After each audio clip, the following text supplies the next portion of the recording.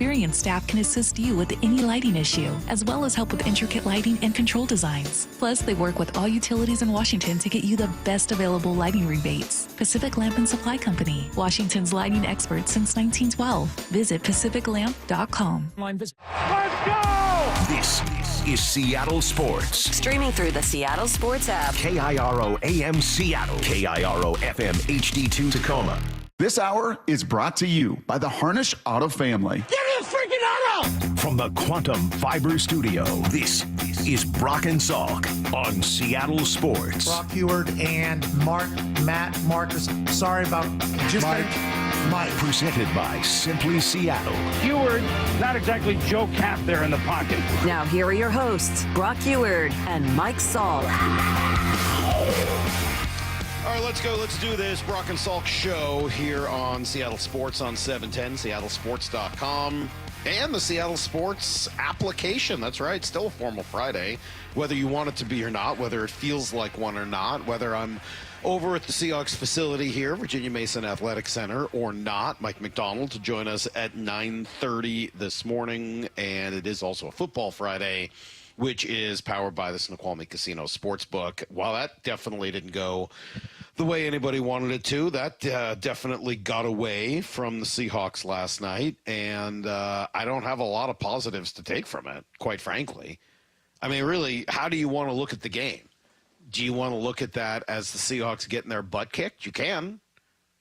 They did. They were outrun. They were out-hit.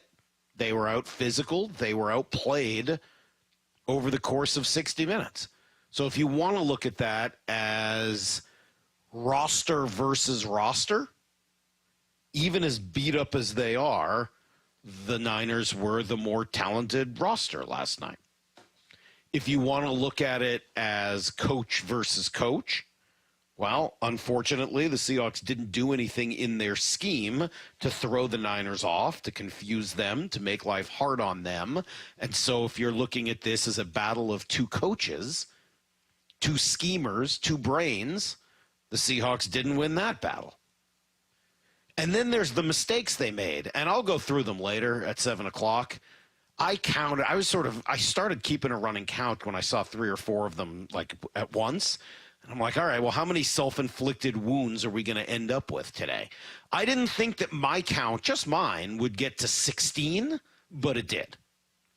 16 self-inflicted mistakes. And I don't count like, pass interference, getting beat. To me, those are physical plays. You get beat during the course of a game, okay. And I certainly don't know enough about watching the film to count things like going to the wrong gap or anything like that. Like, that to me is part of the game of football. I'm talking about picks. I'm talking about bad decisions. I'm talking about fumbles. I'm talking about dumb penalties. I'm talking about bad returns. I'm talking about getting lucky on the punt that, fortunately for them, the league didn't have the right replay, which would have made that game just a blowout.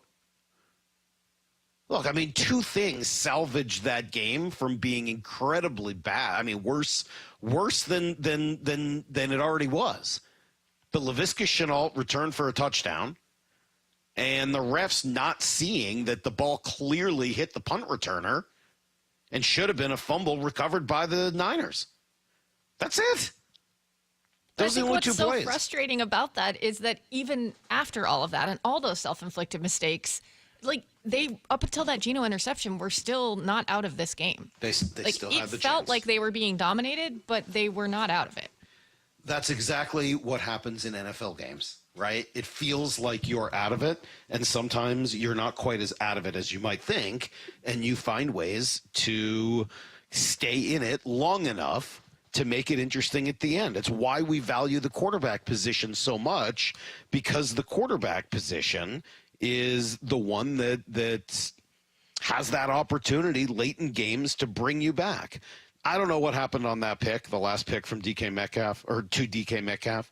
It was ugly, right? I mean, it looked like Gino had plenty of time. He throws it over the middle. The route is clearly undercut, and, that's pretty much your ball game at that point. I saw some, of the film gurus looking at the all-22 showing that DK cut the route back up rather than staying across the field, and that was the problem, and that's a major no-no. Maybe they're right. I don't know. Again, I don't know enough about what the call is or what DK is supposed to do to try to tell you. But between Gino Smith and DK Metcalf, there was a problem there, right? And I know you guys are waiting for me today because I saw tweets about it and I got texts about it from friends. Oh, Salk, here's your chance to go all in and crush DK Metcalf.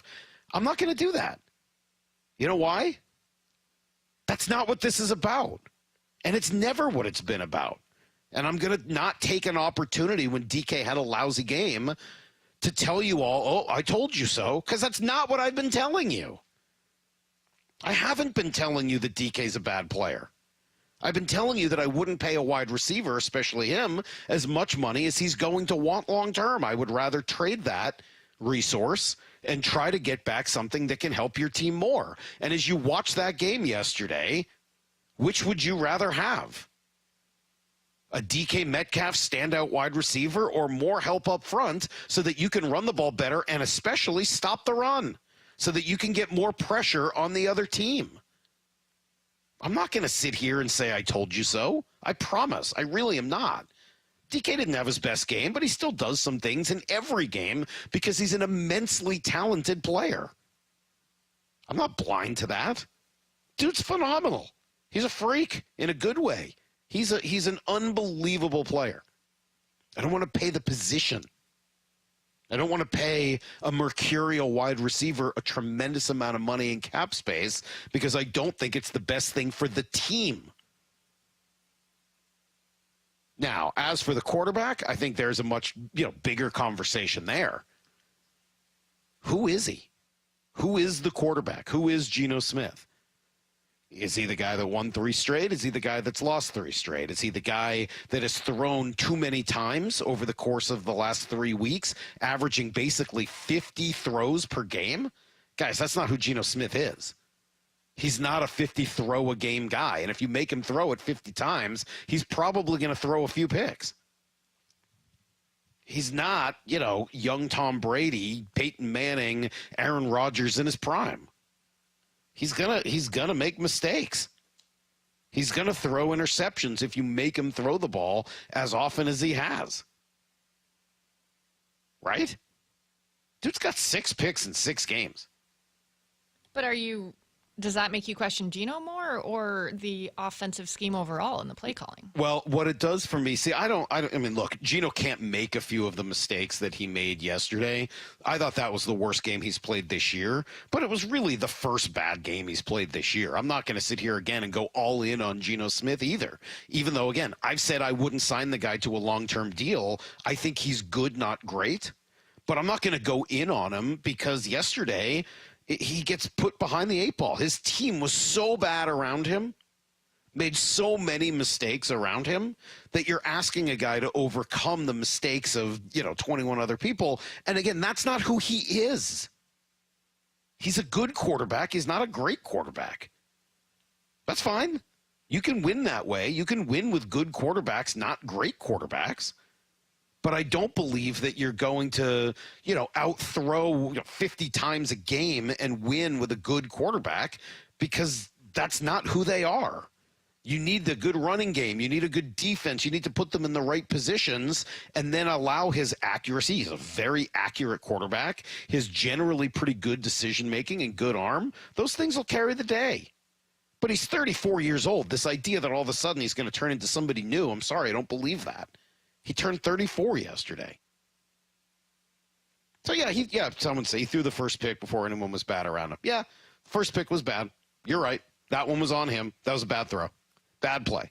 But after that, you just don't want him throwing 50 times a game. Everybody's got to step the game up in order to make sure that doesn't happen. Well, and I had some notes on this in my takeaways, but that's the second time this season that someone's generated the most pressure. First, it was Aiden Hutchinson. Right. And then it was Bosa last night. They had no answer. You're asking a lot of him when you are having guys set records for the most pressures. Yeah, and we have some thoughts on that. And having him throw 50 times on top of that. and they're not chipping on Bosa, and they're just allowing the one-on-one. I mean, like, there's a bunch of reasons. This is not a blame it on one guy thing.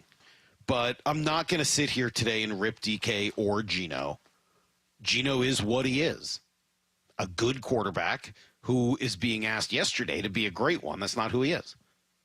DK Metcalf's a really good player, is going to have mostly good games and some bad ones. But I wouldn't pay the position that much money. I just think there's other ways to build a team with more important positions than wide receiver. But overall, you lost in every phase of that sucker. Your offense got beat. Your defense got beat. Your special teams were an abject disaster and would have been worse if it weren't for the one good play made by Laviska Shenault. You got out-coached. You got out-schemed. You got out-physicaled.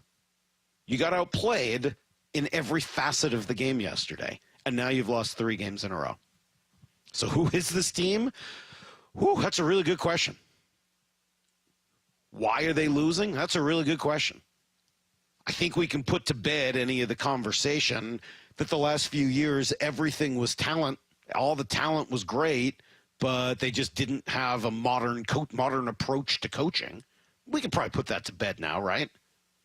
We can probably put to bed the idea that Pete Carroll was an antiquated dinosaur and all they needed was just a little bit of modern coaching and everything would be fine. Can we put that to bed? I think we can. You want to know what I think the problem is? I think they just don't have a tremendous amount of superstar talent on the field. And I thought that was pretty obvious yesterday. When you see what Nick Bosa, Deebo Samuel, et cetera, are like, and then you see that the Seahawks just don't have guys like that. It's pretty simple. They got a lot of good players. They don't have great ones. We've talked about this for a year or two. You got to have stars. You got to have some great players to go with your depth. Right now, they don't have that. And I don't see how that gets better if you pay the quarterback $50 million or you pay your receiver $35. I just don't see that. We'll come right back with everything you need to know, and then I'll give you guys a shot. I want to hear from you at 6:30. It's Brock and Salk, Seattle Sports on 710. Seattle Sports, your home for Wyman and Bob. Mike Macdonald can recall exactly all the little details of what happened in a game last year. It's like he's got a computer brain. Isn't McVay the king of that? Like he can go back years and tell you ask him about a play in the third quarter in 2021, and he's like, oh yeah, we ran a trap play, blah, blah, blah. Like he's got some weird, DVR brain. A couple of weeks ago after we played the Lions, I was like, did Derek Hall get a sack in that game? On Seattle Sports and 97.3 FM HD2. Imagine your team always looking and feeling their best in high-performance technical workwear. Cintas can make it happen. They have garments for almost every job imaginable. And with the Cintas Workwear program, you get freshly laundered garments delivered every week for everyone on your team. Great garments without the bother of laundry. That's a real perk for employees. Find out how Cintas can boost team image and morale. Visit Cintas.com. Oh, I'm ready! And get ready for the workday. Everywhere you look, things are getting more expensive. So at Consumer Cellular, we're lowering the price for those 50 and up. Now you can get unlimited talk, text, and data for $30 a line when you buy 2. That's just $60 a month for 2 unlimited lines. So if you're 50 and up, make the switch and save. Come on, you've earned this. Call 1-888-FREEDOM or visit consumercellular.com today. Requires 2 lines of service, age validation, and credit approval, subject to system and area limits, taxes, and other fees apply. This is the day of the big sale at your gift shop. Welcome in. So this isn't just a big day for your business. It's a big day for the network keeping it all connected. That is, if it can handle the pressure. Next in line, please. So is it possible to get business internet you can really count on? It is. With 99.9% network reliability from Comcast Business. It's like this neat little bow. Do you like that gift wrap? Really ties it all together.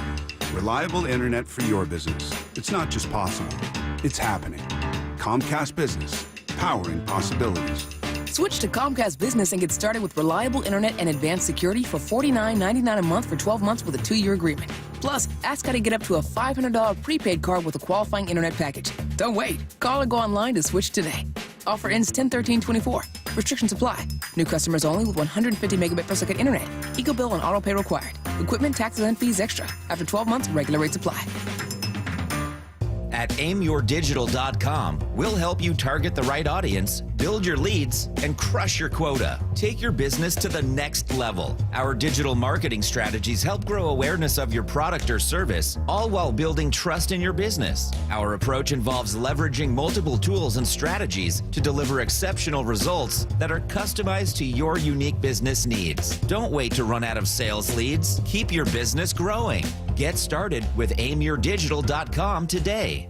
$5,000. That's the average amount of money people in the U.S. are now spending on gas in a year. $5,000. That's crazy. If you drive, you have to download Upside, the free app that gives you cash back every time you get gas. That's right. You can earn real cash back with Upside just by buying the gas you're already buying. You can literally start earning cash back today. I use Upside every time I fill up, and I've already made around $200-300. You're putting gas in your car anyway. Why not get real cash back? If you like free money, download Upside. I'm saving the cash I earn from using Upside to help pay for a vacation later this year. Download the free Upside app now to earn cash back every time you buy gas. Use promo code BUY to get an extra 25 cents per gallon on your first tank. You can cash out anytime right to your bank, PayPal, or a gift card for Amazon and other brands. Just download the free Upside app and use promo code BUY for a 25 cents per gallon bonus on your first tank. That's code BUY for a 25 cents per gallon bonus.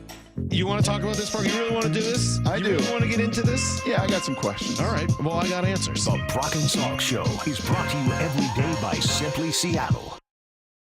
Paid political announcement. A Bob for Bob update. Did you know AG Bob Ferguson is responsible for Washington being the only state with a social media advertising ban on political speech?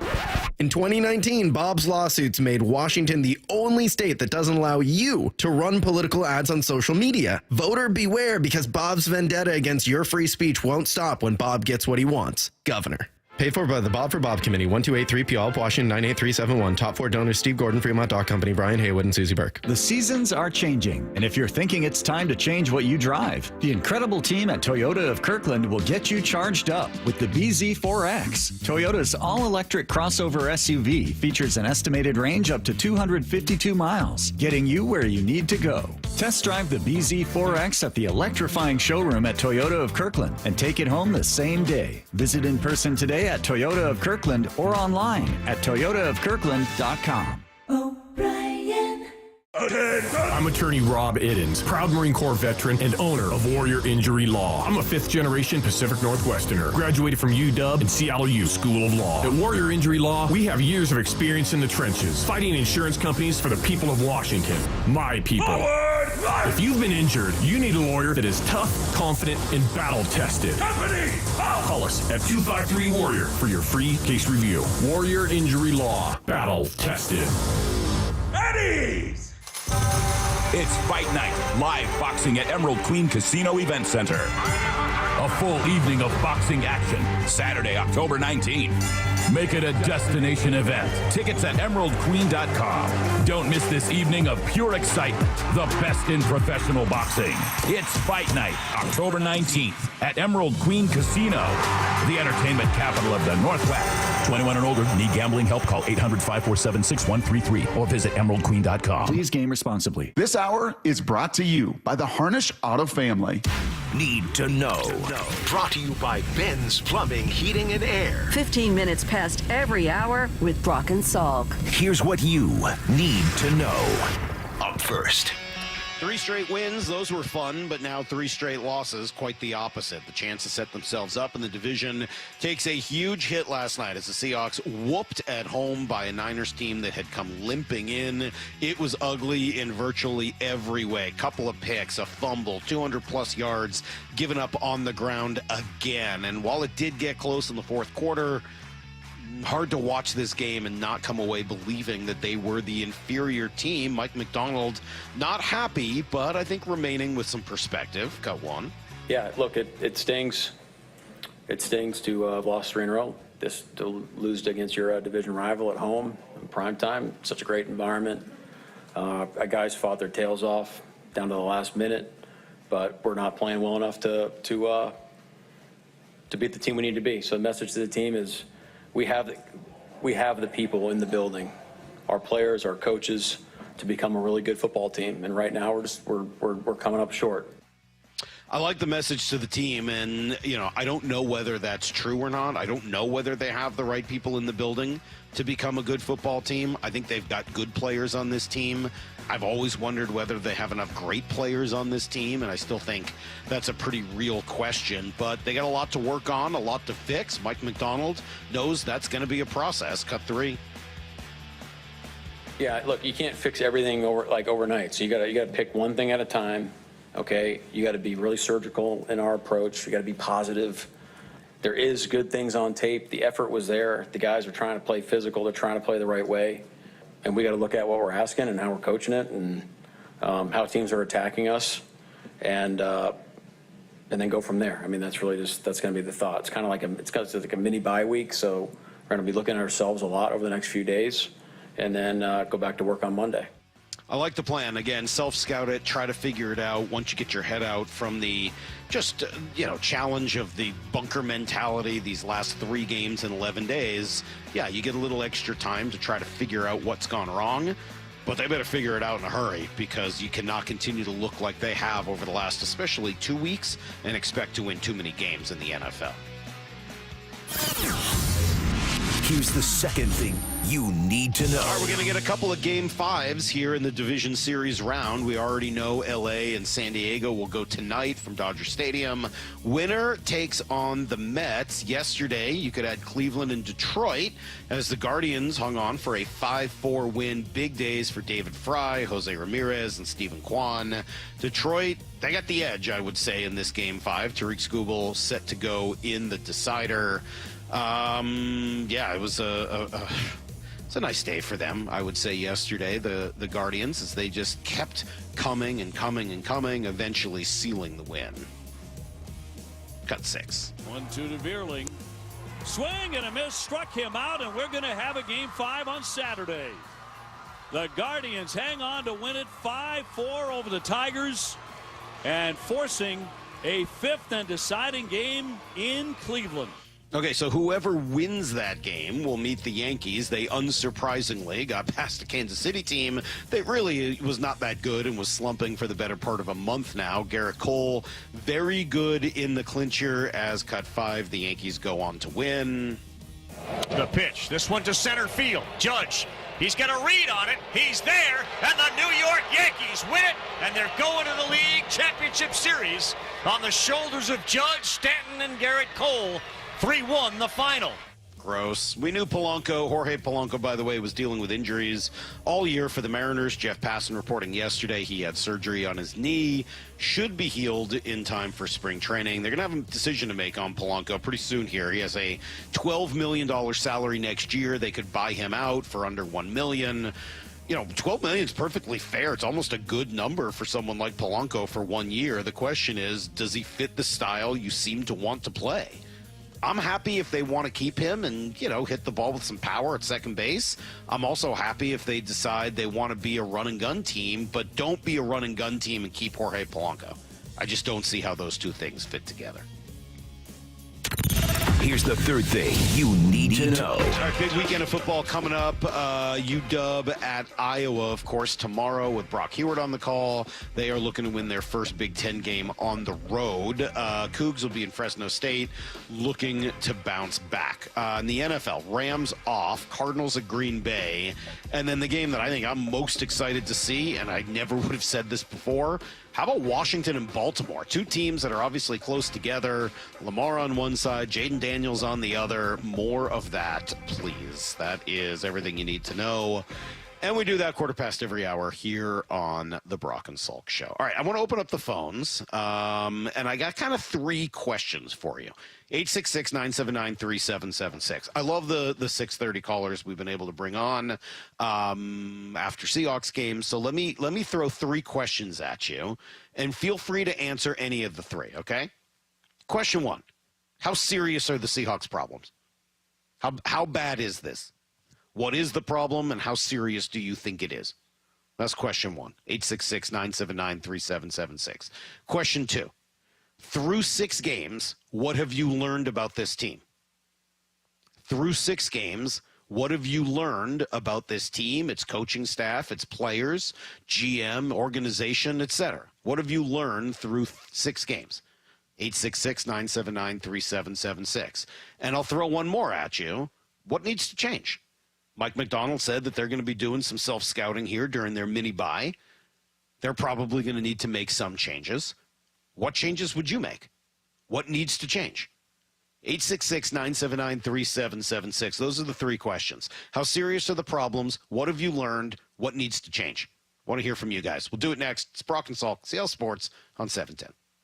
Seattle Sports, your home for Wyman and Bob. Mike Macdonald can recall exactly all the little details of what happened in a game last year. It's like he's got a computer brain. Isn't McVay the king of that? He can go back years and tell you ask him about a play in the third quarter in 2021, and he's like, oh yeah, we ran a trap play, blah, blah, blah. Like he's got some weird, DVR brain. A couple of weeks ago, after we played the Lions, I was like, did Derek Hall get a sack in that game? On Seattle Sports and 97.3 FM HD2. CEO of Legacy Group Capital based in Bellevue. With rising interest rates and banks and credit unions continuing to tighten, the demand for our private portfolio loans has never been stronger. Therefore, for a limited time only, Legacy's Opportunity Fund is paying 7% interest on short-term cash with just a 90-day commitment and a 30-day notice to withdraw. It's the perfect place to park your short-term cash. And at 7%, I would challenge you to find a better short-term opportunity in the marketplace today. Don't let your short-term cash sit in a savings or money market account when you can get 7% with Legacy's Opportunity Fund and join the over 800 local investors with over $200 million invested. Act now to receive Legacy's Opportunity Fund one-time offer of 7% on short-term cash. Visit Legacy Group Capital at LegacyG.com. That's LegacyG.com. Legacy Family of Funds investments are available to accredited investors only. 7% APR is current rate for the Legacy Group Capital Opportunity Fund. Terms and conditions at LegacyG.com. Downy Rinse and Refresh. Break up with stinky clothes. Rinse it out. Every now and then I get a little bit tired of the stinks that just will never come out. Pour Downy in the rinse shade. Every now and then I rinse it out. One wash and it delivers. One wash, it smells so clean. Downy Rinse and Refresh, it's a dream. Downy Rinse and Refresh. Fights odor in just one wash. Guaranteed.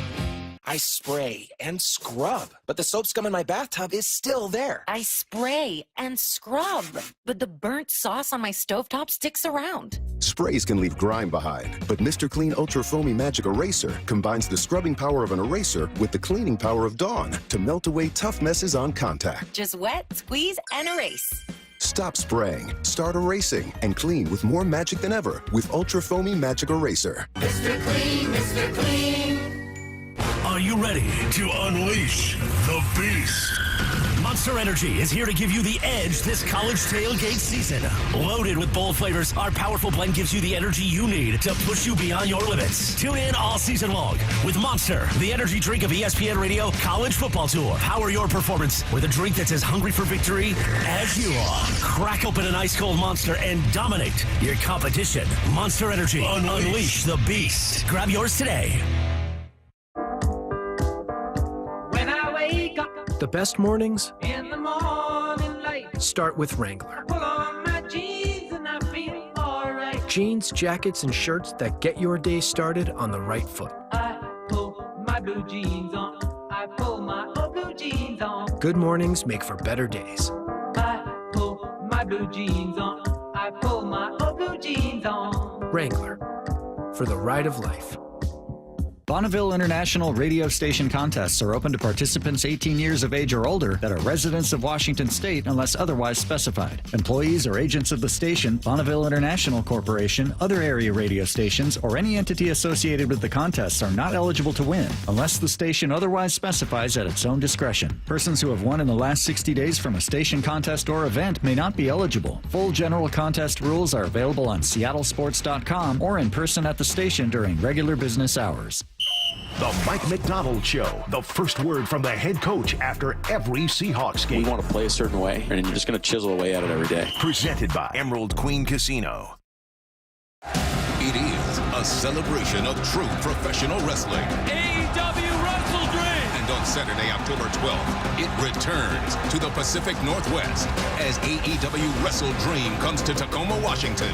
The best professional wrestling this world has ever seen, bro. Be there live as one of the biggest pay-per-view events of the year lights up the Tacoma Dome. AEW presents Wrestle Dream, live Saturday, October 12th. Tickets on sale now at AEWTIX.com. Days are getting shorter. Football is back. Our team is starting out strong. We don't want your sinusitis, allergies, and congestion coming back strong as well. Hey, it's Dr. Ryan Stern of the Stern Sinus Center. My team specializes in fixing your ENT issues. From allergy workups and treatment to modern nasal breathing procedures to advanced balloon sinuplasty, we can diagnose and treat your problems. Let us help you get the relief you need. Come see us in Federal Way or Auburn or at sternsinus.com. That's sternsinus.com. O'Brien Auto Group has some of the best new car brands in the Northwest. Those great new vehicles make the best pre-owned vehicles as well. O'BrienAutoGroup.com for the best factory certified vehicles. O'BrienAutoGroup.com for a large selection of the best pre-owned cars and trucks. O'BrienAutoGroup.com. Choose from hundreds of SUVs, trucks, hybrids, EVs, and more. O'BrienAutoGroup.com. One site is all you need. That's OBRIEN Autogroup.com. O'Brien.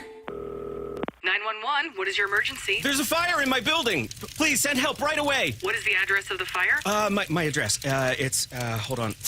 Oh, wait. The fire sprinkler just went off, and it's putting out the fire. Good to hear. The fire department will still be dispatched as a precaution.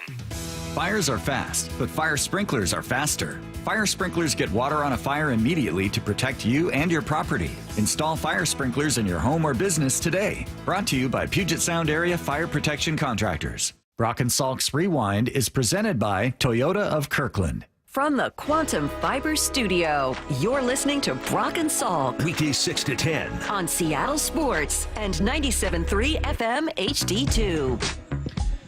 All right, how serious are the problems with this Seahawks team? The offense was problematic yesterday. The defense, probably worse. Special teams, maybe worse than any of it. They were not able to out-scheme this opponent. They did not go head-to-head and find a way to shut down and ruin this Niner offense that has given them such fits over the course of the last 3 years.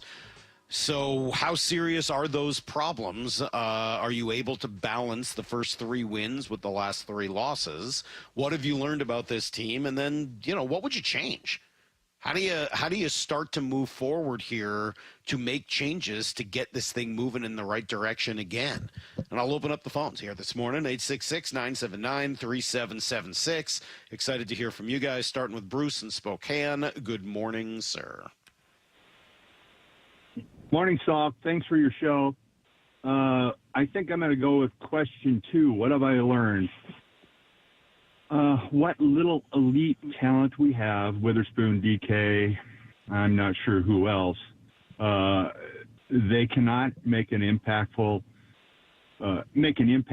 on the game because, generally speaking, we don't have enough talent that can rise above mediocre, at least the last 3 games.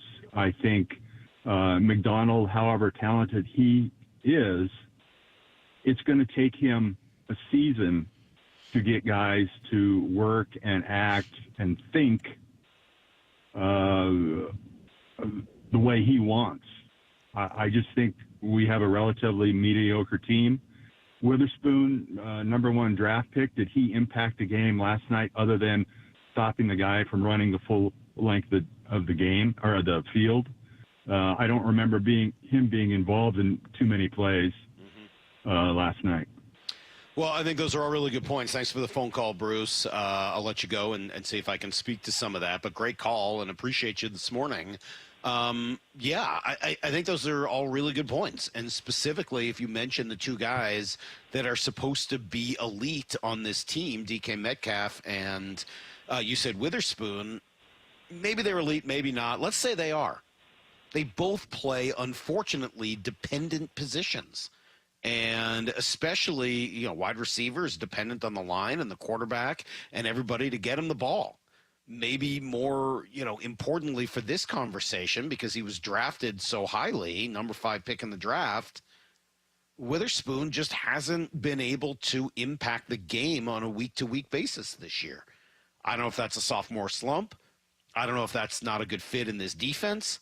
I don't know what it is, because it looked last year like he was turning himself into the kind of player that was going to provide impact every week and continue to get better, go from a rookie year to a sophomore year, et cetera. I just think that cornerbacks kind of are what they are. Like, I like to have them, but I think it's a whole lot more important to have guys that impact at the line of scrimmage than it is to have guys who impact the game 15 yards downfield. I mean, like, I said it when they drafted him. I've been saying it since. I like the player. I don't know whether I'm spending a number 5 pick on a nickel corner. I like DK Metcalf. I don't know whether I'm spending, what does he want, $35, $40 million on a guy who plays a position that's dependent on everybody else. I don't think that's the best place to have your stars. I wish we were talking about their stars on the defensive line. I wish we were talking about their stars on the edge. I wish we were talking about their stars up front. We're not. That's a roster construction issue. We heard Mike Macdonald say earlier this year that Witherspoon might be one of their best blitzers and that they wanted to use him in that capacity. Do you think the injuries have hindered that some, or do you think that maybe they just shouldn't have looked at him like that? Well, I think it's a little of both, right? I mean, I think we saw him, by last night when you're missing, Reek Woolen and Trey Brown and Artie Burns. I mean, that's 3 of your top 5 guys. I don't think at that point you can afford to be, messing around with Witherspoon. Okay, so at that point, I would agree. The injuries have affected it. But over the first few games of this year, I've seen him blitz. I haven't seen him be very effective with it. I've seen him blitz straight into guys who look like they were just waiting for him. I don't know if it's not disguised well, if they're just, kind of prepared for it now or what. But I think those are very well. And at a certain point, when we were hearing kind of the same thing about Jamal Adams, it's like, how would you get a pass rusher that's your best blitzer? Yeah, who doesn't seem to have that problem? Nick Bosa. Bosa seemed to be just fine coming off the edge. 866-979-3776. Russell's in Spokane, line 2. Good morning, Russell. Russell going once. Hello. Hi, 1 second. Okay. That's not who I talked to, so all right. Russell must have had something. It's connected to my phone. All right. We're having Bluetooth issues. All right, we'll put Russell back on hold. All right, for now. they'll go back on hold. Let's go to line 3. We'll go to Zach in Nooksack. What's going on, Zach? Good morning. Hey, good morning. Yeah, so what have I learned? I mean, first off, the sky's not falling. I think if we looked at the schedule coming out, going into the season, I think everybody probably would have had them right around 3-3. It's the sequence, right, that makes the change, that makes it feel a little worse than it probably is, going 0-3 in the last 3. But to me, what have I learned? I think it's Byron Murphy's more of an impact player to this defense than we realize. Doc, I think I would have liked to seen Jalen Carter next to Byron Murphy with those 2 edge guys. That would be pretty impressive front. And then biggest problem, you can't stop the run. Flat out, you have Byron Murphy out there. Look at the pass rush numbers and the run defense since he's been gone. Yeah, and there's no doubt. That's a good run. point. You can't rush the passer. No, and what needs to change? Well, you got to stop the run, which then gives you time of possession, and then you can run the football. Right now, you're playing behind the sticks because you don't have the ball, you don't have the time of possession, so you can't run the football. It all comes up to up front. They haven't invested up front. They've invested in the back end. They've invested outside, and that's coming back to bite them right now. But I think they'll be okay. Appreciate the call, Zach. It's a good point you make, and that is why they went out and got Byron Murphy this past year. I do like that pick.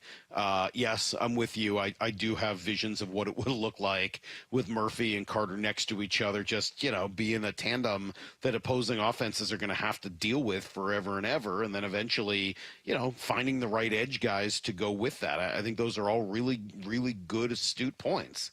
But it's really hard for me to allow for, hey, you lost one guy and your entire run defense goes kaput. It can't be that way, right? You've got to be able to survive, especially the loss of a guy who's only played, 2.5 games in the NFL? and was, what was he, the number 12 pick or something like that? I mean, like, that's important, and I understand that you're going to, suffer when you lose a player like that, but not to this degree. I don't think it explains all of it, but I'm with you. You got to invest more into those positions instead of trying to build from the back forward. It doesn't work that way. Great call. Thank you. 866-979-3776. We'll go to line 4. We'll go to Mike at the airport. What's going on, Mike? Good morning. Hey, how's it going? Yeah, I'm feeling better now that I'm going to Hawaii after yesterday. But yeah, you are. Anyway, yeah, I think we're having trouble stopping the run. Turnovers are a big deal. We're turning the ball over, and we're not creating any turnovers. That's one of the biggest issues these last 3 games. Right now we're an average team. I think we have a potential to be good. We need to get Byron Murphy back. I think that has a huge impact on our defense. The first 3 games we were able to play a lot better, stop the run. He seems to be a key in helping us, stop the run. And that's what we got to do. We got to stop the run, and we got to win the turnover battle. Right now, we're kind of an average team. And I love the way you put those two things together, Mike. I think it's a very astute point. Have a great time on the beach. Enjoy Hawaii. Enjoy that Hawaiian breeze. There's nothing quite like it in the world. I think you make a good, astute observation to put the running game next to the turnovers. And if I understand the point, I think what I'm hearing is, to put it another way, when you stop the run, you force the other team to be one-dimensional, and then you can have more success trying to intercept passes, which is generally the best way to get turnovers. And vice versa, if you're running the ball well, you are in better downs and distances where you don't need to take chances, you don't need to throw into coverage, and you should have a lot more success not turning the ball over. They're turning the ball over too much. Now, it doesn't explain dropped punts and dropped kicks and fumbles like that, but it does explain the 6 Gino Smith interceptions that he's thrown right now through 6 games of the season. And, he's on pace for 17. That's too many. And I do think that there is a relationship between that and their ability to both run it and stop the run. Great phone call. We'll let you go. 866-979-3776. Just going down the list, line 5. Let me go to Tim, who's in Rainier. Good morning, Tim. Hello, Tim. Tim on line 5. Tim going once. Tim going twice. All right, let me try to go to line 1. Let me go to Mark in Maple Valley. Good morning, Mark. Thanks for taking my call. The thing that I've learned, I think, with the Seahawks is, and it's kind of a serious thing, is in 3 years they haven't closed the gap, in my opinion, with the 49ers. And you've got a quarterback right now who hasn't proven that he could beat the 49ers. Okay, I was going to say, I can and take if you him. Excuse me? Yeah, sorry, we're just here. My bad. Hold on, Lyle. Let's. There we go. Sorry, Mark. Go ahead. Okay. Hey, thanks for taking my call. What I was going to say was, what I think I've learned about the Seahawks is in 3 years you haven't closed the gap with the 49ers, and you have a quarterback right now that hasn't proven that he could beat the 49ers. Mm-hmm. And if you're going to pride yourself on winning this division, you at least have to take care of business in your home games. And there's no reason that they should be doing cutaway shots of John Lynch on the sidelines. It should be cutaway shots of John Schneider. And right now you're just proving that you cannot beat this team. The gap has not been closed. They're more physical than you. They punch you in the mouth. And it's something that can't happen at home. And if you think you're going to go to the next level, you have to show that you can at least compete with them. And I don't think the game was actually as close as the score shows. Yeah, I agree with you on that last point for sure.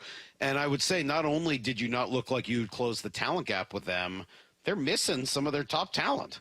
I mean, they're missing their all-world running back. They're missing Javon Hargrave. They're missing their all-pro safety. They're missing their top corner. I mean, that's 4 guys, not to mention how beat up they've been on the offensive line.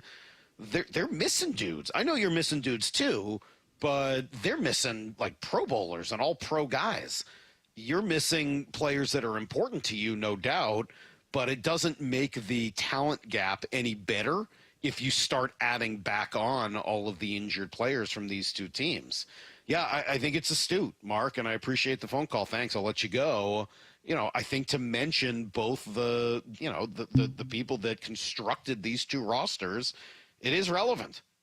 Because when you watch that game, one roster sure looks a whole lot deeper, a whole lot more physical, a whole lot better than the other one does. All right, let's keep this going. 866-979-3776. Let me go down to line 6 just because it's kind of a different conversation. Randy's in Tacoma on line 6. Good morning, Randy.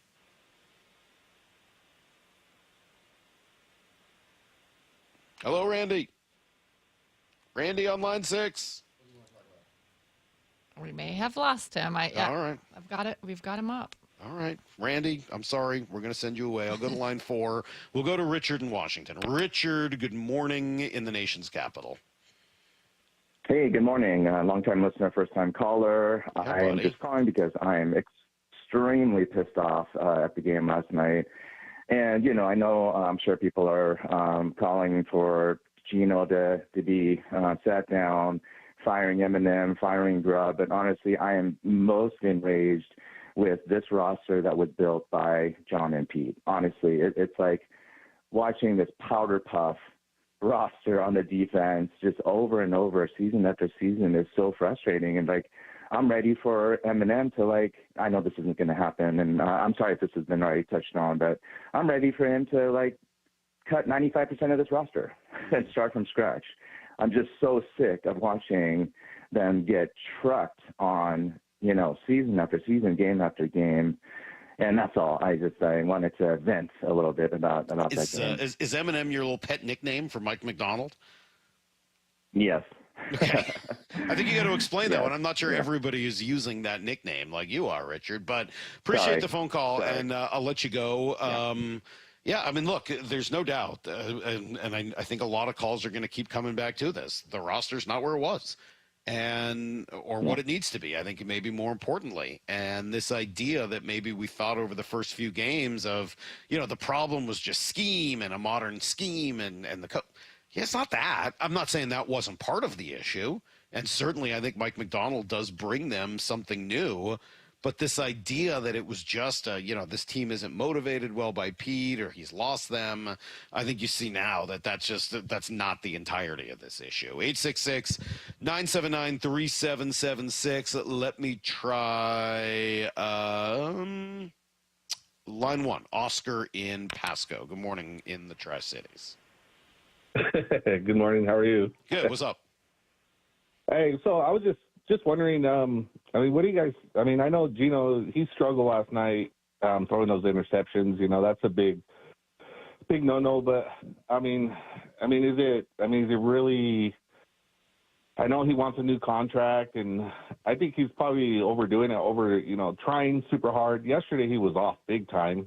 And it seems that, he's just struggling this year. Do you think we should maybe give Sam Howell? He looked really good in the preseason. To me, I think he probably, would give us maybe a little bit more. I appreciate the call, Oscar. Thank you. Do you go to Sam Howell? Do you bench Gino and go to Sam Howell? I don't think you do that now. No. I haven't exactly established myself as the high man on Gino Smith, but it's hard for me to look at these 6 games and specifically the last 3 and say that's been the problem. Yeah, I don't think I could do that. I don't think I could look at Gino and say he's the problem. Do I think he's the long-term answer? No, and I've said that a bunch of times. But is he the problem? No, I don't think I could say that. Appreciate the call, though. 866-979-3776. Go to line 2. Go to Brandon in Phoenix. Longtime caller. What's up, Brandon? Good morning. Hey, first-time caller, long-time listener. No, wrong Brandon. That's not. Is this the same Brandon? No, it's the right. It's the same Brandon. Okay, I'm in Phoenix. It's melting. I think that, we need to remember a couple of things. I think they maybe played over their heads in the first 3 games, and now they've regressed to the mean. And we all said this is going to be a 7 to 10 win team because that roster isn't that good. And I think that, Mike Macdonald's going to have to rebuild the roster. When Pete came in, it took him 2 years to get to where he wanted to be. So, Mike Macdonald will get the guys that'll fit his scheme. And I think in a couple of years we'll have a lights out defense and a good offense. And I think, this year we're just playing with house money.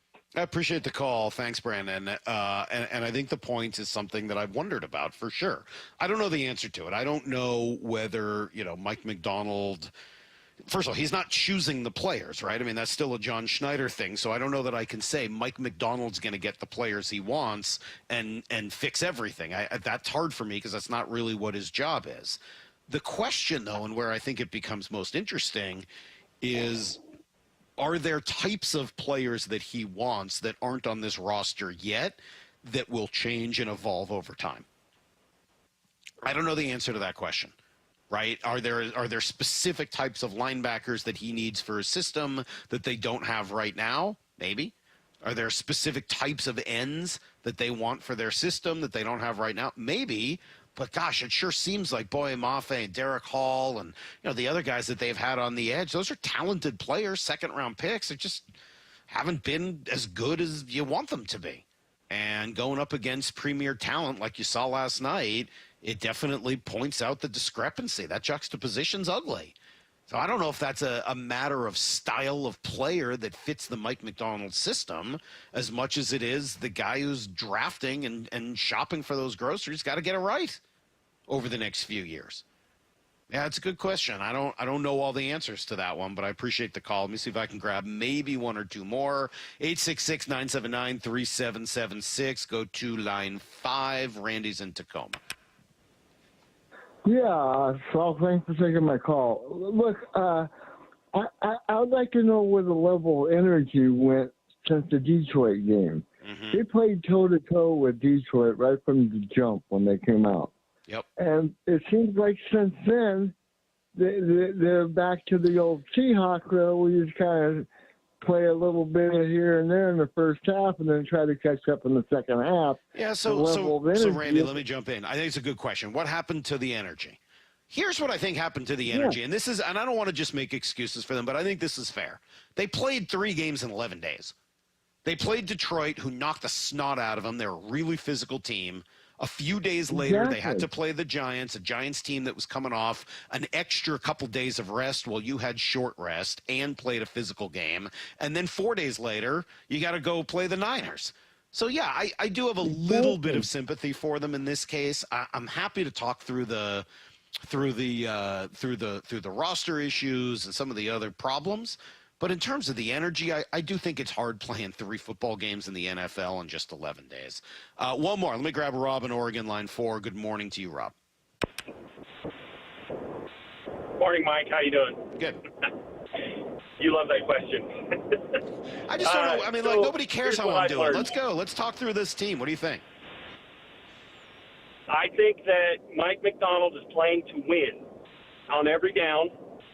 And we're used to watching Pete Carroll play not to lose until the fourth quarter. I'm not trying to make a comparison between Mike and Pete. I really don't want to do that. I'm just looking at the team. And this team's not built to win on every down. That's what I learned.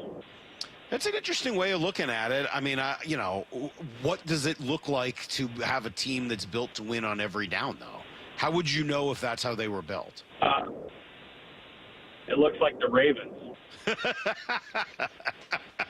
Well, I mean, I think another way of saying that is they just have more top-end talent, right? You're better built up front. You have more top-end talent, and you're able to just do more because you've got more talented players on the team. I appreciate the call. Thank you, and thanks to everybody.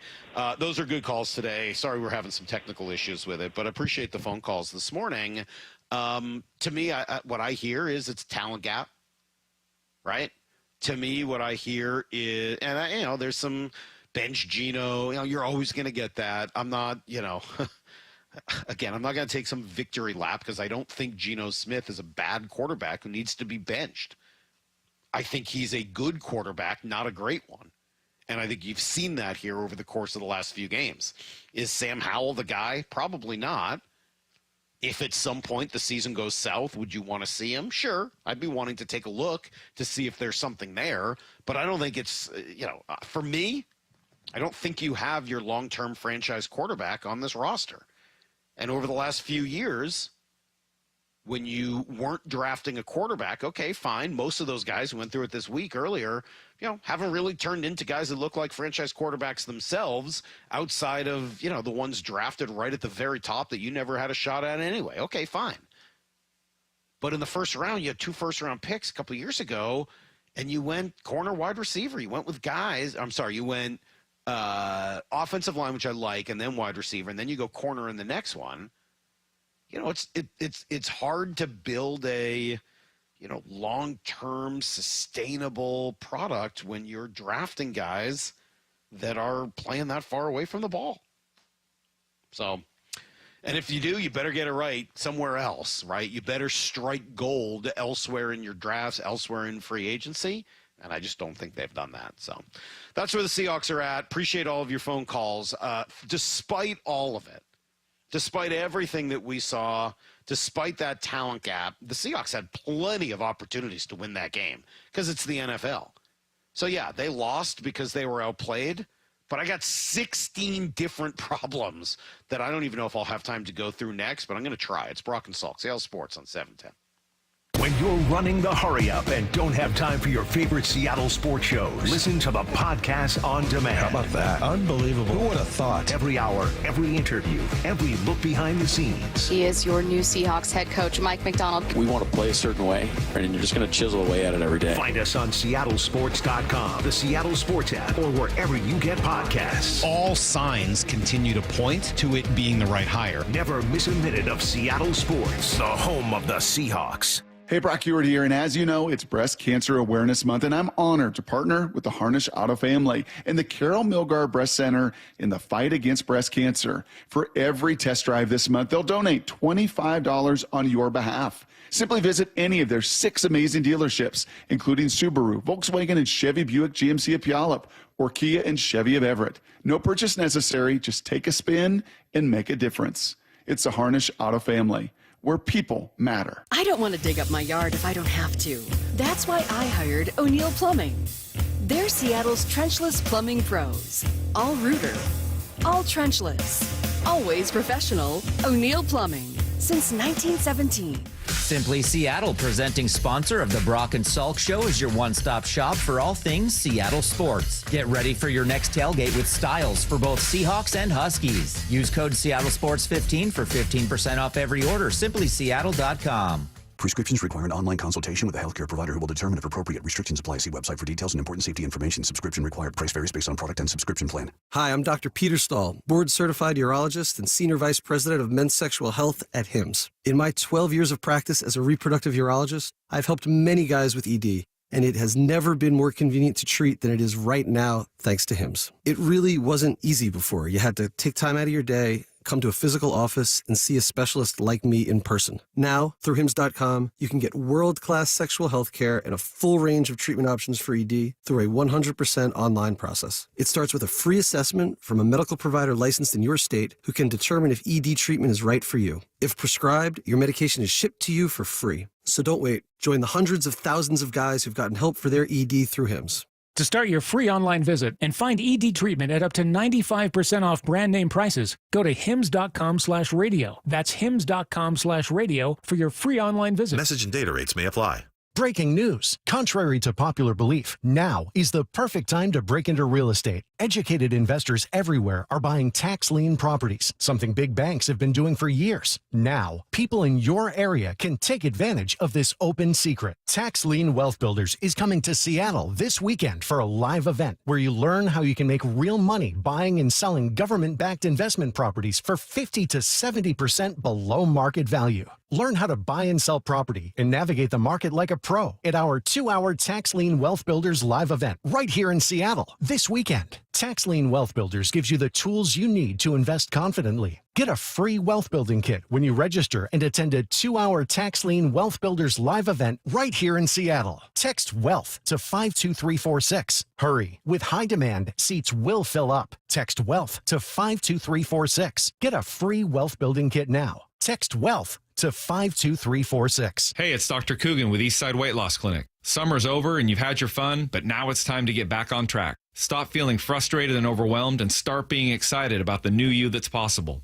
We want to be your teammate. No gimmicks, no tricks, no drugs. Just teaching you how to turn your body into a fat-burning machine and keep it off for the long term. We know the secret for fast and lasting weight loss using real healthy foods and lifestyle strategies designed to reset your metabolism. Schedule your free consultation online at eastsideweightlossclinic.com. It's crazy how well it works while you're eating real, fresh, delicious food. The recipes are awesome. And just having somebody teach me how to make the right food, it helped an unbelievable amount as I lost 35 pounds. Our program has successfully helped thousands of people lose 20 to 30 pounds or more in just 60 days. You can start our program in person in Kirkland or virtually from anywhere you live. Schedule your free phone consultation today by calling 425-588-0080 or eastsideweightlossclinic.com. Dr. Ryan Coogan, D.C. Results may vary. Texting enrolls you into recurring automated text messages. Consent not required to purchase. Message and data rates may apply. Hey, Dan, how you doing? Haven't seen you around the gym for a while. Yeah, I've really fallen off. Since I turned 40, I just don't get the results I used to get. Could be lower testosterone. Lower T? Yeah, I went through it a while back. Once you hit 40, your body has less free testosterone. I got Nugenix Total T, and it's made a huge difference for me. I've seen that ad on TV. Is it for real? Oh, yeah. The key ingredient is something called Tesnor,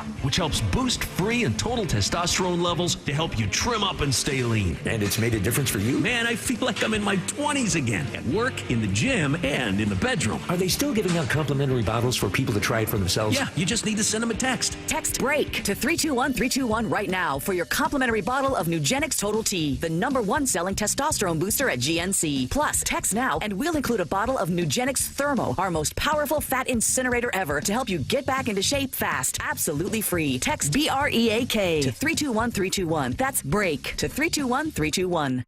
Let's go! This is Seattle Sports. Streaming through the Seattle Sports app. KIRO AM Seattle. KIRO FM HD2 Tacoma. Home of the Seahawks, Mariners, and everything Seattle sports.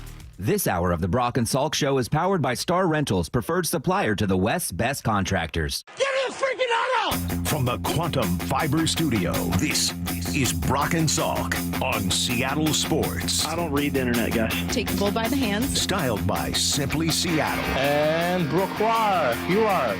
And Brooke Eward. Now here are your hosts, Brock Eward and Mike Salk.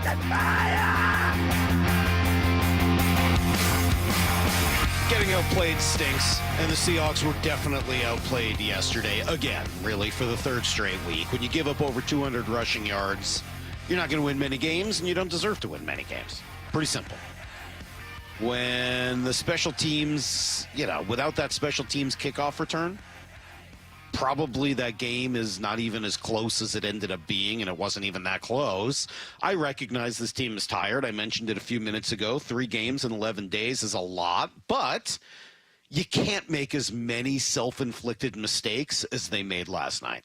Look, absolutely we could talk through, and we have this morning, the talent gap that potentially leads to you just being outplayed. We talked through, you can't give up that many yards on the ground. But just by my count last night, and again, I told you I'm not going to count, a guy goes to the wrong gap or some of the mistakes that they would find on film. Just layman watching the game, I got 16 self-inflicted mistakes that you just can't have. You had the pick by Gino early, that's 1. You got this one, cut 16. This was the pick by Gino late. JSN shifts over to the left side. Tyler Lockett is wide to the right. Gino from the shotgun. 4-man rush by the Niners. Gino, time, stands, throws, intercepted. Intercepted by Green inside the 20, down to the 15, the second pick of the night for Gino. And he just underthrew that ball, and it was undercut by the cornerback. And man, oh man, those kill you. Those just hurt. Yeah, I mean, that one was sort of the final nail in the coffin, but that's 2 picks that you can't have. And, yeah, I did see some people saying that, if you watch the film, that the pick was sort of on DK because he should have done something different and should have, not broken off the route and started going north. He should have kept going across the field. Sure. I mean, again, I'm not saying it's just on Geno Smith, but regardless of who it's on, you can't throw 2 picks in a game that's going to be as close as that one, especially when you are getting run on and when you're not forcing turnovers yourself. And regardless of whether or not, DK should have done something different on that play, I got 2 others that were just straight up dropped. right? 2 drops by DK. And add to that the play in the back of the end zone where he's not able to get his feet down. It's not quite a self-inflicted mistake, but that's one where, the best receivers in the game, which is what DK wants to be considered, the best receivers in the game find a way to know where they are, to have the spatial awareness, get their feet down, and make the catch. We've seen it before. And we So saw that's it 4 for or the Niners 5. last night. You saw it. Thank you, Maura. Yes, exactly. You had a bad punt by Michael Dixon. You had the fumbled kick, which just cleared 3 points right there. You have this one, and I am going to call this one a mistake. I think it's fair. Ball gets lofted softly in the air to Deebo Samuel, and your safety can't decide what he wants to do. Does he want to hit the receiver? Does he want to catch the ball? Does he want to catch the receiver? And instead, he ends up doing none of the 3. Here's cut 17. And here's Purdy on a 1st and 10 from his own 24. Pistol formation, play fake to Mason. Now he's going to throw far side, reaching up, making the catch is Samuel. He's off to the races, being chased. Moye Mafe makes a dive, can't get there. Touchdown, San Francisco. 76 yards on the pass. The play fake. Deebo Samuel was wide open on the far side. I think it was Julian Love who had a shot at him, couldn't bring him down. Mafe chased him for almost the length of the field and couldn't catch him, and the Niners make it 9-0. Yeah, credit to Boye for hustling after him, even though he's been on the injury report with that knee injury. But, yeah, I'm going to call that one self-inflicted because while I don't expect Julian Love to, come up with that ball or to have a, bone-crunching hit that causes Deebo Samuel to drop it, you can't allow yourself to be so far out of position that you end up giving up a 76-yard touchdown or 74-yard touchdown play there. So I'm going to consider that to be another mistake. I got Gino throwing the ball high to Jackson Smith and Jigba on consecutive plays. I got Baker missing a tackle on the quarterback on the first drive of the game that would have, completely changed the whole tone and tenor, and instead you allow them to drive down the field. I've got, I forget which of the 2 return men took the ball out of the end zone when they didn't need to and got tackled inside, the 12-yard line? You can't have that. Not in a league that gives you the ball at the 30. You get a wasted timeout. So how about right before the half? And you guys know how I feel about timeouts. Generally, I care a lot less about them in the first half. But you have the ball. You can't get your stuff together, so you end up needing to call timeout to avoid a delay of game. Well, guess what? On that drive, you get all the way down inside the 5-yard line, and you end up settling for a field goal because you got to throw the ball each time from the 1 or the 2. Would it have been nice to at least have the option to run the ball once so that they don't know exactly what you're going to do? Well, if you had your timeout, you would have been able to do that. So does that cost you 4 points there? Maybe. You have the face mask on a dead play. That's a mistake. You get pushed into the punt. You got lucky on that one. So thankfully that one didn't end up hurting you. But Witherspoon pushes the gunner straight into the punt returner, who ends up, touching the ball, and then it was recovered by San Francisco. That should have been game over right there, but the refs got it wrong and gave you a break. You get an illegal shift right before DK catches a touchdown pass that, would have changed the game because you would have scored before the 2-minute warning, which would have allowed you to have 3 timeouts and the 2-minute warning. Now, maybe that one wouldn't have mattered if you continued to give up a long bomb run the way they did on first down, but that's a mistake. And, Jackson Smith and Jigba catching a first down and then fumbling but getting the ball back. I forget which lineman fell on it. That's another one. That wasn't a turnover, but they lost a first down. They lost distance. They got a penalty on the next play. And all of those things cost them getting a touchdown before the 2-minute warning, which is what you had to do on that final drive. That's 16 different mistakes. I'm not talking about mistakes that were made because you're not as good as them. I'm talking about mistakes you made just because you made mistakes. Just because of you. Add those to being outplayed. Add those to the talent gap. Add those to being run over. Add those to the good things that San Francisco did. And they made some good plays. Deebo's a great player. Kittle's a great player. Right? I mean, they've got Bosa's a great player. I'm not putting on the Stone Forsythe getting run around and driven over, 16 pressures in the game? Was that the number? 16 for Bosa. 14, 16, tomato, whatever. I'm not even including those. I'm just talking about the self-inflicted wounds that you had by making your own mistakes last night. Well, you put it together, it's no wonder that you got your butt whooped at home by San Francisco. And yes, some of that is due to playing 3 times in 11 days. It stinks. I think it's unfair that the NFL allowed it to go down that way. But you can't do that. And you can't try to be a team that's going to win with discipline when you're that undisciplined. So, last night's a mess. That's a bad game. I didn't freak out after the Detroit game. I didn't even really freak out last week. I know other people did. I thought you still had a chance to beat the Giants. But the self-inflicted wounds against your division rival on a game you got to be laser focused for, that's tough, man. And I know Brock will come on here in about 20 minutes and say, well, you got to practice.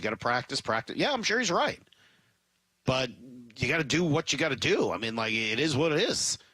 You can't make 16 self-inflicted mistakes and expect to beat the team that's had your number over the course of the last 5 years.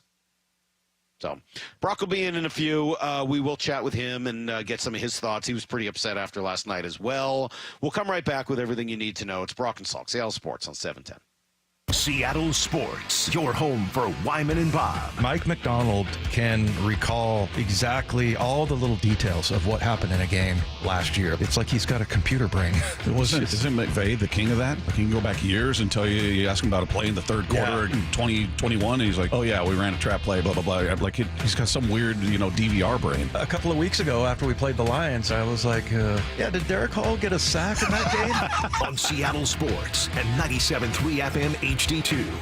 Direct savings and client focus, the cornerstones of the Diamond Dave philosophy. Hi, I'm Diamond Dave Cantor. My team and I at Cantor Diamond can be your trusted friends with an inside scoop on the diamond world. Just like they are to thousands of people around the world. And just like we have been for over 34 years. At Cantor Diamond, it's all about the diamonds and the savings, not paying for high-end retail locations or the overhead of a mall. You stand to save big time with our by appointment professional office approach, combined with direct importing. When you choose Cantor Diamond, use huge savings, top quality, and excellent service. Call, email, or message us for an in-person appointment. Or sit back and relax for free FedEx shipping anywhere in the USA. Call Diamond Dave at 253-272-7007. That's 253-272-7007. Or follow them on Instagram at Cantor Diamond. That's at KANTOR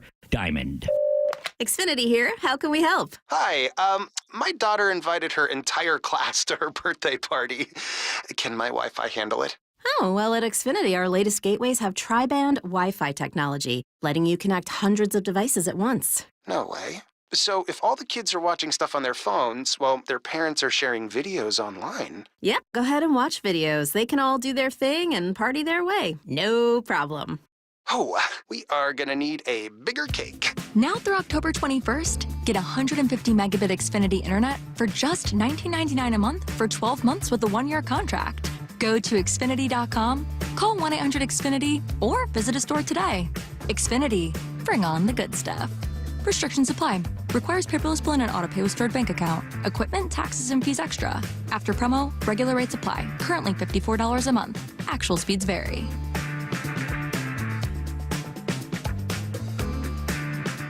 Cressy Garage Doors.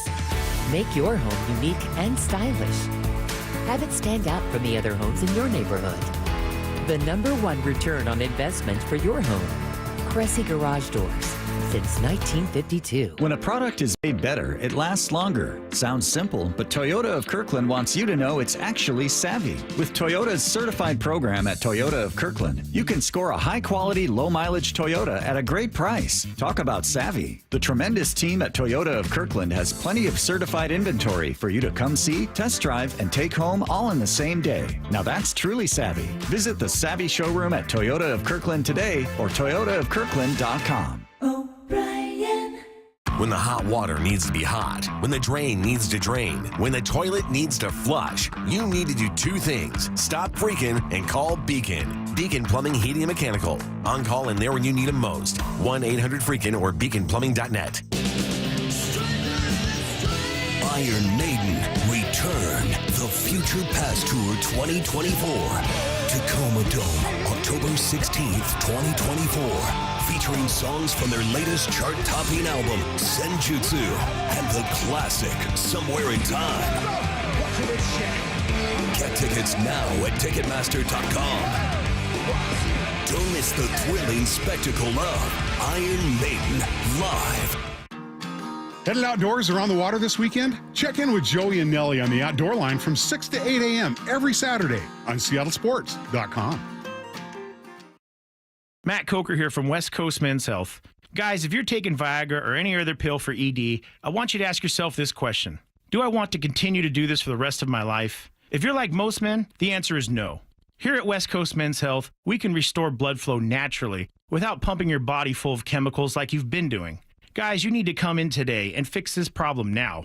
Why are you putting this off? Viagra's not going to magically start working next week, and you don't want to use shots or go under the knife. Call us today and speak with our clinic manager. Ask him any question you like, how it works, the science behind it, and even the cost. Change your life today like the thousands of men who already have.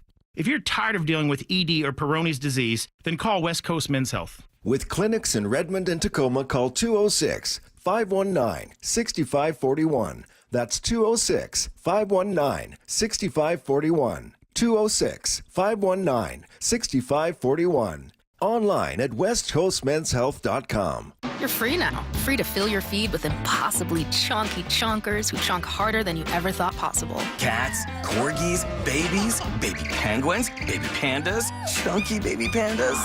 Free to make your smart devices do silly things. Free to open a world of remote work and a portal into Gametopia. Who's the boss now? Free to be everything you imagine, and then some. That's how it feels to have Quantum Fiber Internet. Quantum Fiber, your world unleashed. Learn more at quantumfiber.com. Limited availability, service in select locations only. This is Stacey Rost. Is that leaky faucet driving you crazy? Don't wait until it becomes a flood. Call Ben's Plumbing, Heating, and Air. At Ben's Plumbing, they pride themselves on 5-star service, where your satisfaction is their priority. Whether it's a stubborn clog or a complete plumbing overhaul, their team of dedicated professionals is here to help with no commission sales tactics. Just honest, reliable service you can count on. Call today at 206-789-5353 or visit Ben's.plumbing. That's Ben's.plumbing. Need to know. Brought to you by Ben's Plumbing, Heating, and Air. 15 minutes past every hour with Brock and Salk. Here's what you need to know. Up first. The 3 straight wins were super fun. The 3 straight losses, not so much. And the Seahawks have certainly suffered their way through it. It's a problem. You can't lose 3 in a row in this NFL. Cut to Mike Macdonald knows exactly where they're at. Well, yeah, of course you're going to be upset and worried about losing 3 straight. Of course. But we are 3-3. We are 6 weeks in. So we started fast. We've obviously not played good football in the last 3 games, and onward we go. So the mentality always has to be, hey, let's move forward, let's attack this thing, and let's fight like hell to make it right. That's the message to the guys, and that's what it's just I hate to be like, there's no like novel idea, but that's just got to be the mentality. Well, I think he's right about that, and you're going to have to address a game that really was ugly. Whooped up at home by the Niners, ugly game, couple of picks, fumble, 200 yards given up on the ground. You can't have those things. They were not the better team in this game. Gino Smith trying to figure out what it is this team does really well. Got 4. We need to get better at a lot of things. I mean, that's the reality. We need to get better. We need to find ways to win. Whatever the bread and butter is, we got to collectively come up with that answer and get to it. Got to figure out what that bread and butter is collectively and get to it. They don't seem to be there yet, and we did see the shots on the sideline of DK Metcalf picking up the headset and yelling at Ryan Grubb, and I guess he pretty clearly says, hey, Grubb, at the beginning of it, and he seems visibly frustrated. The body language wasn't great. The play on the field was not fantastic. The mistakes that they've made were plentiful, and now you got this little mini bye to try to get together and figure out what's gone wrong, how you can make it better. 3 games in 11 days is hard. There's no doubt about it. They did not get any favors from the NFL, but now's your opportunity to learn from it, move forward, and you won't have that situation again, so you got to find ways to put it in the rearview mirror. Here's the second thing you need to know. 1-2 to Beerling. Swing and a miss, struck him out, and we're going to have a Game 5 on Saturday. The Guardians hang on to win it 5-4 over the Tigers and forcing a 5th and deciding game in Cleveland. Yeah, we're actually going to get a couple of Game 5s. That's one of them. Cleveland and Detroit.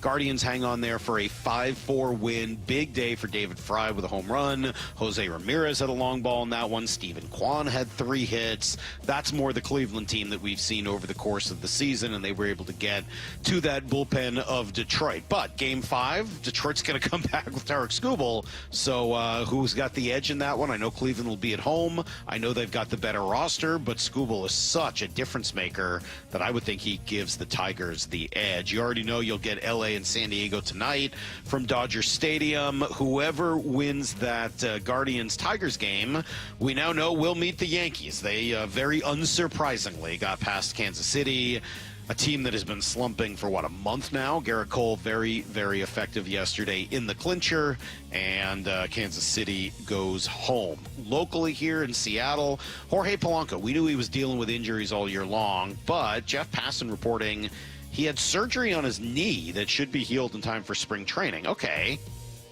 How does that change for the Mariners? Well, you got a decision to make on Polanco. $12 million if you want him back on the option next year, or you can buy him out for just under $1 million, I believe.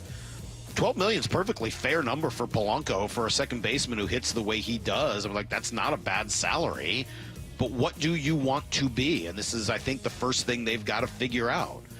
Polanco can hit. He's going to hit some home runs, but he's not going to run around. He's not going to play great defense. And if those are the things that you believe you want in this new team, we saw it, right? At the end of the year, they wanted to bunt. They wanted to run. If they want to do those things and be athletic, Jorge Polanco's probably not your second baseman. If that was just something you were trying at the end of the year and you're going to go back to more of the type of team you've been in the past, well, then he's actually probably a pretty good bargain for $12 million. All decisions they're going to have to make. Here's the third thing you need to know. All right, big weekend of football coming. UW at Iowa, looking to win their first Big Ten game on the road. Jed Fish, Cut 8, knows everything is different in this new conference. As I've said before, we are not in the Pac-12 any longer. This is not the same type of opponents. This is not the same type of football. These games are not 49, 45, 42, 37, whatever they used to be. You're not going to find those games very often here in the Big Ten. So it's a game of physicality. It's a game of defense. It's a game of running the football. It's a game of making plays when they present themselves. It's a game of matchups. And in this case, there was an opportunity for us to set the tone on how we wanted to play the game of football. And we thought Voy would be a great guy to help create that identity for us. Yeah, he's talking obviously at the end there about the Michigan game from last week, but all still true about the Iowa game for this weekend. Brock's got that call tomorrow morning. Cougs at Fresno State looking to bounce back. In the NFL, in your division, the Rams are off. They get the first bye week. Cardinals are at Green Bay, so a tough one for them. And then the game of the weekend for me is Baltimore-Washington, of all things. Lamar, Jaden Daniels. That is something I would sign up to watch a couple of times. That sounds pretty awesome. And, still a division, not a division rivalry, but a regional rivalry, as Baltimore and Washington are, just like an hour and a half apart, if that. So, should be pretty cool. That's everything you need to know. And, of course, we do that quarter past every hour here on the Brock and Salk Show. Man, there's a lot of mad text this morning, and understandably, team plays the way they did last night, and you're going to get a lot of frustration. I get it. How about the penalties, Mike? Totally a coaching issue, in my opinion. Yeah, penalties were bad. A lot of DK Metcalf conversation here. We'll get into it at 8 o'clock. I know you guys are frustrated with DK. I think you know how I feel. No, I don't. I actually don't think you know how I feel about DK. I think you know how you think I feel. And I'm not going to kill DK today. I'm not. But I do think that, yeah, it points out some of what I've been saying, which is I just don't think that that's money I want to spend long term. But we'll get into that in a lot more detail at 8 o'clock. Before we do it, Brock's going to join me for a few minutes. He'll chat through what he saw last night. I know he was very frustrated. We'll do some Blue 88, including getting ready for that Husky game that's coming up next on Brock and Salk. Seattle Sports, your home for Wyman and Bob. Mike Macdonald can recall exactly all the little details of what happened in a game last year. It's like he's got a computer brain. Isn't McVay the king of that? Like he can go back years and tell you ask him about a play in the third quarter in 2021, and he's like, oh yeah, we ran a trap play, blah, blah, blah. Like he's got some weird, DVR brain. A couple of weeks ago after we played the Lions, I was like, did Derek Hall get a sack in that game? On Seattle Sports and 97.3 FM HD2. If your home's heating system is 10 years or older, it needs a tune-up. Your furnace and heat pump work extremely hard, and after 10 years, wear and tear can cause a failure. The last thing you want this winter. Deere Services is now offering a heating system tune-up with a no-breakdown guarantee and no service fees for just $49. A thorough inspection and recalibration for just $49. Visit DEARservices.net. Make an appointment, and we'll be there within 3 hours. Deere Services, Seattle Seahawks, small business partners. Hey, Brock Ewart here, and as you know, it's Breast Cancer Awareness Month, and I'm honored to partner with the Harnish Auto family and the Carol Milgar Breast Center in the fight against breast cancer. For every test drive this month, they'll donate $25 on your behalf. Simply visit any of their 6 amazing dealerships, including Subaru, Volkswagen, and Chevy Buick GMC of Puyallup, or Kia and Chevy of Everett. No purchase necessary, just take a spin and make a difference. It's the Harnish Auto family, where people matter. This is the day of the big sale at your gift shop. Welcome in. So this isn't just a big day for your business. It's a big day for the network keeping it all connected. That is, if it can handle the pressure. Next in line, please. So is it possible to get business internet you can really count on? It is. With 99.9% network reliability from Comcast Business. It's like this neat little bow. Do you like that gift wrap? Really ties it all together. Reliable internet for your business. It's not just possible, it's happening. Comcast Business, powering possibilities. Switch to Comcast Business and get started with reliable internet and advanced security for $49.99 a month for 12 months with a 2-year agreement. Plus, ask how to get up to a $500 prepaid card with a qualifying internet package. Don't wait. Call or go online to switch today. Offer ends 10/13/24. Restrictions apply. New customers only with 150 megabit per second internet. Eco bill and auto pay required. Equipment, taxes, and fees extra. After 12 months, regular rates apply. Whether you own a local business or a global one, you're always looking for ways to position your operation to create opportunities and move on them faster.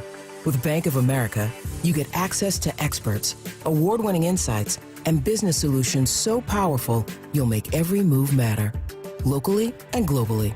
Visit bankofamerica.com/banking for business to learn more. What would you like the power to do? Copyright 2024 Bank of America N.A. This is the story of a very special woman. Just a few knew about her superpowers. In a matter of seconds, she turned herself into a great mathematician. She masqueraded as a regular person at work, but as a superhero at home. Everyone knows her as Gabriella. I still call her Mom. Your hero needs you now, and AARP is here to help. Find the care guides you need to help, complete with tips and resources at aarp.org/caregiving. Brought to you by AARP and the Ad Council. Choose the right flooring for your home, right in your home, with Floor Coverings International. They bring the mobile showroom to you, loaded with samples of carpet, LVP, hardwood, laminate, tile, and more. So you can see the flooring in your light, not just in a store or on a screen. They handle every aspect of installation, ensuring your complete satisfaction. Visit FCIFloors.com and book a free in-home consultation. Floor Coverings International, the stars of flooring. Subscribe to the Seattle Sports YouTube page to find new and exclusive content from your favorite shows and personalities daily. Just head to YouTube, search Seattle Sports, and click subscribe. It is a celebration of true professional wrestling. AEW Wrestle Dream! And on Saturday, October 12th. It returns to the Pacific Northwest as AEW Wrestle Dream comes to Tacoma, Washington. The best professional wrestling this world has ever seen, bro. Be there live as one of the biggest pay-per-view events of the year lights up the Tacoma Dome. AEW presents Wrestle Dream live Saturday, October 12th. Tickets on sale now at AEWTIX.com. Hey everybody, Bob Stelton here for Johnson Fitness and Wellness, where I got my home gym. Now the difference? Their expert staff. They ask great questions like, what are your fitness goals? What kind of space are you working with at home? And what's your budget? Johnson Fitness and Wellness experts get you the right machine for your home gym dream setup. And right now, in-store only while supplies last, mention this ad and our listeners get an indoor cycle for free with Select Force USA Home Gyms. Shop stores in Bellevue, Tacoma, Linwood, or visit johnsonfitness.com. Seattle is home to Swedish CyberKnife, a non-invasive and highly precise treatment for prostate cancer. Swedish CyberKnife is the only CyberKnife center in the Pacific Northwest. Compared with other radiation treatments, which can last 6 to 9 weeks, CyberKnife treatment is much shorter, typically 5 days or less. CyberKnife advanced robotic technology can track your slightest body movement, adjusting in real time to deliver radiation with extreme accuracy, sparing healthy tissue. The vast majority of patients experience minimal side effects and can continue normal activities during treatment. CyberKnife offers curative cancer treatment while minimizing side effects and disruption to a patient's life. The experienced CyberKnife team has helped advance the field with research, protocols, and published findings. Swedish CyberKnife treats patients from all over Washington state. If you, a friend, or family member is diagnosed with prostate cancer, go to swedish.org/cyberknife prostate. Treat prostate cancer with Swedish CyberKnife. From the Quantum Fiber Studio, you're listening to Brock and Salk. Weekdays 6 to 10 on Seattle Sports and 97.3 FM HD2. Kind of a weird scheduling quirk, as Brock, of course, has the Husky game tomorrow morning and meetings throughout the day today. So we only have his presence here for about 30 minutes. I want to make the most of it. Good morning, sir. How are you? Oh, that's nice. Thank you. That's a little nicer than yesterday. Appreciate that on the text. I'm gonna send you what I have to send Molly every week. My hour. Please. You know, the amount of time as I'm sitting in the graduate hotel meeting room in Iowa City, getting ready for meetings with the Iowa staff. It's okay, Salk. Yeah, it's okay. I just, I leave you. I just can't believe you're leaving me alone with the coach today. Nah, I just leave you. I don't do anything, Salk. Just like I tell Molly. I leave you. That. And it's just, it's all easy peasy. I'm eating ho-hos and ice cream. I don't do any work for these games. I just show up. Right. I mean, I just kind of show up like Al and Kirk and just call a football game. That's what the mean tweets say, anyway. What'd you see last night? Oh gosh, it was sloppy. If the Giants game, Salk, and watching that one on Sunday, it felt like the Giants punched you and imposed their will and just played with more of a desperate edge. Last night just felt sloppy. There was effort and there was want to and there was try hard and there was all that cool stuff, I guess, that means nothing in the NFL because all that matters is getting a W when 60 minutes ends. But from beginning to end, and I know we were texting about it last night, and you talked, I'm sure, already about all of these self-inflicted mistakes of penalties and just missed routes and poor technique and guys just not on it. So I think in general, like 30,000-foot level, that's the word I would use, is just sloppy. And then kind of work down to 3 or 4 of my biggest takeaways. I know we'll do Blue 88 here, but 3 or 4 of my just kind of biggest takeaways of the entirety of the game was, well, that game just cements the narrative on Gino Smith. You get these windows of opportunity, fair or unfair, just the way it works. You get these windows of national spotlight. You're the only game on, 16, 17 million people watched last night. You're the focal point of Scott Van Pelt and ESPN after the game. You'll be the focal point today on all the NFL shows and talk radio across the country before Sunday's games. Like that's your window of opportunity.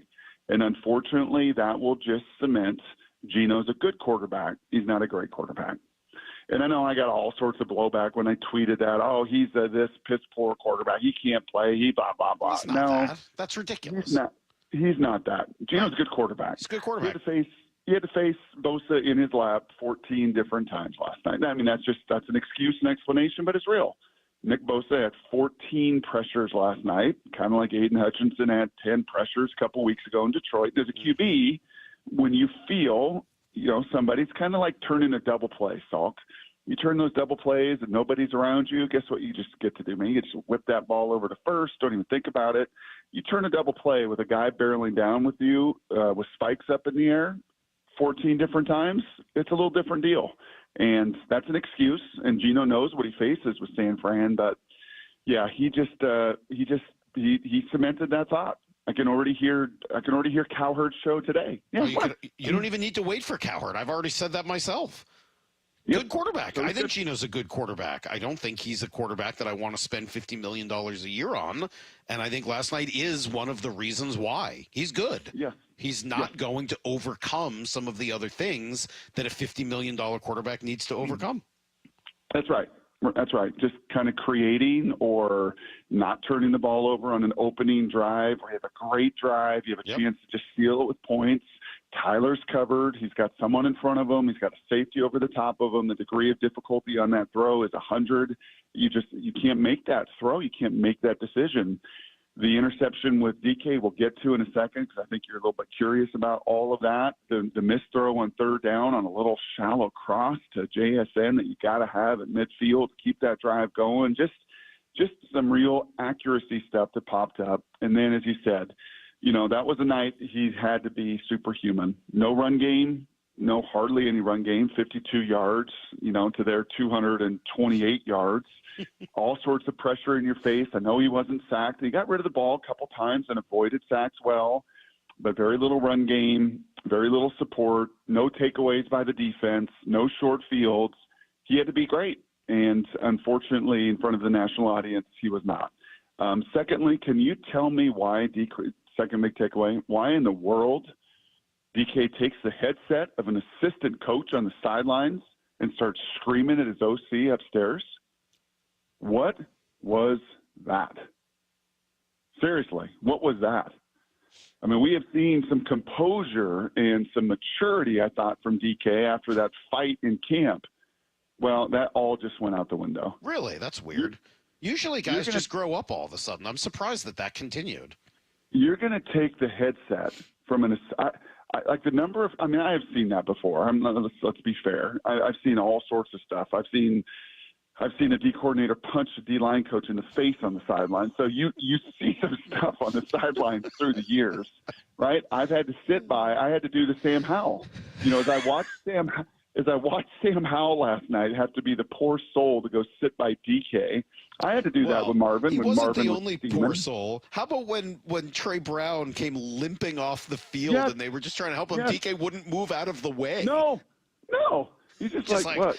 Hey, this guy's hurt. Man, not my problem. Mm-hmm. I'm sitting there. Oh, my gosh.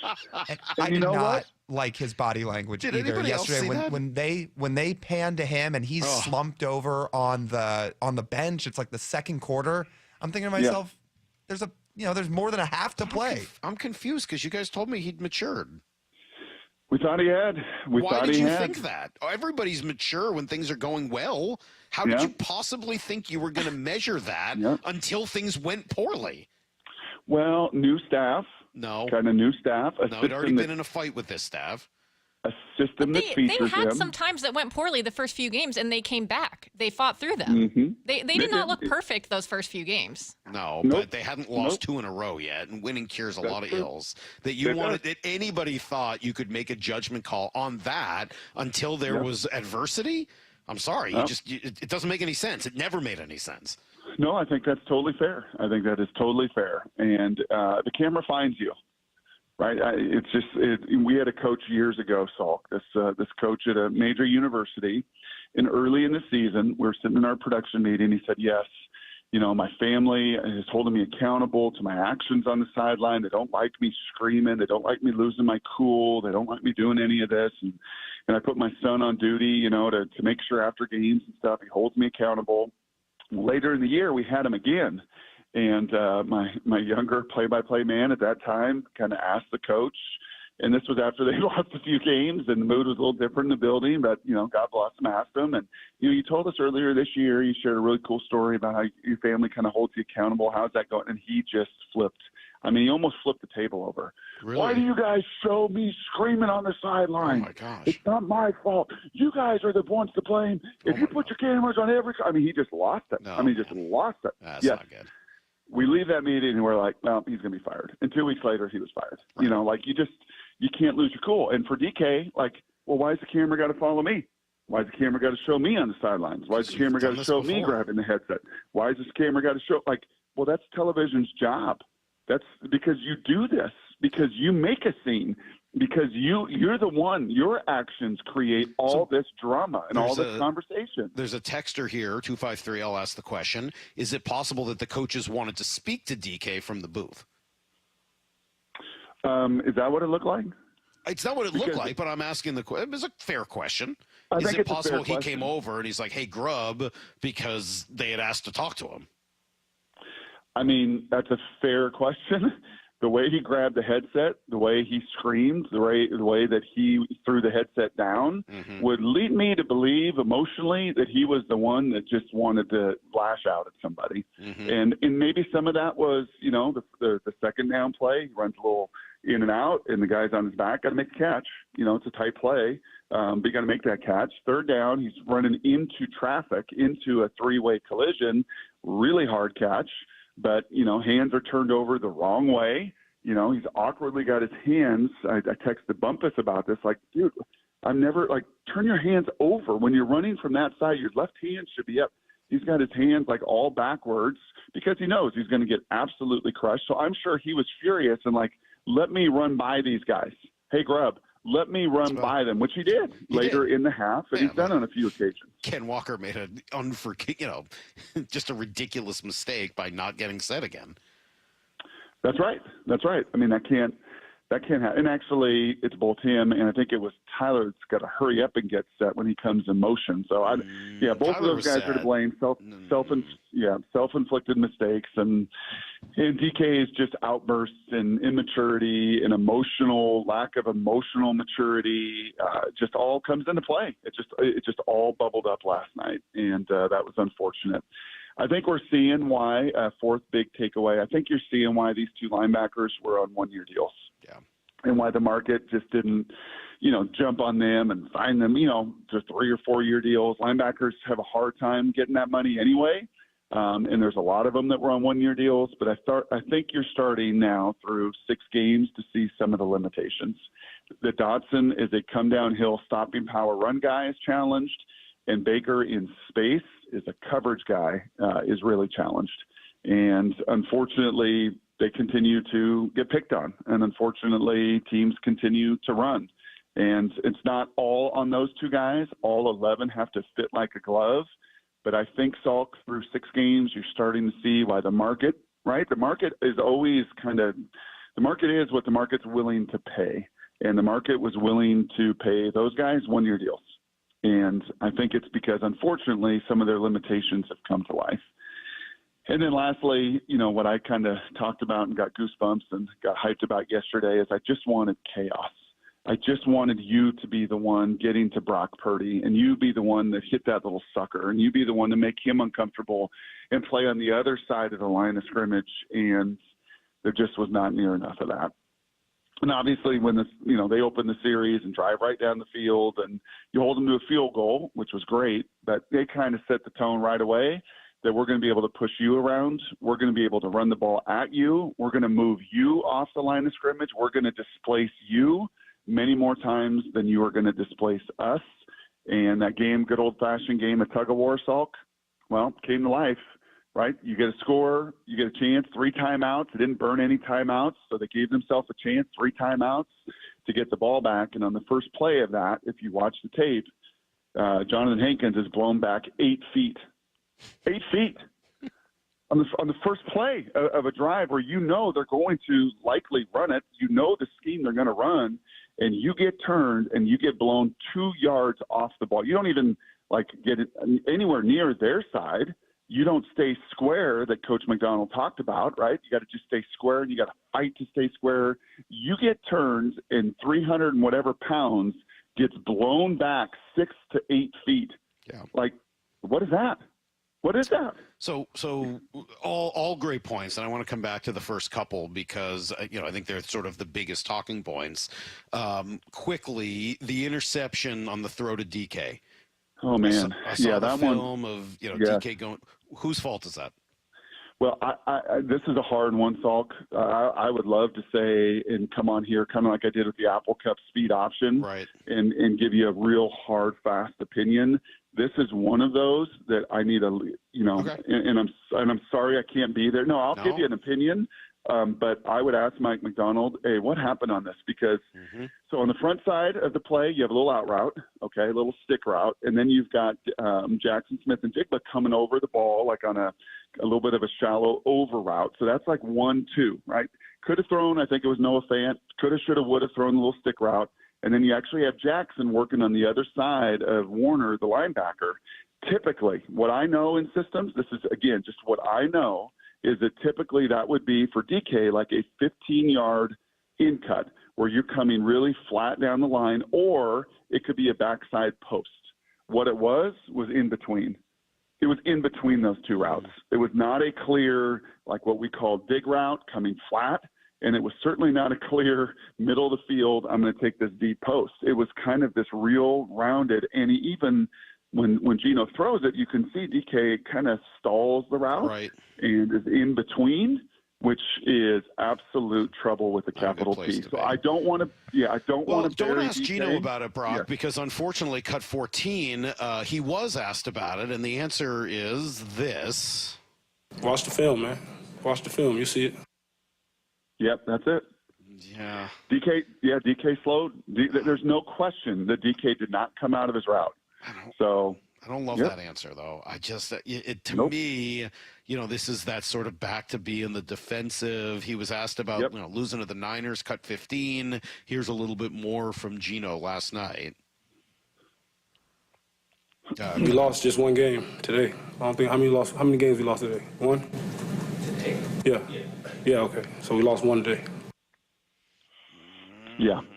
Yep. Yeah, that's not great, but that tells you that first answer on the pick tells me very clearly, watch the tape.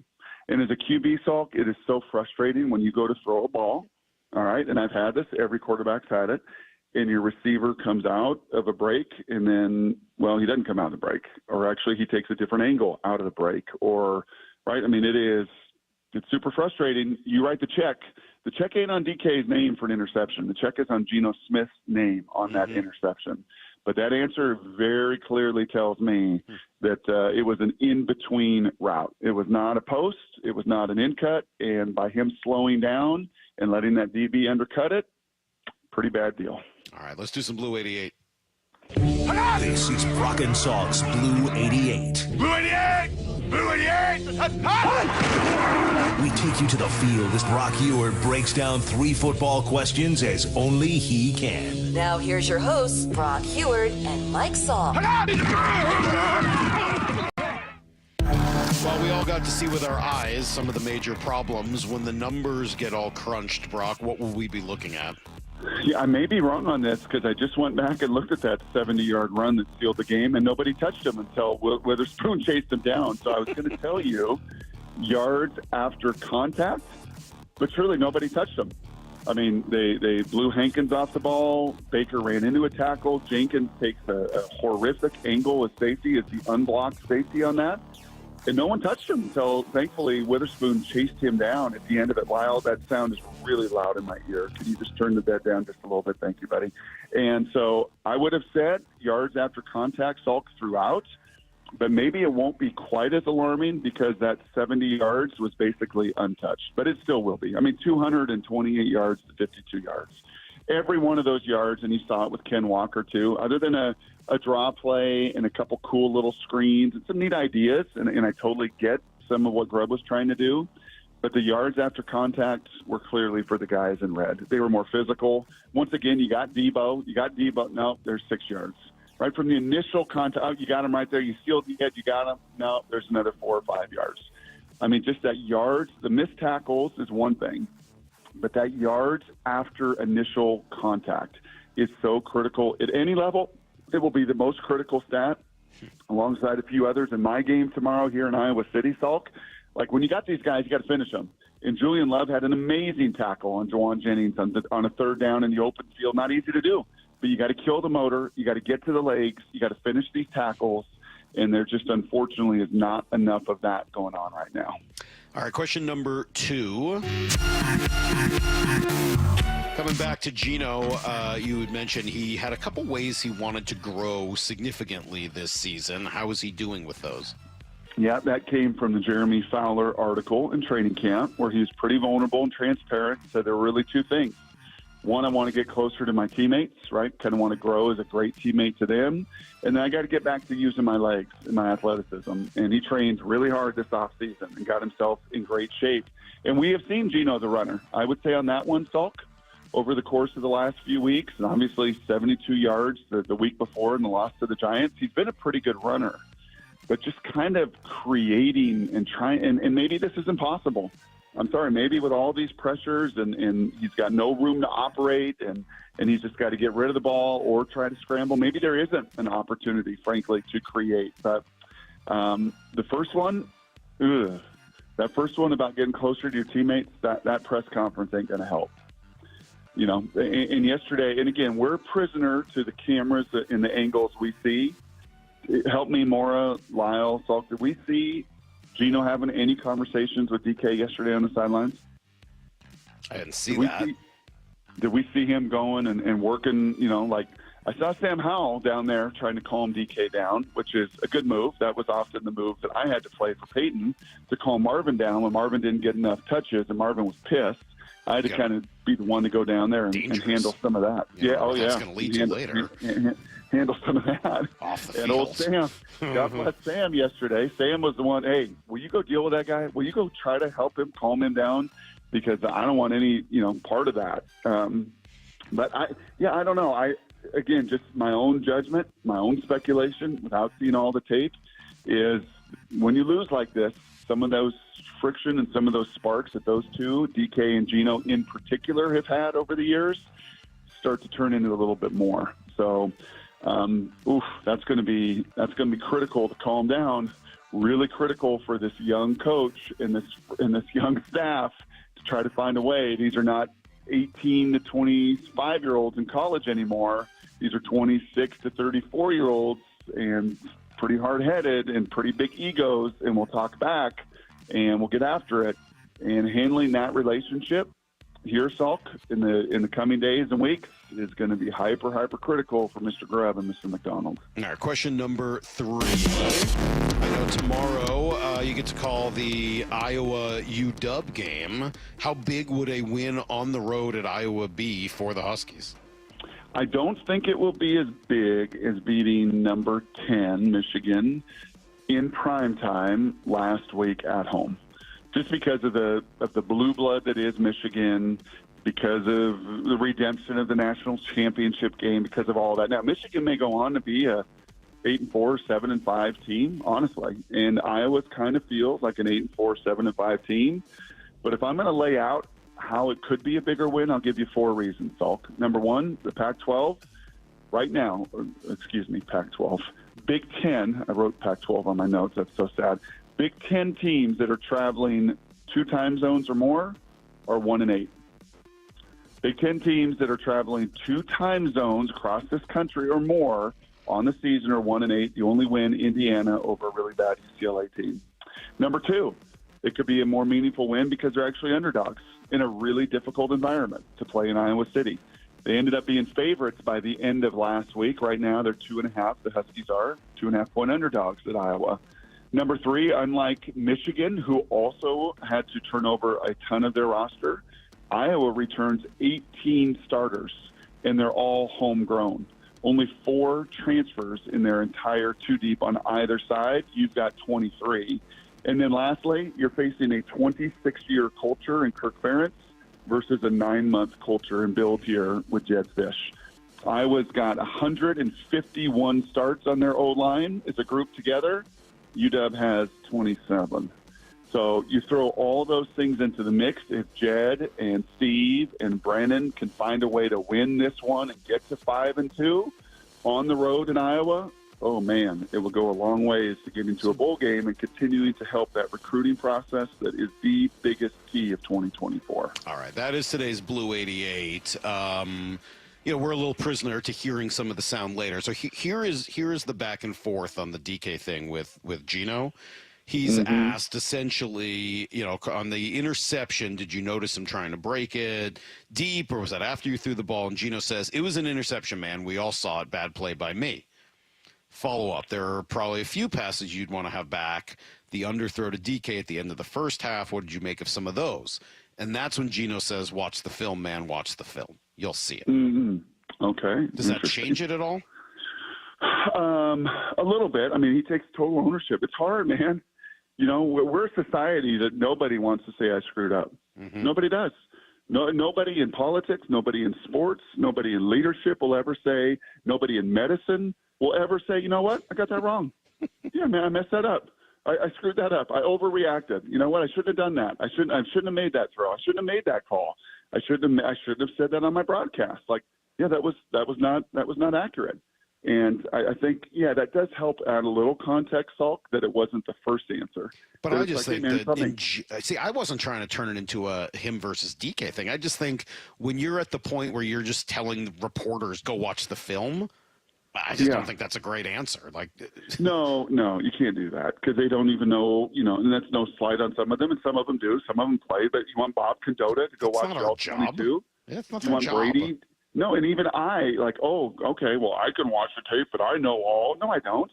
I can watch that tape and tell you, Salk, that I don't know exactly what that route is taught, and nobody does. And it's a hard argument when you hear that from players, but then you also hear, well, you don't know the call, you don't know this, you don't know that. Right. So, look, I get it. He's in a bad spot there. There's no real good answer he can give. But, this is what happens when the team's not playing well and you've lost 3 straight and, those fingers start getting pointed at the team. And they do. And this is why, this is why quarterbacks get paid what they get paid. Because you know what? If the linebackers' fits were exposed, if Jonathan Hankins getting blown off the ball was highlighted and exposed, if Jenkins' poor angle on these tackles was exposed, if the inability to run some of these routes, or if all of those things were highlighted as easily as they are for the quarterback, it'd be a different deal. But it's not, and that's the nature of the position. That's what you sign up for. Yep. That's what you sign up for, and you unfortunately or fortunately get to wear all those arrows. All right, we go back and take your nap. I know you got a busy day of kind of hanging out, doing nothing now before the game tonight or tomorrow rather. So go back to Iowa City, where I'm sure that you'll just be sitting at a coffee shop. I'm going to hit the steam room in a second. Bo, I'll be in the steam in a second. I'm finishing my radio show. Go get a schwitz. Make sure you're ready for tomorrow. Get your pretty little face all done up, and we'll talk again on Monday. See you, buddy. Goodbye, Michael. Bye. There you go. Brock's got the game tomorrow. Obviously, I'm just joking. He does have UW and Iowa tomorrow morning. Okay. I know everybody thinks that I'm going to come on and crush DK today. I'm not. I'm going to tell you why next on Brock and Salk. When you're running the hurry up and don't have time for your favorite Seattle sports shows, listen to the podcast on demand. How about that? Unbelievable. Who would have thought? Every hour, every interview, every look behind the scenes. He is your new Seahawks head coach, Mike Macdonald. We want to play a certain way, and you're just going to chisel away at it every day. Find us on SeattleSports.com, the Seattle Sports app, or wherever you get podcasts. All signs continue to point to it being the right hire. Never miss a minute of Seattle sports, the home of the Seahawks. Matt Coker here from West Coast Men's Health. Guys, Viagra is not the answer for your problem. I know you think it is, but Viagra has horrible side effects, and for most men, the longer you're on it, the less it works. Viagra is not a curative medication. It's not fixing your problem. It's a Band-Aid for a shark bite. Acoustic wave therapy is the newest technology that can correct your problem, not just treat it. We can do something that no pill can do. We can restore your blood flow naturally. Get off Viagra today. Change your life like the thousands of men who already have, regardless of your age or your medical history. If you're tired of dealing with Peyronie's disease or erectile dysfunction, then call West Coast Men's Health today. With clinics in Redmond and Tacoma, call 206-519-6541. That's 206-519-6541. 206-519-6541. Online at westcoastmenshealth.com. Hey Seahawks fans, Tyler Lockett for Brown Bear Car Wash. We've got the perfect play for a spotless car. With the Unlimited Wash Club, you can keep your car game ready all season long. It isn't clean unless it's Brown Bear clean. Hey Seattle, Jaden Schwartz for Techline Roofing. Call Techline Roofing and trust the team I trust. With the strongest warranty in the business, Techline Roofing has you covered. That's TEKLINE roofing.com. Trust Techline. Research shows well-maintained trees significantly increase home values. So there is such a thing as a money tree? Find your next money tree at Big Trees, Washington's premier tree sales and transplant company. So while money doesn't grow on trees, reap the benefits of a yard landscaped with trees and increase your property value at the same time with Big Trees. For hours, directions, and to find your money tree, visit BigTreeSupply.com. Beauty, privacy, instantly. Big Trees. Xfinity here. How can we help? Hi. My daughter invited her entire class to her birthday party. Can my Wi-Fi handle it? Oh, well, at Xfinity, our latest gateways have tri-band Wi-Fi technology, letting you connect hundreds of devices at once. No way. So if all the kids are watching stuff on their phones, well, their parents are sharing videos online. Yep, go ahead and watch videos. They can all do their thing and party their way. No problem. Oh, we are gonna need a bigger cake. Now through October 21st, get 150 megabit Xfinity internet for just $19.99 a month for 12 months with a 1-year contract. Go to Xfinity.com, call 1-800-XFINITY, or visit a store today. Xfinity, bring on the good stuff. Restrictions apply. Requires paperless billing and autopay with stored bank account. Equipment, taxes, and fees extra. After promo, regular rates apply. Currently $54 a month. Actual speeds vary.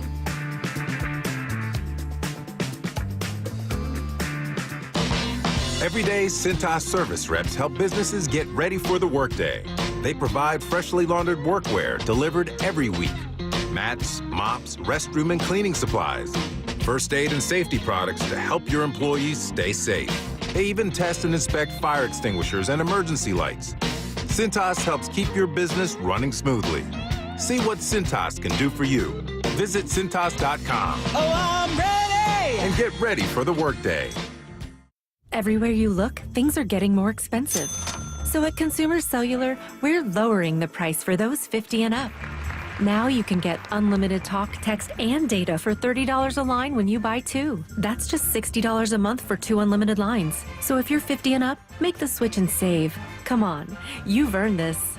Call 1-888-FREEDOM or visit consumercellular.com today. Requires 2 lines of service, age validation, and credit approval, subject to system and area limits, taxes, and other fees apply. Message and data rates may apply.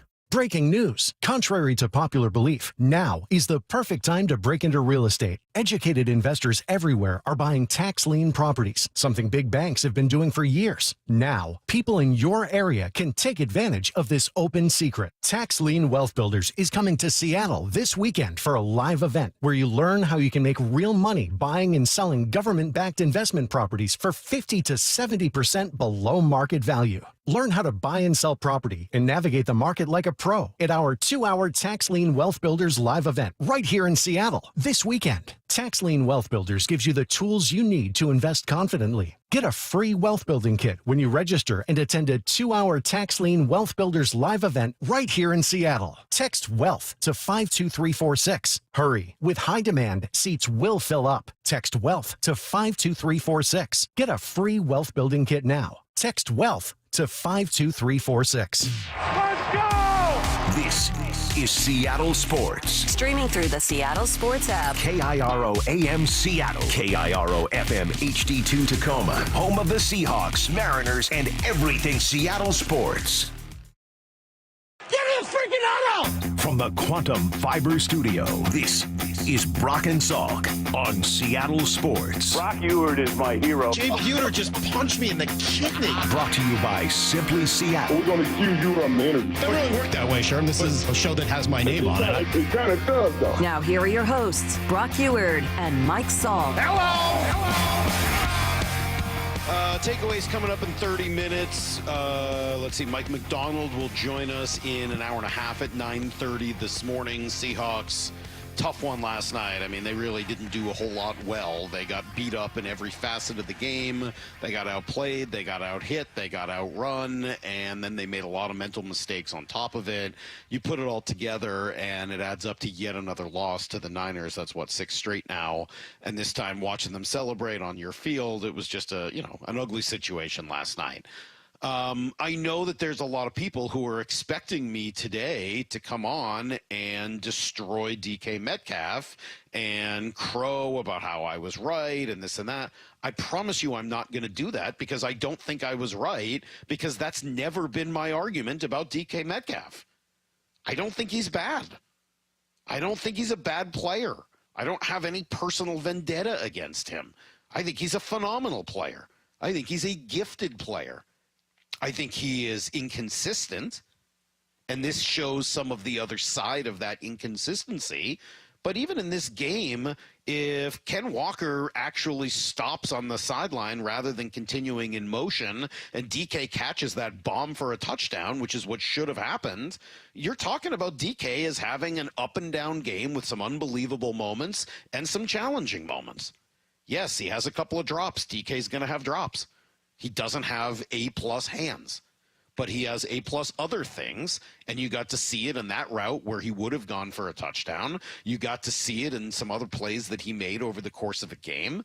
DK is a phenomenal talent and a phenomenal player. My argument at no point has ever suggested otherwise or that I don't like him. Yes, you get the sort of off-field, can he control his emotions question. I think that's a real one.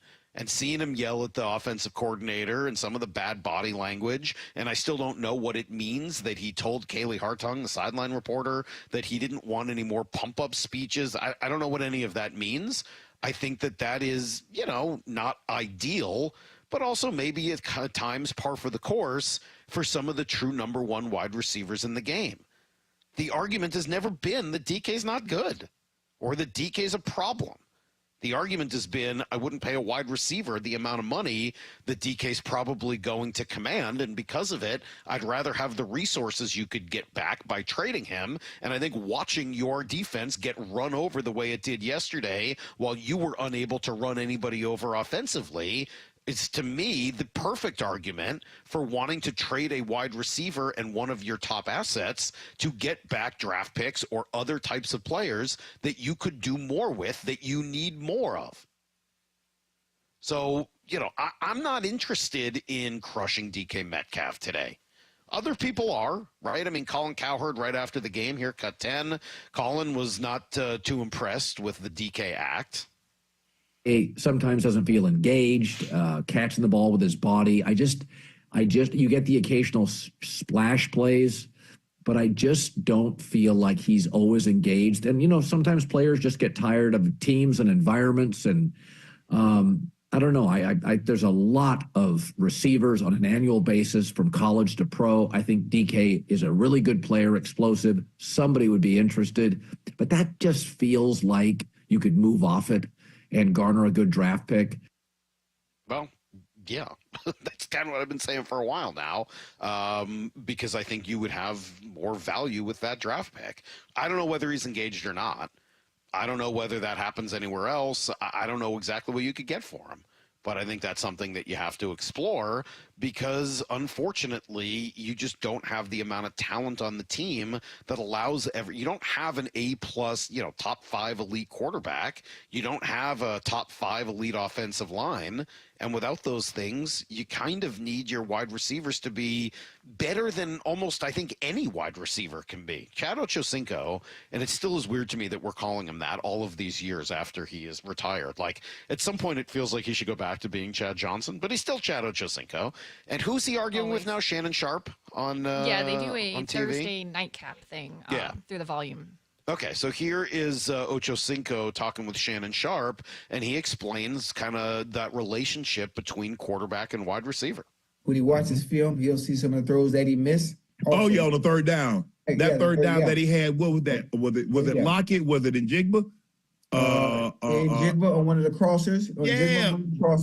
Lockett should have caught that. Lockett should have caught that ball in the end zone. Yeah. DK got it. You got to help me out a little bit. You got to help me out a little bit. Cross the middle or early in the game on that dig. I mean, just listen. I'm nitpicking, but you got to almost be perfect at every skill position and show up for your quarterback, because when you're playing a team like this, you got to be perfect. Yeah, and the wide receivers weren't. And I mean, you could say that about all three of them. It's not just a DK conversation, but in general, a dependent position and one that I wouldn't pay. I have to say I've been a little hesitant on your stance on this, but they do have what a lot of people view as one of the best receiving corps in the league. I mean, at least probably top 3, and it really hasn't done a ton for the offense so far this year. It's a dependent And Gino position. has had good games. Yep.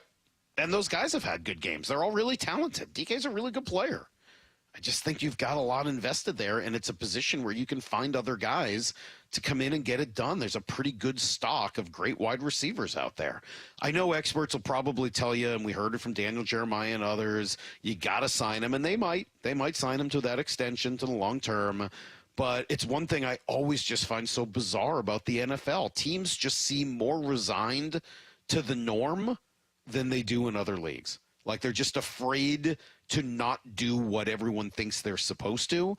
I feel like the NFL can be at times the most risk-averse league, the most copycat league, the most follow-the-leader league. And it's funny to me because oftentimes this league does reward doing it differently. Right? In the late 2000s, when the Patriots were trading everybody at the peak of their value and they were able to sustain a dynasty. When the Rams a few years ago were forking over draft pick after draft pick for stars and bucking the trend. I think bucking the trend is a generally good thing to do in the NFL. And I also believe that you always have to run. You always have to stop the run. And investing huge money in any wide receiver, let alone this one, I don't see how it helps you do that. We'll come back with everything you need to know. We got takeaways at 8:30. Brutal loss for the Seahawks last night. It's Brock and Salk on Seattle Sports on 710. Seattle Sports, your home for Wyman and Bob. Mike Macdonald can recall exactly all the little details of what happened in a game last year. It's like he's got a computer brain. Isn't McVay the king of that? Like he can go back years and tell you ask him about a play in the third quarter in 2021, and he's like, oh yeah, we ran a trap play, blah, blah, blah. Like he's got some weird, DVR brain. A couple of weeks ago after we played the Lions, I was like, did Derek Hall get a sack in that game? On Seattle Sports and 97.3 FM HD2. Are you interested in investing in real estate in the greater Seattle market, but don't want to manage properties, develop real estate, or sign on debt? Hi, it's Scott Rirucka, CEO of Legacy Group Capital, based in Bellevue. We've been running local real estate investment funds for over 15 years. We've had 0 investor losses and have averaged double-digit returns since inception. Find out why over 800 local investors have invested over $200 million in our Legacy family of funds. Legacy Northwest Fund returned over 12% in both 2007 and 2008. Are you looking at diversification opportunities, especially with what's happening in the market this year? Get in touch with us today. Legacy's family of funds has a limited opening for new investors right now. Call 425-635-4700 or legacyg.com. That's legacyg.com. This is not investment advice. Investment performance based on average return of LOF1, LOF2, and LSF from 2007 through the date of calculation and after deduction of fees and expenses. Legacy family of funds investments are available to accredited investors only. Ooma. What was that? That is business phone bliss with the Ooma Cloud phone system. It handles all our voice, video, and messaging needs. You sound very... Calm? I am. Ooma has everything I need to run my business more efficiently, like virtual receptionist, call routing, and video conferencing. And it starts at just $19.95 per month per user, plus taxes and fees. Ooma. Nice. Find your business comm at ooma.com/radio. This is the story of a very special woman. Just a few knew about her superpowers. In a matter of seconds, she turned herself into a great mathematician. She masqueraded as a regular person at work, but as a superhero at home. Everyone knows her as Gabriella. I still call her Mom. Your hero needs you now, and AARP is here to help. Find the care guides you need to help, complete with tips and resources at aarp.org/caregiving. Brought to you by AARP and the Ad Council. Does your snoring keep others awake at night? Choking or gasping can be even worse. Hi, I'm Dr. Nick Kugler with the Washington Center for Sleep. Snoring is often a sign that something is wrong. Don't ignore it. We can help fix it. We specialize in treating snoring and sleep apnea so that you can get better sleep, giving you more energy and a more fulfilling, healthy life. Visit us in Seattle, Bellevue, or at wasleep.com. That's wasleep.com. Sleep better, feel better. That's the Washington Center for Sleep way. What's one of the biggest issues you face when trying to hire a roofing contractor? Are they going to do what you hired them to do? On time, on budget? Hey, it's Bob Stelton here, and Asset Roofing knows in addition to putting a premier roofing system on your home, the most valuable things they can provide to you are communication and transparency. Those go a long way and hopefully are going to earn your business like it earned mine. Have them come out for a free inspection and find out how your roof is holding up before winter weather sets in. Whether you need a roof replacement or repair or just a roof cleaning, Asset Roofing is the best in the business. You'll get quality, reliability, and great service. Have the conversation and find out what Asset Roofing is all about. Ask about their metal roofs for a modern look and long-lasting protection. Go to AssetRoofingCo.com to find out more. That's AssetRoofingCo.com. With Asset Roofing, excellence is on the house. Certified work that's never in doubt. Asset Roofing, excellence is on the house. Seahawks Player Spotlight. Man, it felt good to go out there and be able to contribute. Exclusive interviews with your favorite Seahawks. You know, we got a genius as the head coach. Every day with Wyman and Bob. Oh no, your furnace died. Your hot water heater's leaking. Your drains are clogged. Your AC's blowing hot air. Inconveniences? No, they're emergencies.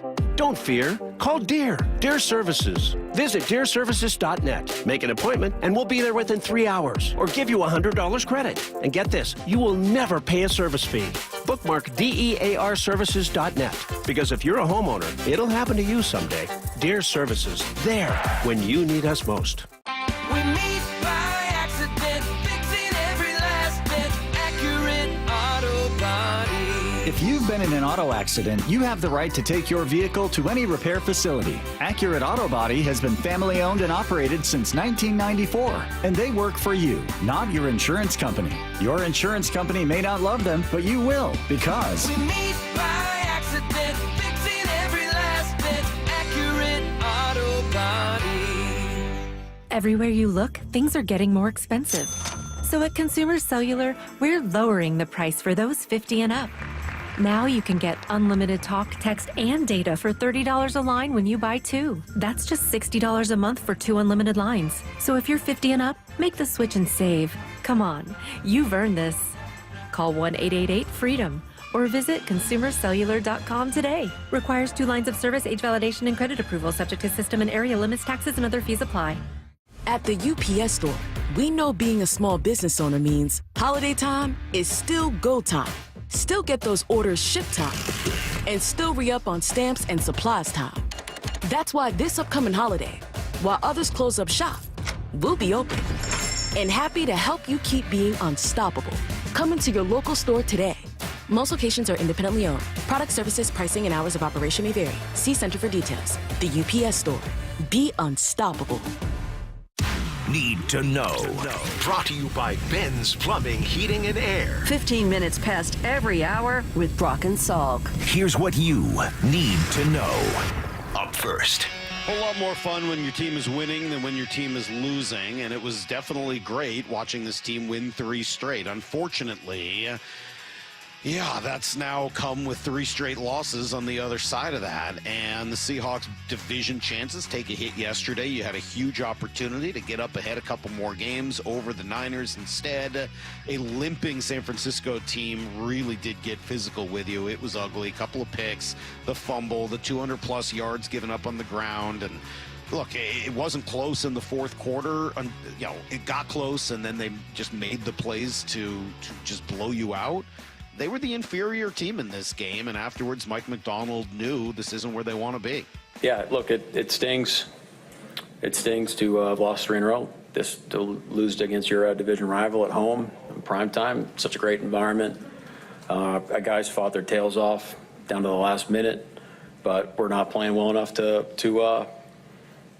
beat the team we need to be. So the message to the team is we have the people in the building, our players, our coaches, to become a really good football team. And right now we're coming up short. Well, they certainly did yesterday. And again, I think it's sort of a mix of problems. One, they were not the better team and they were not as physical. Two, they made a lot of internal mistakes, right? They made a lot of unforced errors, and those are going to kill you over the course of a football game. Coach knows they got to get some of that stuff fixed, but it can't happen immediately. Yeah, look, you can't fix everything overnight. So you got to pick one thing at a time. Okay, you got to be really surgical in our approach. You got to be positive. There is good things on tape. The effort was there. The guys are trying to play physical. They're trying to play the right way. And we got to look at what we're asking and how we're coaching it and how teams are attacking us and then go from there. I mean, that's going to be the thought. It's kind of like a mini bye week. So we're going to be looking at ourselves a lot over the next few days and then go back to work on Monday. I think that's a good phrase, a mini bye. That's what they've got, and they got to take full advantage of it in order to come back afterwards against Atlanta and then Buffalo and play a lot better football than they have the last few weeks. Here's the second thing you need to know. 1-2 to Vierling. Swing and a miss, struck him out, and we're going to have a Game 5 on Saturday. The Guardians hang on to win it 5-4 over the Tigers and forcing a fifth and deciding game in Cleveland. Yep, there you go. Game 5s are going to be fun. We've got 2 of them. We already knew that San Diego would take on the Dodgers, but now we know we've got a Game 5 tomorrow as well in the American League. Guardians hang on for a 5-4 win yesterday. Jose Ramirez with a home run, David Fry, big shot as well. Stephen Kwan had 3 hits, and Cleveland finds a way to get a win. Detroit, though, they still got the edge, I would think. Yes, they're going to Cleveland, but you got Tarek Skubal set to go in the deciding game, so I don't know what bigger edge you would possibly need. If he's on, we've seen him go 7-8 innings without allowing a run. Dude's just been unbelievable this year, and he's got an opportunity to step up in a huge moment. Now, whoever wins that game will meet the Yankees. They get past Kansas City yesterday and end that series. Garrett Cole, very good in the clincher, and so the Yankees will wait to play either Detroit or Cleveland. Jorge Polanco obviously was dealing with injuries this past year. We knew he had knee problems. Jeff Passan reporting, though, that he had surgery on that knee, a patellar issue, should be healed in time for spring training. And so the Mariners will have to make a decision. They'll know the most about him medically, but do they want to pay him $12 million next year, or do they want to buy him out for something right around and just under $1 million? It's a fair number, $12 million. But you got to decide who you want to be, what style you want to play, and whether or not you want to go down that road again. I was never the biggest Polanco fan, but $12 million is not a bad deal for Jorge Polanco. If that's the type of team you want to build, I think you got to decide your identity and what you want to be. Then you can make decisions on the types of players that you're going to bring in to fit that. Here's the third thing you need to know. All right, big weekend of football. UW at Iowa. Brock gave you a little bit on that as he's meeting with coaches today before the game tomorrow. Jed Fish kind of starting his game plan earlier in the week. Yeah, look, it stings. Oh, cut 7. Kind of just started getting deep into the game planning mode of them. Got done yesterday with our team, practiced last night. Guys have a nice little bounce in their step and are practiced well last night. Day of recovery today. Take care of schoolwork and get everything rolling as we are ready for a short week in terms of travel, but a normal week in terms of the game. Yeah, so that was earlier this week, obviously, as they've now headed out to Iowa today. And, yeah, I'm glad to hear they've got a little bounce in their step. They're going to need it. I mean, that's a Big Ten school that is consistent year after year, getting to play at home. We've seen a lot of problems with teams traveling around the country so far this year, so a big one tomorrow for the Huskies. Rams off, Cardinals at Green Bay. So that's what your division looks like this weekend. And then, yeah, the big game that I want to watch, Washington-Baltimore. Lamar, Jaden Daniels. Oh, my gosh. you see, that's everything you need to know. Did you see Jaden Daniels' comments about being compared to Lamar? And he's just like, I don't like it. Like, he's great, and I understand it, but I just want to be me. I don't want to be Lamar. And he is a different player. I mean, I get it. They're built similarly. They both run similarly. But Daniel's a lot more accurate. I don't know that he's got that same little flick delivery that you get from Lamar. I don't know if it's always been fair that so many people tried to label Lamar as just a runner. Right. But, I mean, Jaden Daniels has been, like, historically accurate to start his career. That's definitely a little different than Lamar. That's not really fair, right? So, anyway, that's kind of where those guys are at. I think that'll be a great game, though. Really looking forward to watching it and seeing whether this rebirth in Washington is real. All right. We're about an hour away from Coach Macdonald. Before we do it, we had takeaways. And actually, we got a real wide variety of takeaways from last night. So you're going to want to stick around and hear them next. It's Brock and Salk, Seattle Sports on 710 and the Seattle Sports app. Seattle Sports, your home for Wyman and Bob. Mike Macdonald can recall exactly all the little details of what happened in a game last year. It's like he's got a computer brain. Isn't McVay the king of that? Like, he can go back years and tell you ask him about a play in the third quarter in 2021, and he's like, oh yeah, we ran a trap play, blah, blah, blah. Like, he's got some weird, DVR brain. A couple of weeks ago, after we played the Lions, I was like, did Derek Hall get a sack in that game? On Seattle Sports and 97.3 FM HD2. All right, going to be nice today and tomorrow, and then we're going to start seeing all of that wet weather. So, summer is definitely over. It sure feels like fall. You probably let yourself get away from it a little bit this summer, and maybe you gained a few extra pounds, and now you got to try to work them off. And I know it's hard to do by yourself. You need help, and Eastside Weight Loss Clinic They offer support. They offer that accountability that I find really helpful. You got to check in, and that keeps you on schedule. This plan really does work. There's no gimmicks, no tricks, no drugs, no injections, no fake phony food. It's all just real food that you buy at the grocery store, but they give you a great program to stick to and great recipes to use so that the food tastes good, you're not hungry, and you are losing weight. It's like it's melting off. It's pretty incredible. Eastside Weight Loss Clinic does know the secret. You got to get in touch with them. Call 425-588-0080 or go to eastsideweightlossclinic.com. Schedule a free consultation. You can do it in person in Kirkland, or you can do it online virtually from anywhere. Again, go to eastsideweightlossclinic.com. Dr. Ryan Coogan, D.C. Results may vary. Transform your home from top to bottom with State Roofing. Hi, it's Sam Thomason, owner of State Roofing. It's not just about a new roof, it's about a new look for your entire home. Deck out your backyard or give your exterior a facelift with our siding and window options. And there's no better time to start than now with our incredible offer. 0 down, 0 payments, and 0 interest for 12 months. Why wait to make your dream home a reality? We do more than just roofs. Visit stateroofing.com. Let's talk about what's possible for your home. State Roofing, the last roof you'll ever need. Cressy Garage Doors. Make your home unique and stylish. Have it stand out from the other homes in your neighborhood. The #1 return on investment for your home. Cressy Garage Doors. Since 1952. This is the day of the big sale at your gift shop. Welcome in. So this isn't just a big day for your business. It's a big day for the network keeping it all connected. That is, if it can handle the pressure. Next in line, please. So is it possible to get business internet you can really count on? It is. With 99.9% network reliability from Comcast Business. It's like this neat little bow. Would you like that gift wrap? Really ties it all together. Reliable internet for your business. It's not just possible. It's happening. Comcast Business. Powering possibilities.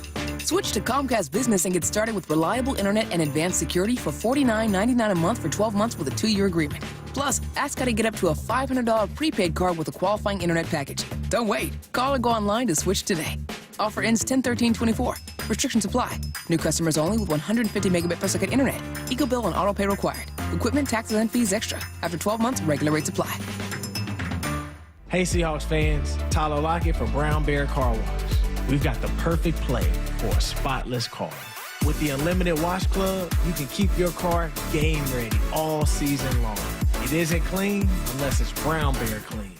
My Seahawks jersey is more than just a piece of clothing. It's a symbol of the unique spirit of my city. creating a sense of community and belonging. A bond uniting us and a love for the game. This is my jersey. This is my jersey. This is my jersey. This is the Pro Shop. You can find your new favorite jersey at the Seahawks Pro Shop. Shop online at Seahawks.com or visit us at the Landing in Renton or Lumen Field. For Down Territory, going inside the game with Michael Bumpus. I like this. More quarterbacks should start doing this. Every day at 11:15 and 1:15 on Bump and Stacy. It is a celebration of true professional wrestling. AEW Wrestle Dream! And on Saturday, October 12th, it returns to the Pacific Northwest as AEW Wrestle Dream comes to Tacoma, Washington. The best professional wrestling this world has ever seen, bro. Be there live as one of the biggest pay-per-view events of the year lights up the Tacoma Dome. AEW presents Wrestle Dream, live Saturday, October 12th. Tickets on sale now at AEWTIX.com. Fall is near and it's time to break the huddle by taking advantage of Toyota of Kirkland's lifetime powertrain warranty. With a roster of over 70 Tundras and Tacomas, come scout the phenomenal team at Toyota of Kirkland. They'll pass you the keys so you can test drive your vehicle and take it to the house that same day. Big-time players make big-time plays at Toyota of Kirkland. Visit them today at their incredible showroom or online at toyotaofkirkland.com.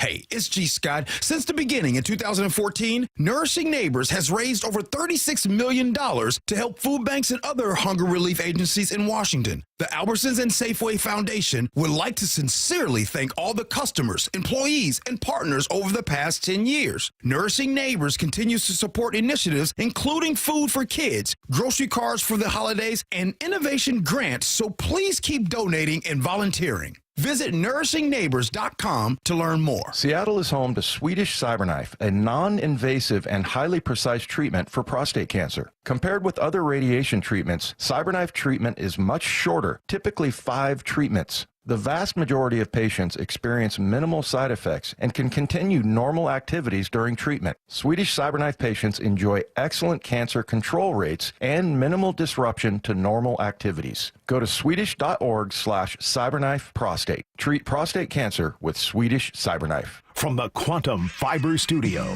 This is Brock and Salk. Weekdays 6 to 10. On Seattle Sports and 97.3 FM HD2. Takeaways.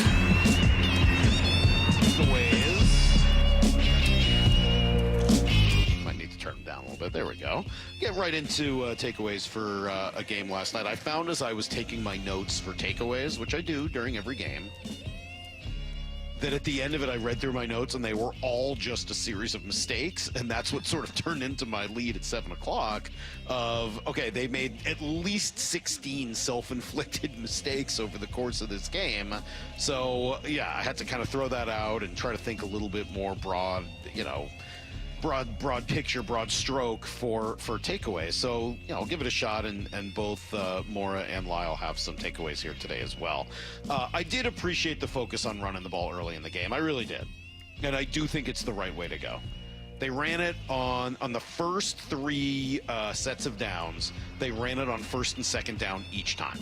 And they were doing pretty well, honestly. They picked up 3 first downs right up until the point Gino threw that first pick. It was working. It wasn't perfect, and San Francisco obviously has a really good defense, but you were running, you were working, it was working out pretty well. You throw the pick, you come back, you get the ball again, and you throw on 3 straight. Guess what happens? 3 and out. Running is good for your offense. It really is. Unfortunately, they just made so many mistakes that it was hard to take advantage of what I think they were doing. I do hope they stick to it at some point. I do hope they continue to run the ball. It doesn't need to be every single first and second down, but I think it will help in other games for them to continue to try anyway to stick to that running game, which I think is still a better way to forge an identity for this team. Gino can't throw the ball 50 times a game. Very few quarterbacks can.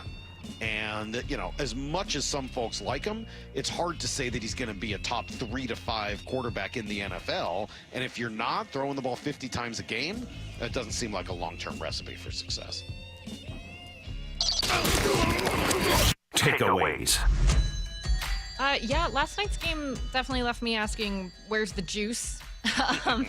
It felt like something was missing. In the first few games, we saw this team make mistakes and brush them off to play with the same level of intensity until they found a way to get back into it. And last night just did not feel like that. Even when they started to look like they could come back, there was just no energy. I felt like they were playing in quicksand. Hopefully it's just a byproduct of the 2 short weeks. I know you mentioned that earlier. I think some of that has to be true, right? Yeah. And I heard Gino say something earlier in the week about how the energy comes from executing. Mm-hmm. But and that made sense to me, but at the same time, I thought back to, as much as I've criticized Russell Wilson, that was one thing I thought he did really well. When the game would look out of hand sometimes, he was on the sidelines constantly riling people up and making them believe that they still had a chance. And sometimes I think even if you're not executing, you've got to make that energy. I think those are good, a great observation. I would agree with all of that, Maura. The whole Russell Wilson neutral mentality thing, it was valuable. And it does keep your team from being too volatile. I think that has been, and maybe that was a good offset to Pete, who was, he could be a little volatile himself in terms of his excitement level and all of that, sort of his relentless positivity. Yeah, I think Gino's probably more volatile than Russell is. I don't think there's much of a doubt about that. As for the energy, it's the one thing I feel like I've been willing to give them an excuse on. I think it's brutal the way the schedule's worked, and it's been made even exacerbated by Detroit being as physical a team as they are, and then San Francisco being such a physical team. So 2 of your 3 games in this 11-game day span have ended up as probably the 2 most physical teams in the NFC, and the Giants played a fairly physical game as well. So I think those things are relevant. I think you have to consider it as you're trying to figure out who this team is. It's not necessarily an excuse for not winning, but I think it should factor into the who are they and what will they look like sort of coming out of this types of conversations. Takeaways. Yeah, I've got one here. Oh, Lyle's first takeaway. Yeah, here we go. Wow. So, big moment. How in the world does this defense not have a pick since the 4th quarter of week 1? Look, I know Devin Witherspoon doesn't get targeted a whole lot for good reason, and there's a bunch of backups in there right now with Reek Woolen out, but it's hard to win football games if you're going to lose the turnover battle every week.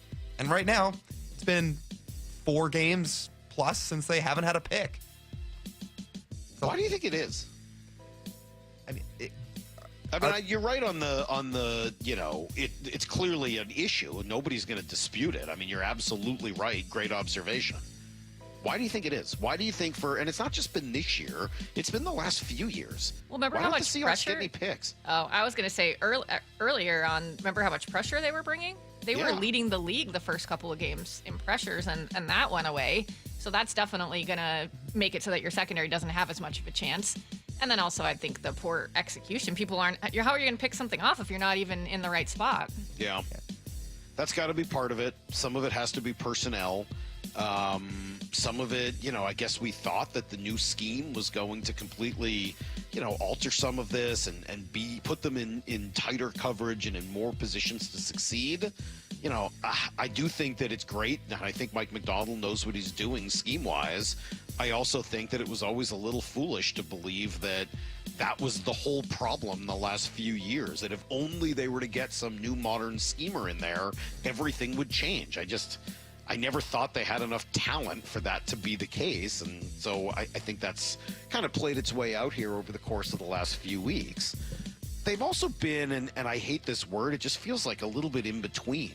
There was the Julian Love play, which we'll get to here in a little bit. There was another play, and I'm not sure who it was, because I just saw it once. They never really showed a replay, where it looked like 2 different Seahawks had an opportunity to go for the pick, and instead both went for the man. You remember that play? The Seahawks were going left to right, so the Niners had the ball moving right to left on the screen, and it wasn't a good throw. 2 guys had an opportunity to go after it. It might have even been sort of one of those high late ones that was tipped, and they both went for the guy. And unfortunately, the ball falls to the ground, and you miss out on your opportunity for the pick. They probably only had 2 chances in that game for an interception. That was one, and I'll get to the Julian Love play that turned into the Deebo Samuel touchdown, might have been the other. Other than that, they didn't really come anywhere close to too many other balls over the course of the night. No. Maybe they just need more ball hawks on this team, which includes Reek Woolen getting healthy. Again, like if Devin Witherspoon was thrown at more, I bet you'd have a couple picks to his name. He just doesn't get thrown at a lot. Also true. Takeaways. So let's address that long touchdown, the Deebo Samuel touchdown, which I think we have here on our cut sheet. Play me Deebo's 74-yard touchdown, and I got a couple questions about what you think happened here. And here's Purdy on a 1st and 10 from his own 24. Pistol formation, play fake to Mason. Now he's going to throw far side, reaching up, making the catch is Samuel. He's off to the races, being chased. Moye Mafe makes a dive, can't get there, touchdown, San Francisco. 76 yards on the pass, the play fake. Deebo Samuel was wide open on the far side. I think it was Julian Love who had a shot at him, couldn't bring him down. Mafe chased him for almost the length of the field and couldn't catch him, and the Niners make it 9-0. Yeah, by the way, good effort, incredible athleticism from Boye to almost catch Deebo down the sideline. Very cool, but obviously that's just a side note to what was a disastrous play. Do you think Julian Love in that spot was in between? I did. And I think we all know in between is generally a terrible place to be in all sports when you're not sure what exactly to do and you're caught between a few different options. It made me wonder if that was one of those plays where in the old days, Julian Love just blows the dude up. That ball was hung in the air for a while. And in the old days, strong safety, Cam Chancellor comes in, and the second that ball touches Deebo's hands, you hit him right in the gut, and you absolutely just knock his block off. You can't do that as much anymore now, right? You can't hit a defenseless receiver, and he was definitely defenseless.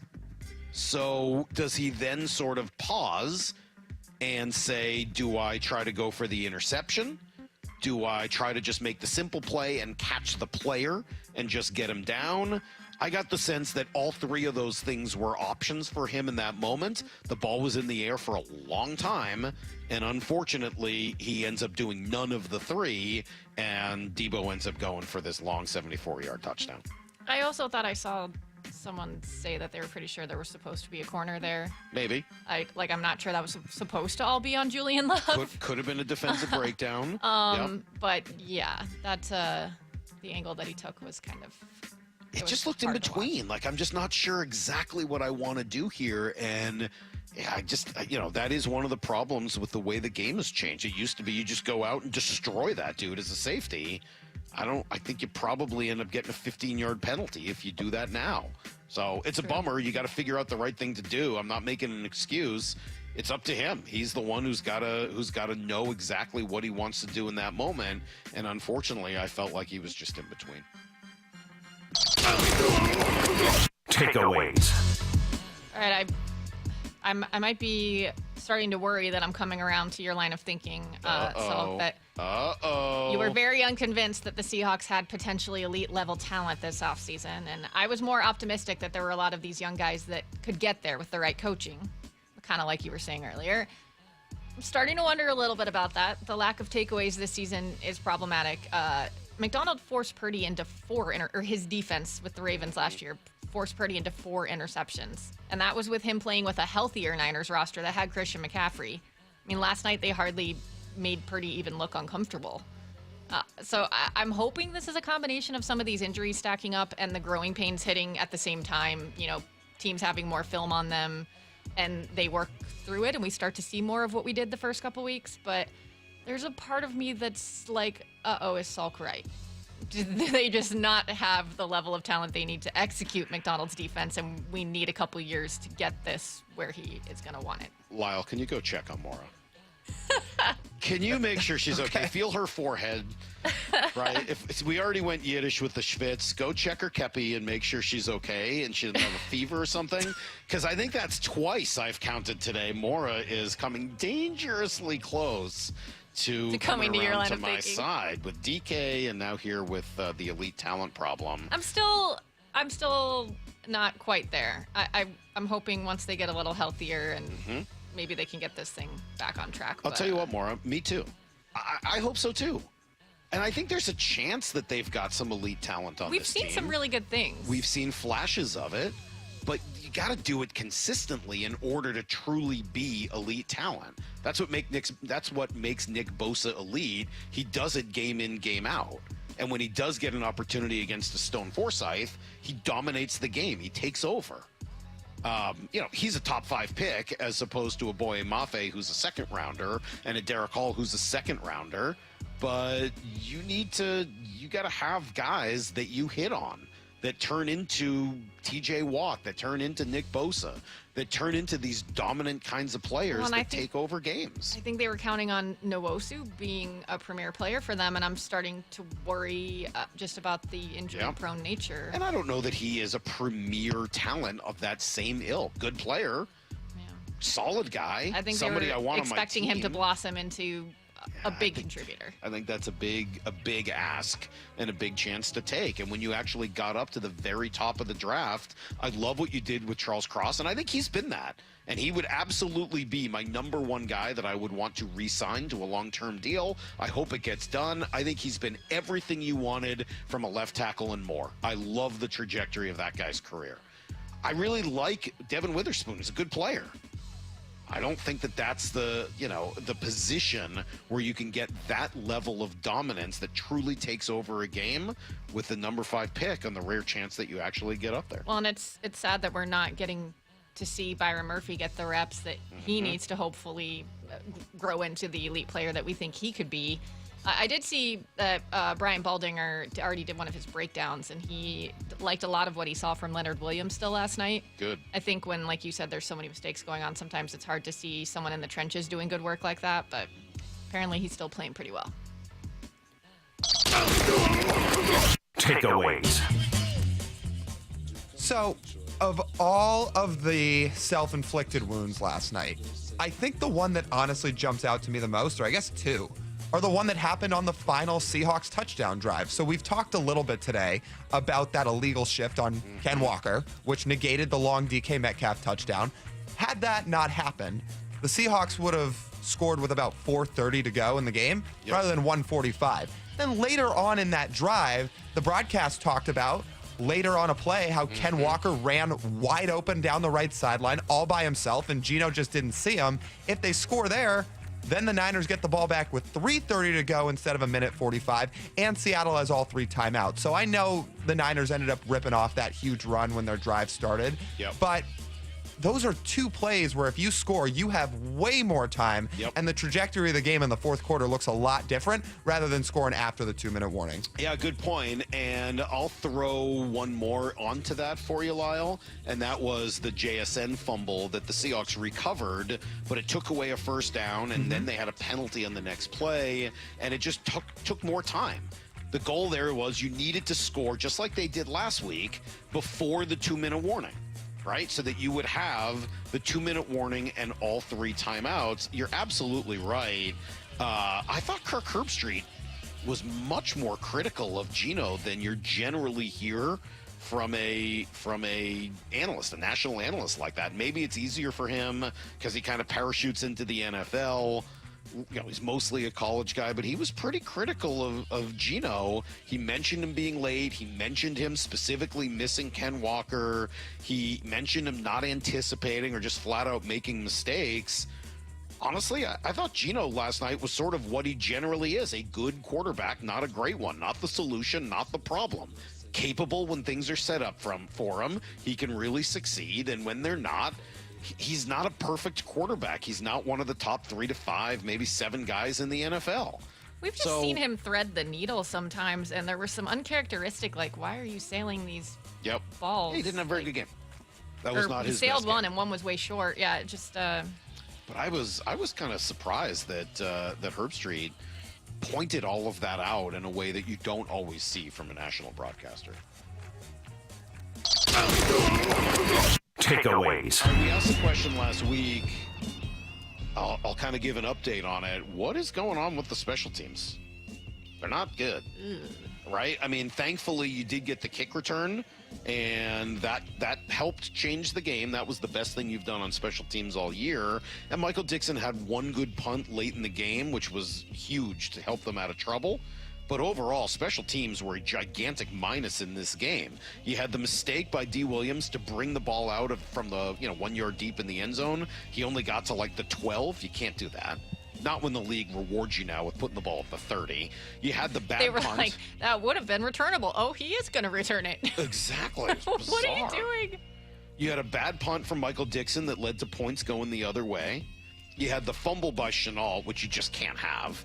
And that's now the second they've had, which has given the team the ball right inside field goal range. You had the near fumble, which was a bad call. That's a bad call.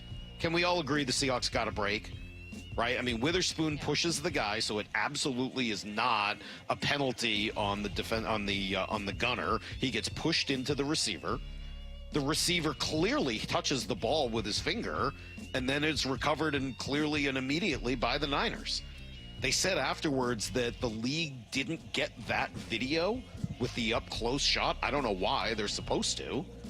And so the Seahawks caught an enormous break with what should have been a second special teams turnover in that game, in addition to the other problems that they'd had.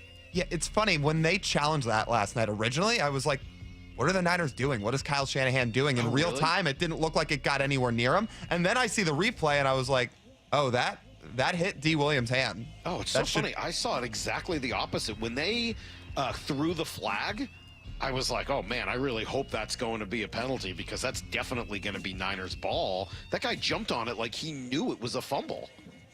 Yeah, I that's a miss by the officiating crew, and we'll remember it, right? I mean, sometimes they go against you. That one went for you, and unfortunately, you wasted that break, and you wasted the kickoff return for a touchdown, because other than that, your special teams were a disaster last night. Takeaways. We've already talked about this quite a bit this morning, but yeah, last night left me wondering if the honeymoon is over a little bit, as far as the fact that I was really impressed to start the season that we didn't see some of the frustrations bubbling over that we've seen from DK and Gino in the past. We, started to see a little bit of that yesterday, and I don't think Macdonald's lost the team or anything, but I am curious to see how they handle, these next few weeks, because I think those are some of your veteran leaders that other guys look to, and I think that they are going to have to convince players they're still on the right track and that they have the answers.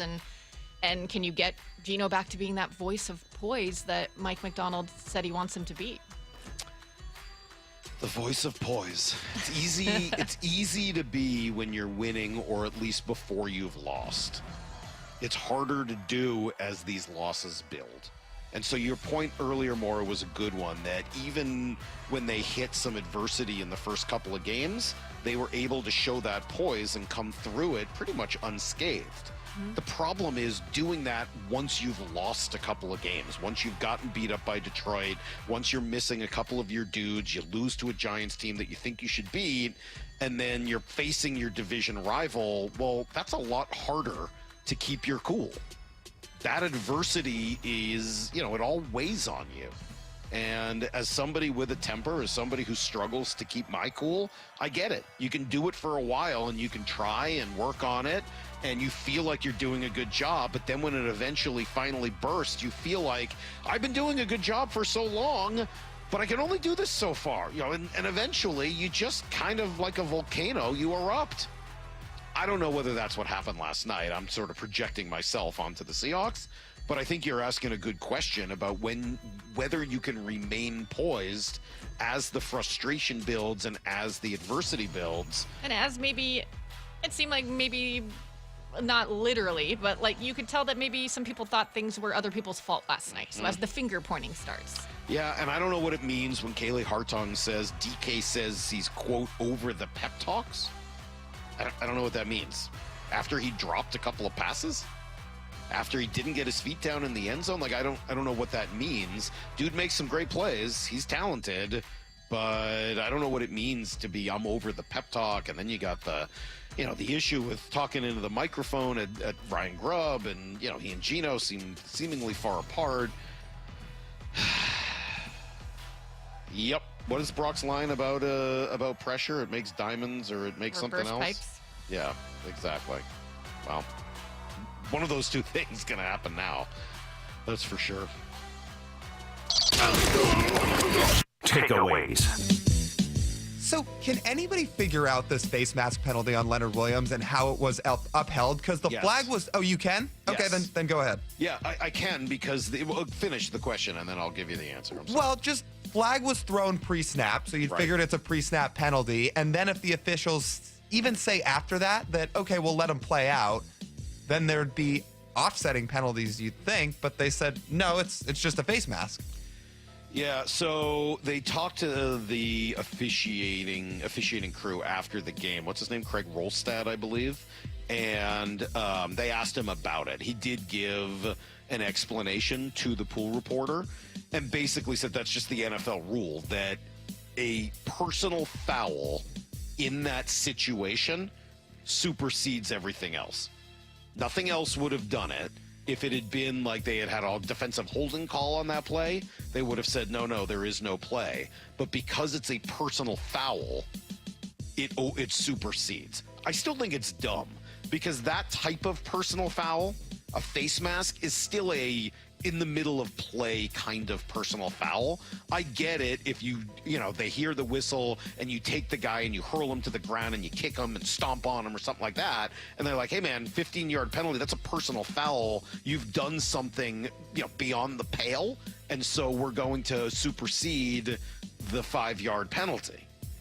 I think a face mask shouldn't necessarily be in that category, but it is. That's the way the law's written, or the rule is written up in the NFL. So that makes a little more sense, because, you don't want to have guys just going out and purposely injuring players after a play's blown dead. But it is weird the play just wasn't blown dead, period. Well, they were trying to. They were blowing the play dead. It was just so loud that the players kept playing, and during that, there was a face mask. I just think, to me, that's part of the game as opposed to the type of personal foul that rule is meant to be about. Okay. Yeah, I'm with you on that. That makes sense? Yeah. Does that help? I think so, yeah. All right. You can take it up with Craig Rolstad. I'll have to give him a call. I'm sure he'd like to talk to you about it. That is our set of takeaways for today. We'll set up that meeting for you, Lyle. Does Zoom work for you? You and Craig on Zoom?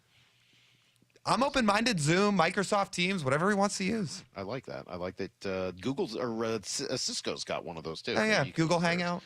Yeah, whatever it is, we'll get you guys together. All right, we got an hour to go. We got Mike Macdonald's going to join us here in a little over a half hour, and we'll talk about this game, what happened, and what it looks like moving forward. It's Brock and Salk, Seattle Sports on 710, SeattleSports.com. Takeaways. Simply Seattle, presenting sponsor of the Brock and Salk Show, is your one-stop shop for all things Seattle sports. Basketball season is starting soon. Celebrate your unwavering loyalty with their exclusive Sonics Twill jacket. Get ready for your next tailgate with exclusive new styles for both Seahawks and Huskies. Release the Kraken with unbeatable merch you won't find anywhere else. There's simply no better option. Use code Seattle Sports 15 for 15% off every order. Simply Seattle.com. What's one of the biggest issues you face when trying to hire a roofing contractor? Are they going to do what you hired them to do? On time, on budget? Hey, it's Bob Stelton here, and Asset Roofing knows in addition to putting a premier roofing system on your home, the most valuable things they can provide to you are communication and transparency. Those go a long way and hopefully are going to earn your business like it earned mine. Have them come out for a free inspection and find out how your roof is holding up before winter weather sets in. Whether you need a roof replacement or repair or just a roof cleaning, Asset Roofing is the best in the business. You'll get quality, reliability, and great service. Have the conversation and find out what Asset Roofing is all about. Ask about their metal roofs for a modern look and long-lasting protection. Go to AssetRoofingCo.com to find out more. That's AssetRoofingCo.com. With Asset Roofing, excellence is on the house. Certified work that's never in doubt. Asset Roofing, excellence is on the house. I don't want to dig up my yard if I don't have to. That's why I hired O'Neill Plumbing. They're Seattle's trenchless plumbing pros. All rooter, all trenchless, always professional. O'Neill Plumbing since 1917. Want to listen to Seattle sports on your smart speaker? Hey, smart speaker, play Seattle sports. This message is powered by the EQC Sportsbook at Emerald Queen Casino. Emerald Queen Casino, the entertainment capital of the Northwest. Prescriptions require an online consultation with a healthcare provider who will determine if appropriate. Restrictions apply. See website for details and important safety information. Subscription required. Price varies based on product and subscription plan. Hi, I'm Dr. Peter Stahl, board-certified urologist and senior vice president of men's sexual health at HIMSS. In my 12 years of practice as a reproductive urologist, I've helped many guys with ED, and it has never been more convenient to treat than it is right now, thanks to HIMSS. It really wasn't easy before. You had to take time out of your day, come to a physical office, and see a specialist like me in person. Now, through HIMSS.com, you can get world-class sexual health care and a full range of treatment options for ED through a 100% online process. It starts with a free assessment from a medical provider licensed in your state who can determine if ED treatment is right for you. If prescribed, your medication is shipped to you for free. So don't wait. Join the hundreds of thousands of guys who've gotten help for their ED through HIMSS. To start your free online visit and find ED treatment at up to 95% off brand name prices, go to hims.com/joy. That's hims.com/joy for your free online visit. It's football season and Vivid Seats is your ultimate destination for all the action on the gridiron. With a game-changing rewards program plus an amazing selection of tickets, Vivid Seats ensures that every fan can catch their favorite teams and players in action. Vivid Seats has you covered with deals that cater to every football enthusiast. And all tickets come back by a 100% buyer guarantee, giving you peace of mind with every purchase. Just visit vividseats.com or download the app today. Vivid Seats, the official ticketing partner of ESPN. Are you ready to build your company's dream team? Just like in sports, finding skilled players is essential for success. With Robert Half's winning combination of specialized recruiting professionals and award-winning AI, we'll help you find the MVPs and key role players who will have you hanging banners in the rafters. Because in business, it's all about having the experienced team on your side. At Robert Half, we know talent. Visit roberthalf.com today. This is the day of the big sale at your gift shop. Welcome in. So this isn't just a big day for your business. It's a big day for the network keeping it all connected. That is, if it can handle the pressure.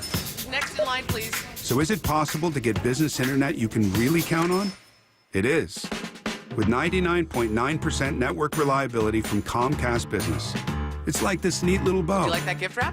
Really ties it all together. Reliable internet for your business. It's not just possible, it's happening. Comcast Business, powering possibilities. Switch to Comcast Business and get started with reliable internet and advanced security for $49.99 a month for 12 months with a 2-year agreement. Plus, ask how to get up to a $500 prepaid card with a qualifying internet package. Don't wait. Call or go online to switch today. Offer ends 10/13/24. Restrictions apply. New customers only with 150 megabit per second internet. Eco bill and auto pay required. Equipment, taxes, and fees extra. After 12 months, regular rates apply. Let's go! This is Seattle Sports. Streaming through the Seattle Sports app. KIRO AM Seattle. KIRO FM HD2 Tacoma. Home of the Seahawks, Mariners, and everything Seattle sports.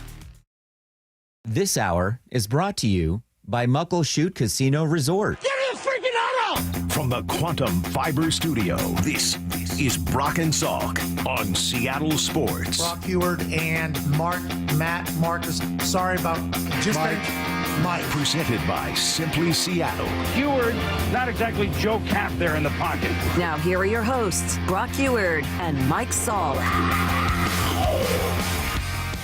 We're about 30 minutes away from Coach Macdonald stepping in for the second time this week. We'll see how that is today. And, you know, I'm sure he's going to be a little frustrated, as he should be. His team, unfortunately, just didn't have it last night.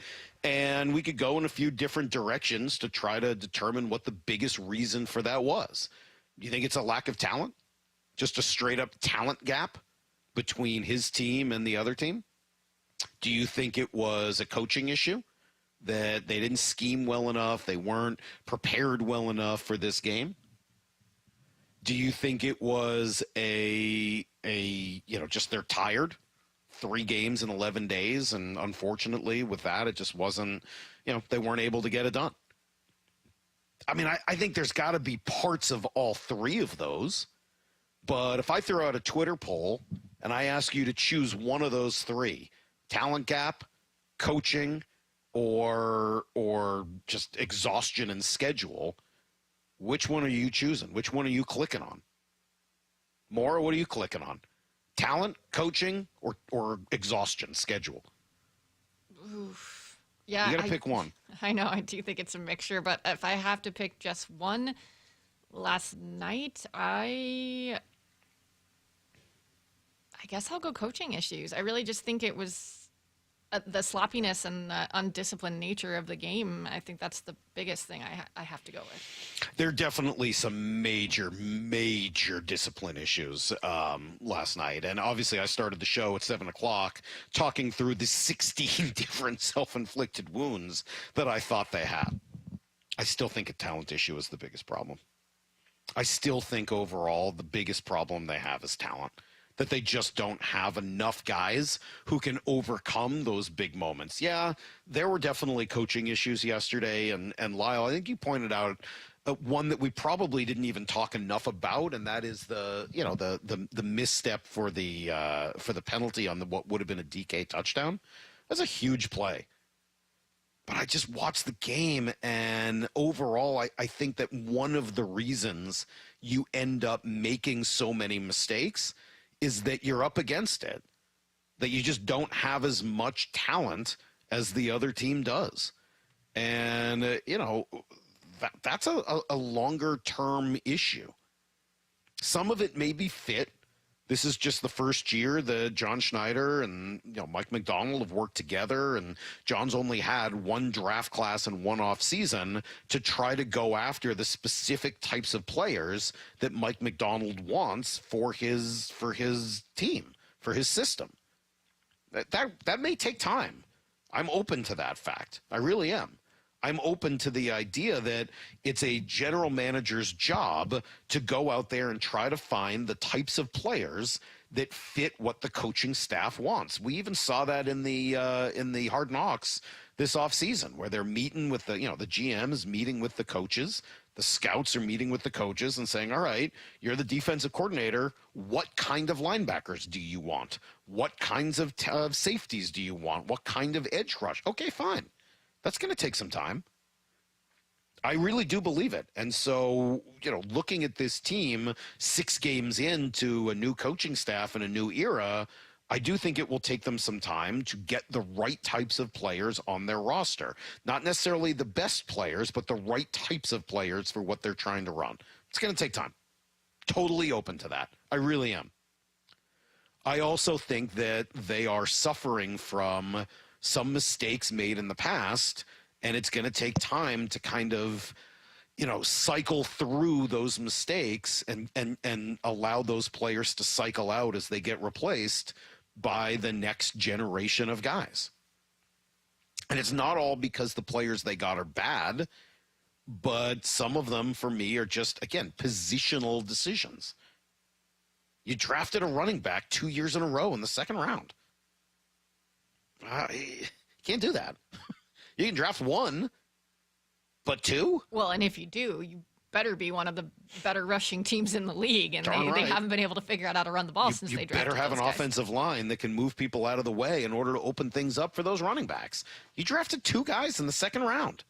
Which one of them you've seemingly got very right in Ken Walker, Sure. and one book's kind of out on him. And it's not even that one is right, one is wrong, or any of that. Couldn't you, once you had Ken Walker, couldn't you have at least gotten that same level of something from a guy later in the draft? Yes. Or a cheaper guy in free agency? Yes. Why are you if you're going to draft a wide receiver in the first round, as they did with Jackson Smith and Jigba, he's got to be a guy who can take over games. There's so much talent at the wide receiver position out there. And you can tell me, Mike, you can't trade DK Metcalf because then who is your wide receiver that dictates coverage? I don't know, but you drafted a wide receiver in the first round. You can't be beholden to the fact that he's not a coverage-dictated wide receiver. You should have drafted one when you decided to take a wide receiver that high in the draft. By the way, not something I do. You drafted Devin Witherspoon with a top 5 pick. Really good player. Not a position that is going to help you, I think, dominate games the way some others are. So, why do you have a gap in talent? Yeah, with San Francisco, they've got a whole bunch of top 5 picks, and they've made those things count. But when they've gotten them, other than the Trey Lance disaster, they've taken guys who play on the edge, who play tackle, who do things that are going to help their team win. And they've got, then they've hit later in drafts. They hit on Debo. They hit on Ayuk. They've hit on Jennings. Obviously, they traded for McCaffrey. They hit on Hufanga. They hit on Charvarius Ward. Like, they've hit on so many guys that have become difference-making talent. And, you've done a little of that. Of course, this is not like a black and white situation.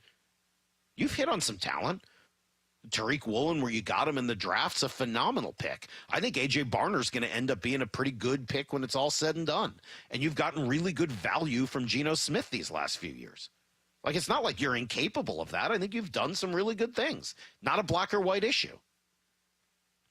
But you're not doing enough of that to offset some of the problems where the truly elite talent is generally found at the top of the draft in those first couple rounds. So why are we here? Why are we having this conversation? Why have you lost 3 straight? It's a combination of all of those things. They are tired. The schedule was rotten. The coaching has not been as good as it needed to be. The discipline was clearly problematic last night. I'm with you, Maura. Totally. But I think you're behind the 8 ball right off the bat just because of a talent gap.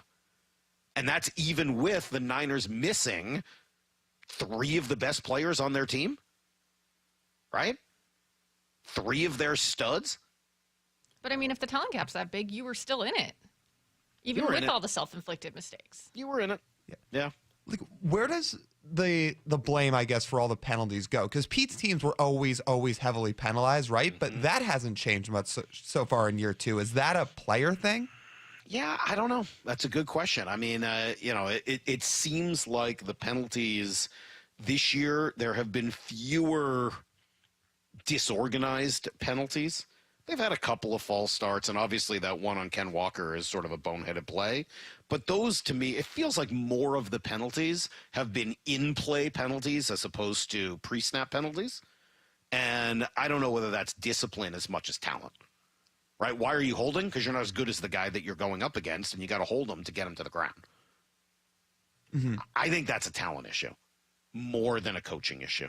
And again, I think some of that will change over time as these two guys work with each other and have longer period of time to put things together. It took Pete and John a while to get their roster to the point of where they had the right kind of guys for their system. Not going to happen right away. But you're also paying some of the price for, I think, some of the mistakes that have been made, just philosophy-wise, not necessarily pick-wise, but philosophically, here over the course of the last few years. We'll talk to the coach coming up in 20. We'll give you everything you need to know next. It's Brock and Salk, Seattle Sports on 710. Seattle Sports, your home for Bump and Stacy. Seahawks wide receiver Tyler Lockett. We just got to make sure that we stick together. Just make sure that we can continue to build each other up. And we know that each other can do the job. That's why we believe and trust that each person out there can be able to help us win games. I think sometimes we just got to be able to focus on one play at a time and not being able to focus on the entire drive, but just being able to focus on that first down and then the second down and then the third down. And then eventually we'll start getting things moving. On Seattle Sports and 97.3 FM HD2. Xfinity here. How can we help? Hi. My daughter invited her entire class to her birthday party. Can my Wi-Fi handle it? Oh, well, at Xfinity, our latest gateways have tri-band Wi-Fi technology, letting you connect hundreds of devices at once. No way. So if all the kids are watching stuff on their phones, well, their parents are sharing videos online. Yep. Go ahead and watch videos. They can all do their thing and party their way. No problem. Oh, we are gonna need a bigger cake. Now through October 21st, get 150 megabit Xfinity internet for just $19.99 a month for 12 months with a 1-year contract. Go to Xfinity.com, call 1-800-XFINITY, or visit a store today. Xfinity, bring on the good stuff. Restrictions apply.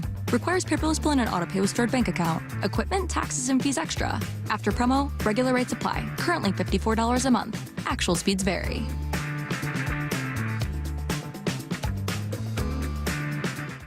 If you haven't heard yet, Toyota's Camry called an audible with the brand new hybrid 2025 Camry. And at Toyota of Kirkland, they're excited to put it in play. Backed by the lifetime powertrain warranty, the incredible team at Toyota of Kirkland will set up your test drive so you can take home that 2025 hybrid Camry the same day. Come check it out at the amazing showroom at Toyota of Kirkland or visit online at toyotaofkirkland.com. At the UPS Store, we know being a small business owner means holiday time is still go time. Still get those orders shipped time. And still re-up on stamps and supplies time. That's why this upcoming holiday, while others close up shop, we'll be open. And happy to help you keep being unstoppable. Come into your local store today. Most locations are independently owned. Product, services, pricing, and hours of operation may vary. See Center for details. The UPS Store. Be unstoppable. Everywhere you look, things are getting more expensive. So at Consumer Cellular, we're lowering the price for those 50 and up. Now you can get unlimited talk, text, and data for $30 a line when you buy 2. That's just $60 a month for 2 unlimited lines. So if you're 50 and up, make the switch and save. Come on, you've earned this. Call 1-888-FREEDOM or visit consumercellular.com today. Requires 2 lines of service, age validation, and credit approval, subject to system and area limits, taxes, and other fees apply. This is the story of a very special woman. Just a few knew about her superpowers. In a matter of seconds, she turned herself into a great mathematician. She masqueraded as a regular person at work, but as a superhero at home. Everyone knows her as Gabriella. I still call her Mom. Your hero needs you now, and AARP is here to help. Find the care guides you need to help, complete with tips and resources at aarp.org/caregiving. Brought to you by AARP and the Ad Council. Is this house a good price compared to others in the area? Are prices going up or down? If I don't make an offer right this very moment, will I miss my chance? These are just some of the questions a home buyer might ask. And these are the sorts of questions an agent who is a realtor can help answer. Because realtors have the expertise, data, and access to specialty training to help you navigate the process of buying a home. They provide support, guidance, and have your back every step of the way. That's what realtors do, because that's who we are. Realtors are members of the National Association of Realtors. The Mike Macdonald Show. The first word from the head coach after every Seahawks game. We want to play a certain way, and you're just going to chisel away at it every day. Presented by Emerald Queen Casino. Free consultations, no fee guarantees, 5-star reviews. JP Pendergast with Pendergast Law explains the importance of going beyond these familiar offerings. Accident victims want an attorney, Tom, that satisfies their needs. Someone who handles those needs with the highest degree of care.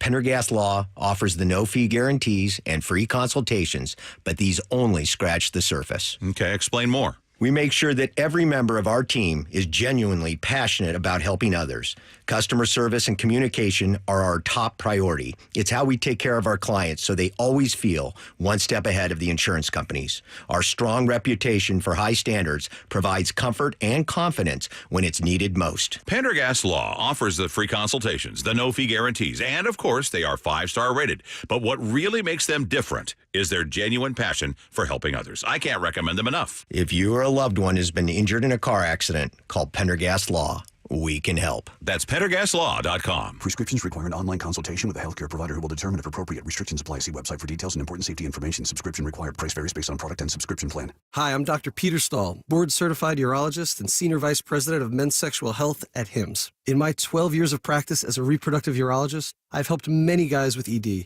and it has never been more convenient to treat than it is right now, thanks to HIMSS. It really wasn't easy before. You had to take time out of your day, come to a physical office, and see a specialist like me in person. Now, through HIMSS.com, you can get world-class sexual health care and a full range of treatment options for ED through a 100% online process. It starts with a free assessment from a medical provider licensed in your state who can determine if ED treatment is right for you. If prescribed, your medication is shipped to you for free. So don't wait. Join the hundreds of thousands of guys who've gotten help for their ED through HIMSS. To start your free online visit and find ED treatment at up to 95% off brand name prices, go to hims.com/radio. That's hims.com/radio for your free online visit. Need to know. Brought to you by Ben's Plumbing, Heating, and Air. 15 minutes past every hour with Brock and Salk. Here's what you need to know. up first. Yeah, I sure didn't see this coming 2 weeks ago as the Seahawks were riding high. They'd won 3 straight games to start off the Mike Macdonald era, and now all of a sudden you've lost 3 straight as well. Whooped at home last night by a limping Niners team, physically outmanned, ugly, a couple of picks, a fumble, 200-plus yards given up on the ground. And again, while it got close in the fourth quarter, it did. Watching the game, it felt like the Seahawks were the inferior team throughout, and if the refs hadn't messed up a play, I think it looks even worse for them for the second straight week. Mike Macdonald certainly, worried after losing his 3rd straight game. Well, yeah, of course you're going to be upset and worried about losing 3 straight, of course. But we are 3-3, and we are 6 weeks in, so we started fast. We've obviously not played good football in the last 3 games, and onward we go. So the mentality always has to be, hey, let's move forward, let's attack this thing, and let's fight like hell to make it right. That's the message to the guys, and that's what I hate to be like, there's no novel idea, but that's just got to be the mentality.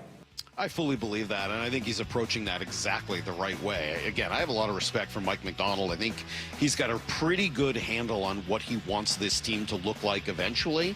And right now, obviously, it doesn't look that way. They've got a lot to do. They're going to have to get better. What they've put on tape here the last 3 weeks, not going to get it done. Gino Smith, the quarterback, yeah, he's a part of it, and he knows that's kind of where they're at. Here's the second thing you need to know.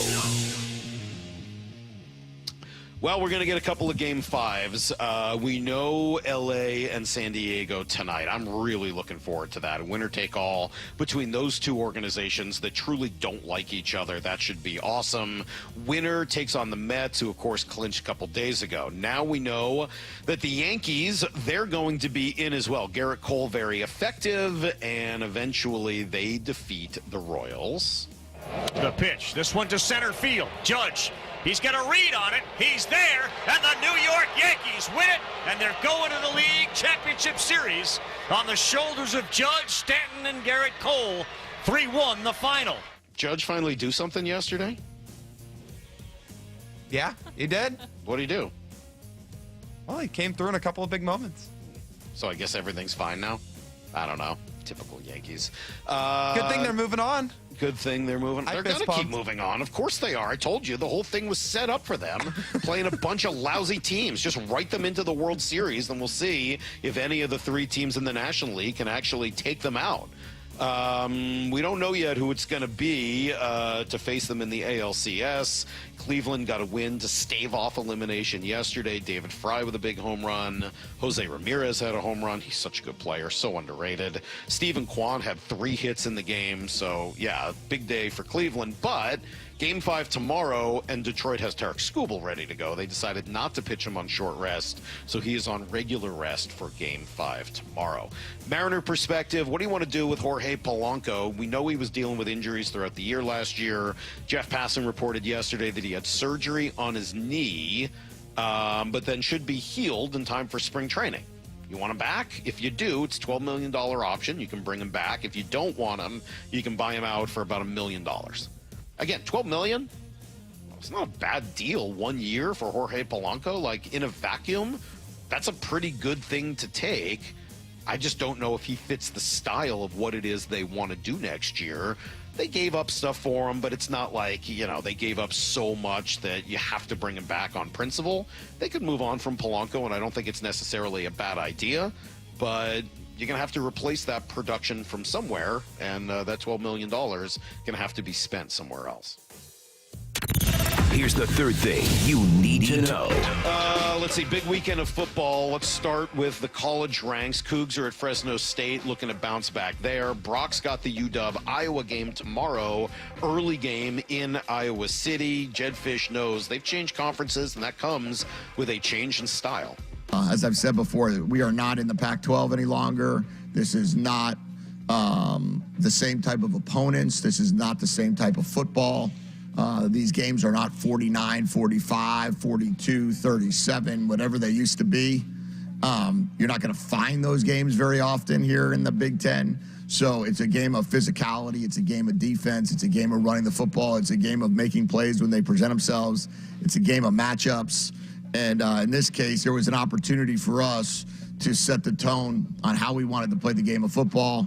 And we thought Voy would be a great guy to help create that identity for us. Yeah, he's talking more specifically at the end there about the Michigan game, but I think it's a completely relevant conversation heading into Iowa, right? A Big Ten team, been there forever, specifically designed that way. A coach who's been there for a generation, who knows exactly what he wants every single year.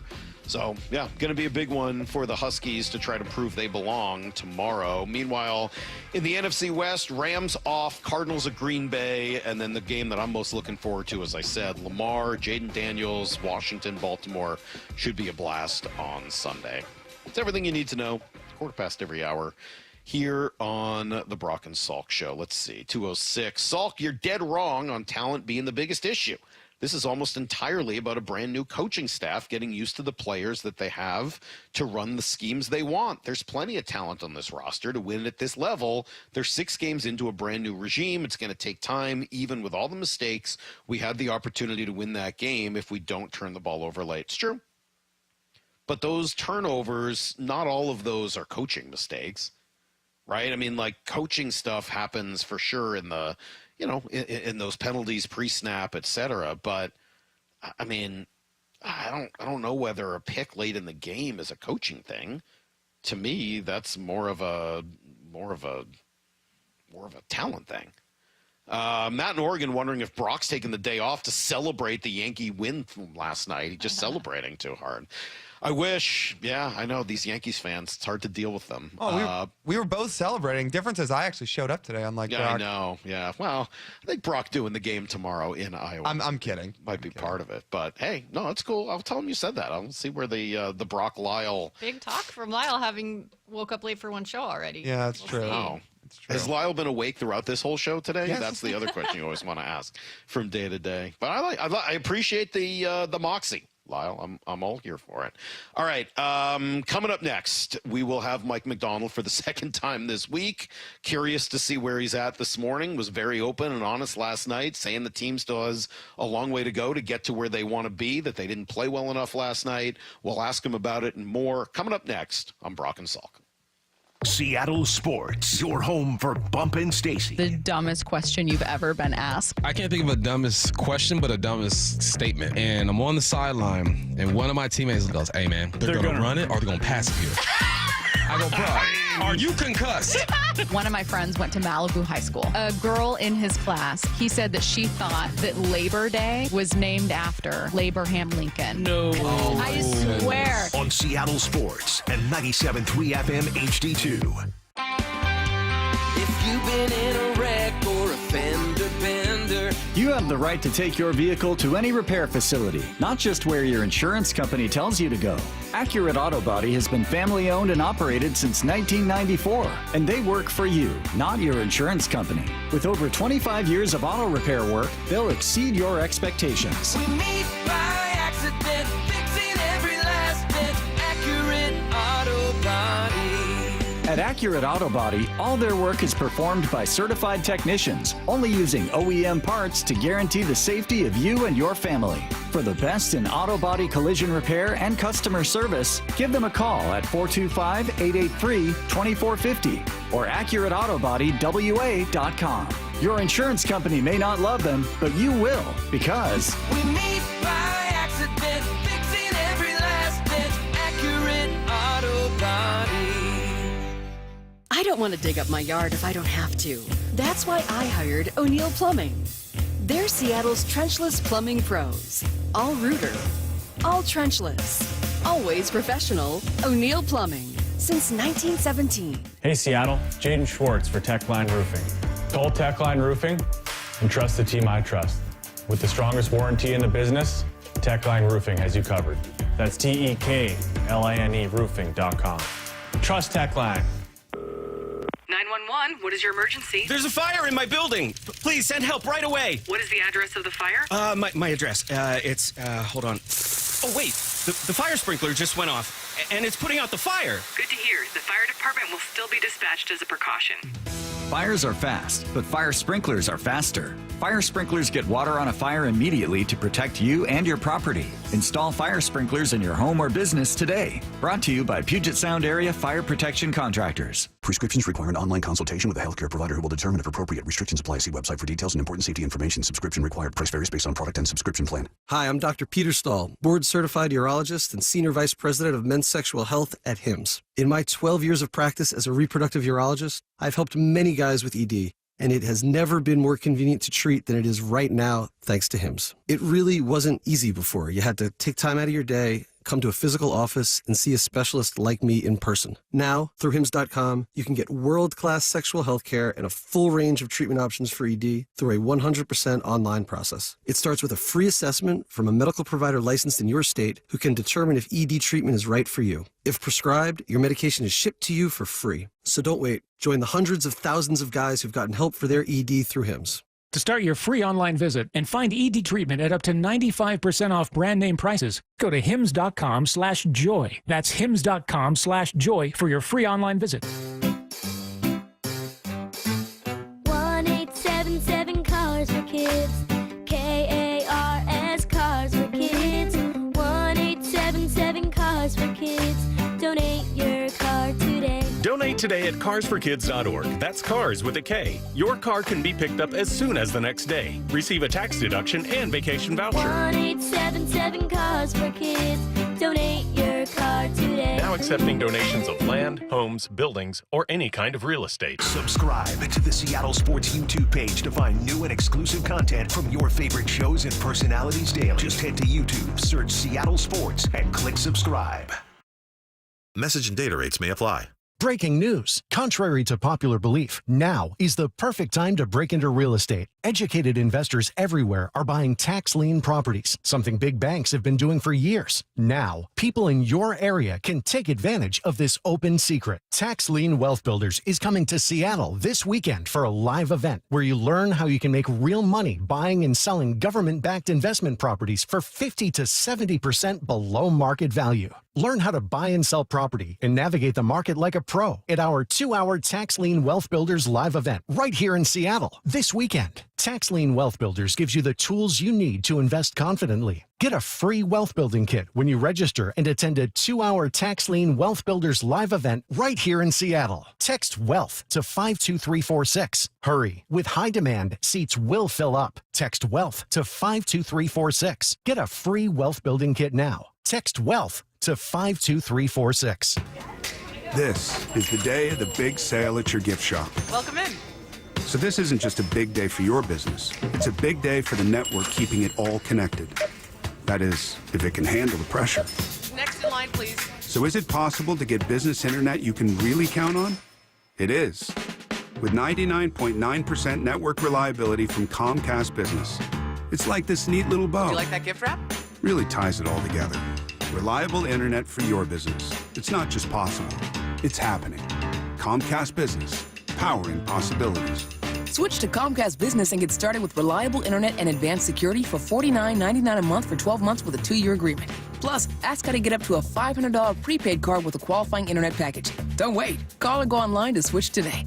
Offer ends 10/13/24.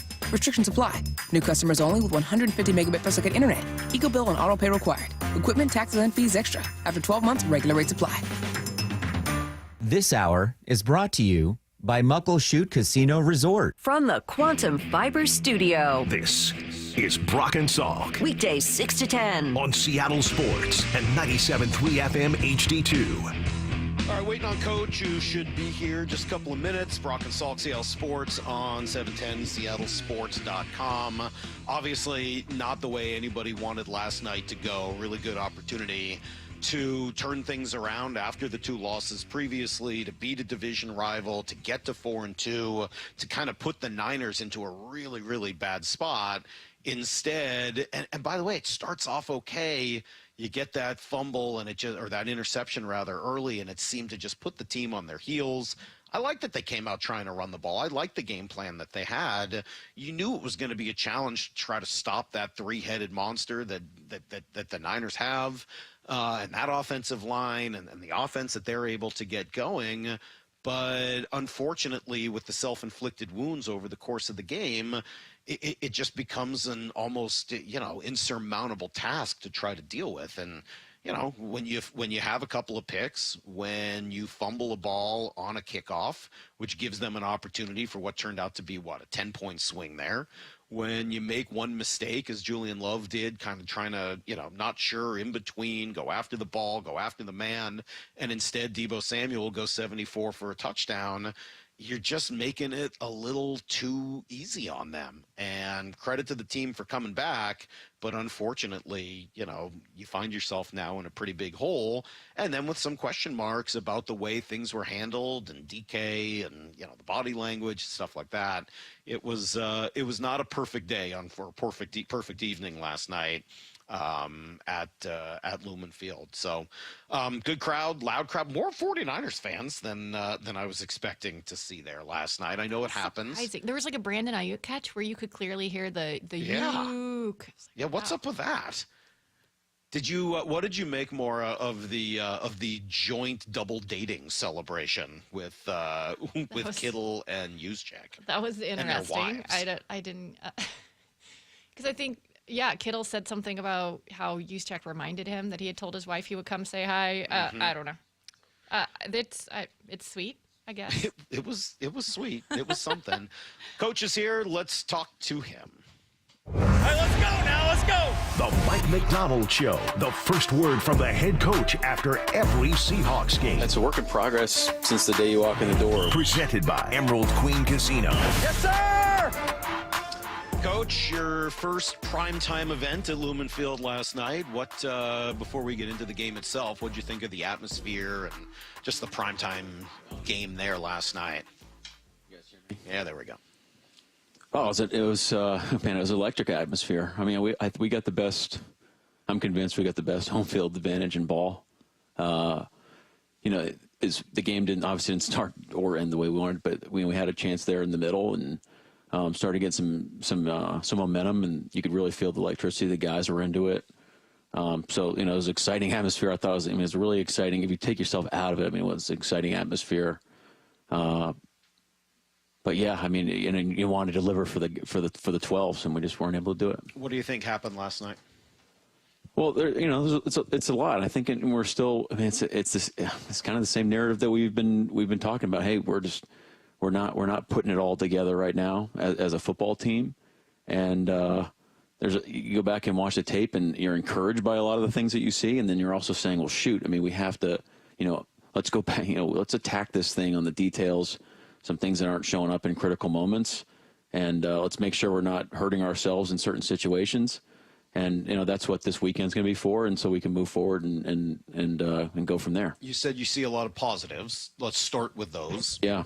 What are they? What are you doing well? Well, I thought the guys played really, really hard, and so if we're out there and we're not playing to the level of effort, then that's not good. And so I think the guys, they're fighting. The competitiveness, the spirit, the passion, the physicality, I think that's all there on tape. Things we're certainly chasing on both sides of the ball in terms of how we want to finish plays. And, obviously goes to tackling. We're missing too many tackles right now. And so, but the effort is there. And the competitiveness is there. So we definitely have areas that we can build on for sure. And so we got to make sure we bring that every week. So if the effort's there, which is great, competitiveness is there. Yep. What is it that is leading to not being able to finish plays? Is that scheme? Is it communication? Is it I think discipline? If you put it on one thing right now, I don't know if it's just one thing. So I think it's all the things. And that's going to be the mentality of how we want to move forward. So, we haven't met as a staff yet this morning. We're going to meet thoroughly through it for the next, day or two and really try to get to the bottom of, hey, what are the things that we want to focus on, to move this thing forward and to make sure we're all on the same page. How do you handle the self-inflicted wounds? Not the, two guys go up against each other and one guy wins, but mistakes that get made, fumbles, interceptions, those types of things. Well, I mean, there's different levels of certain mistakes for sure. I mean, you're never going to play a perfect game, and so in those moments, you want to keep your poise. And right now, when we make mistakes, like big mistakes, like the takeaways, the explosive plays, you're not able to really kind of like live, to fight another day. It's a touchdown, or the other team has the ball, and those are the things that really hurt throughout the course of a game. When you make other mistakes, like, hey, we got to be able to get it down so we can go play again. There's going to be things that happen throughout a game where, don't go your way. So we got to keep our poise, man, keep our heads up, stick together. And for the most part, we're doing a great job of that. And that would be my, message to the team too is, and we talked about throughout the week, hey, let's stick together, keep playing just keep playing, man, keep fighting. And we're doing that on the whole. It's just that the mistakes right now are too costly, to win. Was there one of those last night that stood out? Which one of the mistakes that stood out last night? Takeaways on special teams and on offense is not going to cut it. We didn't take the ball away on defense, so you're -3 on the day, which is really hard to win, especially against a really good team. And if you miss the tackle once the ball gets 8 yards down the field, and those turn into explosive runs, then, if you can't get the guy on the ground, then that's going to be something you can't recover from on that drive. On that Julian Love one that leads to the Debo touchdown. Yep. Just watching on the, just my copy, it looks like he's almost in between. Is that one where he's got to make a decision between blowing the receiver up or going for the ball? Is he in between there? Yeah, it's there's a timing mechanism to it. If you're breaking on the ball, hey, do I need to go for the ball here? Am I in a position where I'm in phase of the receiver so I can make a play on the football, or do I just need to get the guy on the ground and let's go? And Julian Love, I mean, we got all the trust in the world with him. I mean, he's a phenomenal player. He's playing really good football for us. And I think if you were to ask him now, would he made a different decision? I haven't talked to him specifically, but I'm sure he would have said, I probably just need to get him on the ground. I always wonder how much the rules changes in the last few years affect plays like that, where the ball's in the air for a while and a receiver is quote unquote defenseless.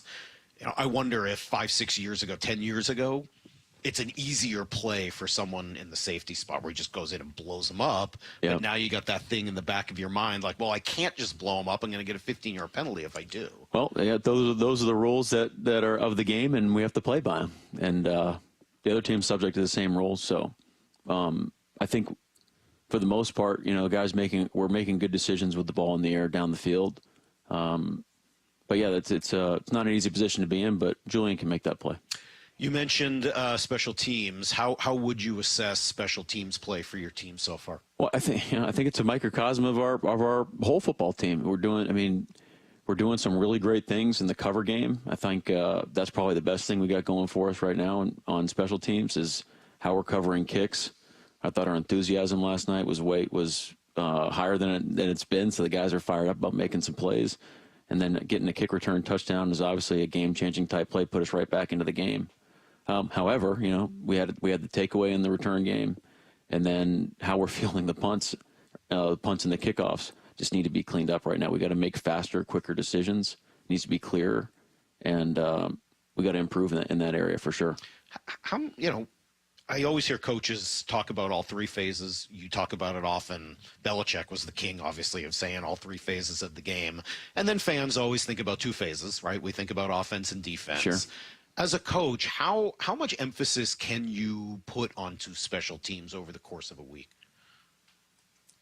You put a ton of emphasis on it. I mean, it's a third of the game. So you talk about any of our team meetings, what we're talking about, it's a third of the things that we show, and you try to be efficient in front of the team. So I mean, that's our philosophy on how much tape we're showing to the guys when everybody's in the same room.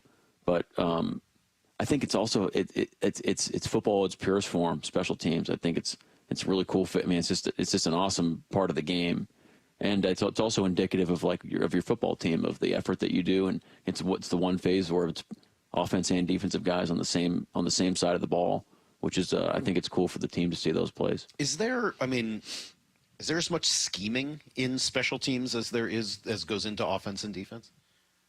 Well, each play is just higher leverage. It's like first, second, and third down all into one. Every time you're, it's either fourth down, or it's in the kick return game. So it's like, hey, you get one shot at this thing in this particular place. There's a lot going on, but it's very much similar to offense and defense. Some teams believe in, hey, scheme simplicity. We're going to out-execute it, outplay you, and then some teams believe in some more, stuff that they can throw at you. They have to prepare for, and they're trying to little game plan a little bit more. So it is reflective of both sides. Which of those would you put your team into? Which category? We're probably more. If you put it right down the middle, we're probably more on the left of like scheme simplicity, try to out-execute, outplay you. But we're probably closer to the middle. For your offense, how did you think Gino played yesterday? I think Gino did a lot of good things. There's a couple throws he missed that he normally makes. The interceptions are it's a team interception, so the timing of the throw, the timing of the route, where the protection's going, are we on our proper landmark? Ultimately Gino's the guy pulling the trigger, so as a leader and as our quarterback, he's going to say, hey, those are on me. But as a team, we have to be sharper, and I think that's indicative of having a 2-interception game. There's been a lot of talk about that second interception, the one where he's trying to hit DK down the field. Is that one where, can you describe what happens there? Is he supposed to keep coming across? He kind of looks like he starts going north-south before the ball gets there. It's a team pick. It's a team pick. And so we're just not sharp enough, and it's really that simple. Again, it's indicative of where we're at as a football team. For a person out there who's only played high school football, right, where a wide receiver is told, you're running this route on this play, right? Yeah. You're going to run a post. You're going to run an out route. You're going to run a button hook, whatever. How much of that truly exists in the NFL versus on that play, for instance, he might have 3 or 4 different options or choices or things that he would do throughout? Yeah, I wouldn't put it up to 4. It's you're always going to be playing off of leverages, and whether it's man or zone, and where the holes are in the zone, and what scheme you're kind of operating in that world, and what the route's telling you to do. But yeah, there's everywhere from, hey, you can do one of 3 things, or you're running this line, to your point. But yeah, that's the flexibility that's in the league throughout. So just on a play where a wide receiver has multiple options of things that they might run, how does a wide receiver and a quarterback know that they're doing the same thing? Well, yeah, they both have to read the same thing the same way. Yeah, these are routes and things that we've practiced, and that's how you do it. Just go out there and just. It's certain versus certain looks and timing and things like that. So that's why you practice. That's why you meet. That's why you have scheme, that flows from week to week, where you're not reinventing things. So, yeah. On the running game, it looked like, after a conversation last week, that you guys certainly made a commitment to the running game. How do you think that went? Well, it's still, I think we took a step in the right direction in terms of commitment to it. Some of the runs in the second half started to hit a little bit more. I know we only ended up with so many yards on like 20 carries, like, 50 or 60 yards. But when we have those opportunities, we got to take more advantage of it. There's opportunities for us in the run game that's going to show up on tape, and we're going to get it going. We're going to get the run game. Our players are too good. We have too many good schemes. They'll see it. We're gonna make it right. Just our guys are too good of players to not make this thing come alive. What makes you say that? I don't disagree, but what is it that they're great at in the running game? Is that your line? Is it your backs? What is it that? Well, I'll start with. We got our 2 backs are dynamite. I think our tight ends can block at the point of attack. I think our offensive line can move people when we target it right. And then we have the scheme to make sure that we're not just running it versus 17,000 guys that are lined in the C gap. So you have the ability to get into good looks, and all the mechanisms are there, and we just got to stick to it. It's a function of dedication and making sure we're on our details and finding the right schemes for us. And defensively getting stops early in the game, so we feel like we can stay committed to it. So it's like I talked about last night. It's a team stat too. I mean, everybody's involved in this thing. Just because you happen to mention the tight ends, it seems like every game I notice A.J. Barner doing something positive. What have you seen from him in the early part of his career? The thing that I love about AJ's game is how he finishes and how he strains. He really shows up on tape about he's a guy that tries to finish in a dominant position and moving forward. And those are the guys we can go to battle with. And he's going to be a heck of a pro. He's off to a great start. He's got to be smarter on the perimeter with the holding call and how he handles some of those perimeter blocks. But he throws it in there. He's competing his tail off. So he's a guy that we can build around. It seems like such a tough play where you're just, I mean, any referee can see you very well. There's nobody around you to try to mask anything you might be doing. Yeah, well, so your hand's got to be right, and when he's outside the framework of your body, you can't be holding on. Yeah. How do you improve turnover differential from a coaching standpoint? What levers can you push and pull to try to help with turnover differential? Well, we have to practice it more frequently. We have to practice it better and hold the guys accountable when we're not doing it the way we want to do it. And so we're not doing that right now. And what does that mean? Practice turnover different. How do you practice that? Well, we can chart attempts. We can spend more time specifically on takeaway drills, and that there's give and take. So that's less reps and more team drills. But and obviously we need to spend more emphasis on it, more time meeting about it. And then when we do give the ball away, holding guys accountable, and be willing to make some decisions on that run. So it's kind of like everything else. Like everything's kind of on the table right now.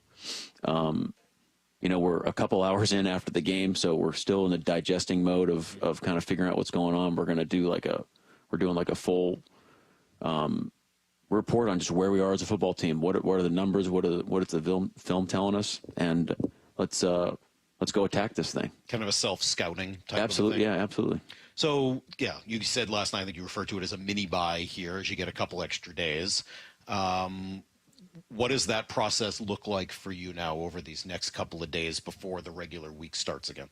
Well, we're going to go to work today and really come up with a plan of attack for the next 2 days, and then on Monday with the players, and we'll just kind of give them where we're at, give them the update, tell them the truth, and we'll tell the whole team at the same time to show the players want to know, hey, why are we falling short right now? Sure. And so, at your position, you kind of have an idea, but as a football team, you want some clarity on that front. And then what's the plan of attack here over the next, how are we going to go make it right throughout the course of the week? So that's what we're focused on. So to hear you and make sure I understand what you're saying, what you want to be able to do on Monday is come in and say, here's what's been going wrong, and then here's what we're going to try to do to fix it. Yeah, sure. Yep. So how challenging has it been to play 3 games in 11 days? And I know, you don't want to make an excuse out of it, but that seems like a lot.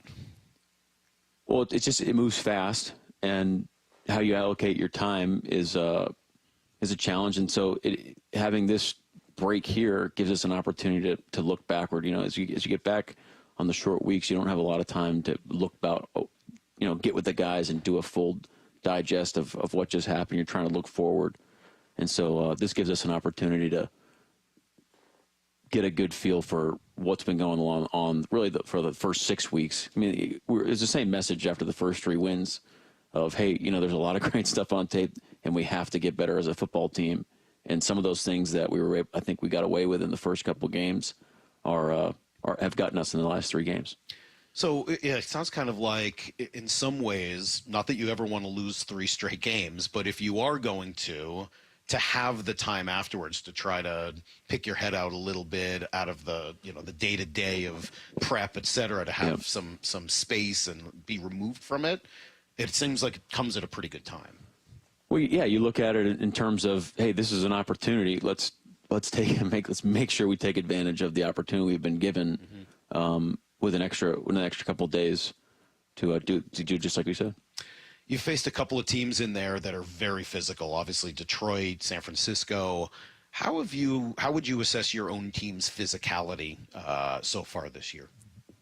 Well, we want to be a team that when people play us, say that we're a physical football team, and that's going to be our identity. That's who we're going to be. I thought I thought the effort and the physicality up front last night from especially our defensive line was. I know people are gonna be like, well, you gave up a ton of yards running. It's like we did, but these guys are playing really well up front on a whole. So this is something we're going to chase. I mean, and we're going to be a physical football team. Like, there's no doubt about it in my mind. And teams are going to know that what the Seahawks are about when they play us. Yeah, so you said that last week too, and Brock went back, and I'm sorry he's not here today to talk through it himself. He's got UW and Iowa tomorrow, so he's got coaches meetings right now. Otherwise, Gotcha. he would be here. I'll apologize on his behalf. But if he were here, I think he would say, yeah, you know what? I went back, looked at some of the film, and saw exactly the same thing, that the defensive line was staying square and really was doing a lot of the things that you mention. So, you know, what then becomes the messaging on stopping the run if you've got the front, which, again, layperson like myself says that's where you would try to stop the run is with your defensive line. What comes next? Yeah, well, process? it's not just like, you don't stop the run with just 4 or 5 guys. It's all 11. There's primary fits, there's forces, there's secondary force, there's post. I mean, there's a lot of things where it has to be right. And right now, when I think what you see on tape is too high. I mean, there's high variance. So it's either we're playing it really, really well or it's an explosive. And there's way too many. I think probably lead the league in explosive runs, especially after last night because we played the extra game. But what leads to explosive runs? Missed tackles and not taking proper angles. And this is something that we stress every day. We practice it. I feel like we practice the right way. So this is something that we're gonna go to work towards. Yeah. All right. Well, Coach, certainly appreciate it. Twice this week. Thanks for coming by. You get a full week off of us next week, which I'm sure will be the best part of your mini bye, and then we'll regroup together after Atlanta. Appreciate you coming in this morning, and we'll talk then. Okay. Thanks, Mike. All right. There you go. There goes the coach. That'll do it for us today as well. Stick around for Bump and Stacy, who are coming up next. And until Monday, the hay is in the barn. See you, everybody. Get to the chopper!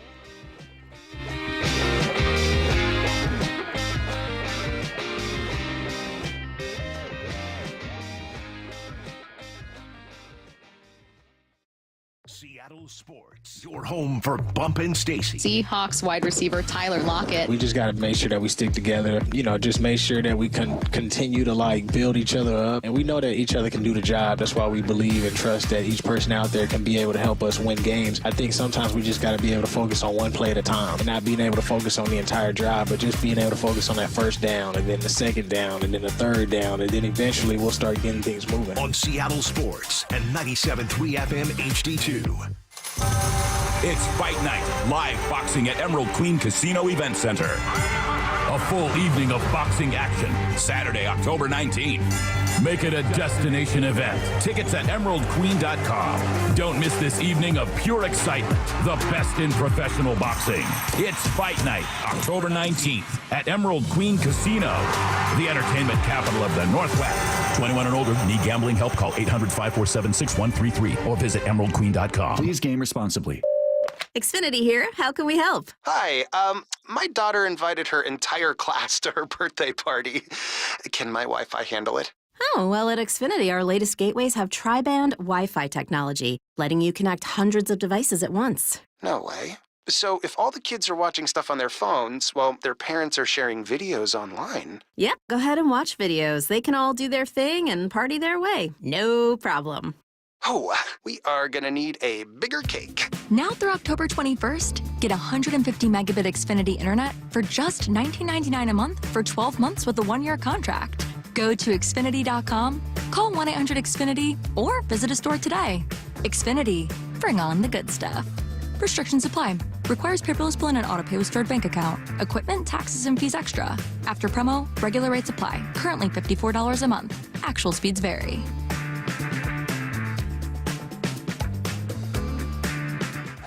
It is a celebration of true professional wrestling. AEW Wrestle Dream! And on Saturday, October 12th, it returns to the Pacific Northwest as AEW Wrestle Dream comes to Tacoma, Washington. The best professional wrestling this world has ever seen, bro. Be there live as one of the biggest pay-per-view events of the year lights up the Tacoma Dome. AEW presents Wrestle Dream, live Saturday, October 12th. Tickets on sale now at AEWTIX.com. Prescriptions require an online consultation with a healthcare provider who will determine if appropriate. Restrictions apply. See website for details and important safety information. Subscription required. Price varies based on product and subscription plan. Hi, I'm Dr. Peter Stahl, board-certified urologist and senior vice president of men's sexual health at HIMSS. In my 12 years of practice as a reproductive urologist, I've helped many guys with ED, and it has never been more convenient to treat than it is right now, thanks to HIMSS. It really wasn't easy before. You had to take time out of your day, come to a physical office, and see a specialist like me in person. Now, through HIMSS.com, you can get world-class sexual health care and a full range of treatment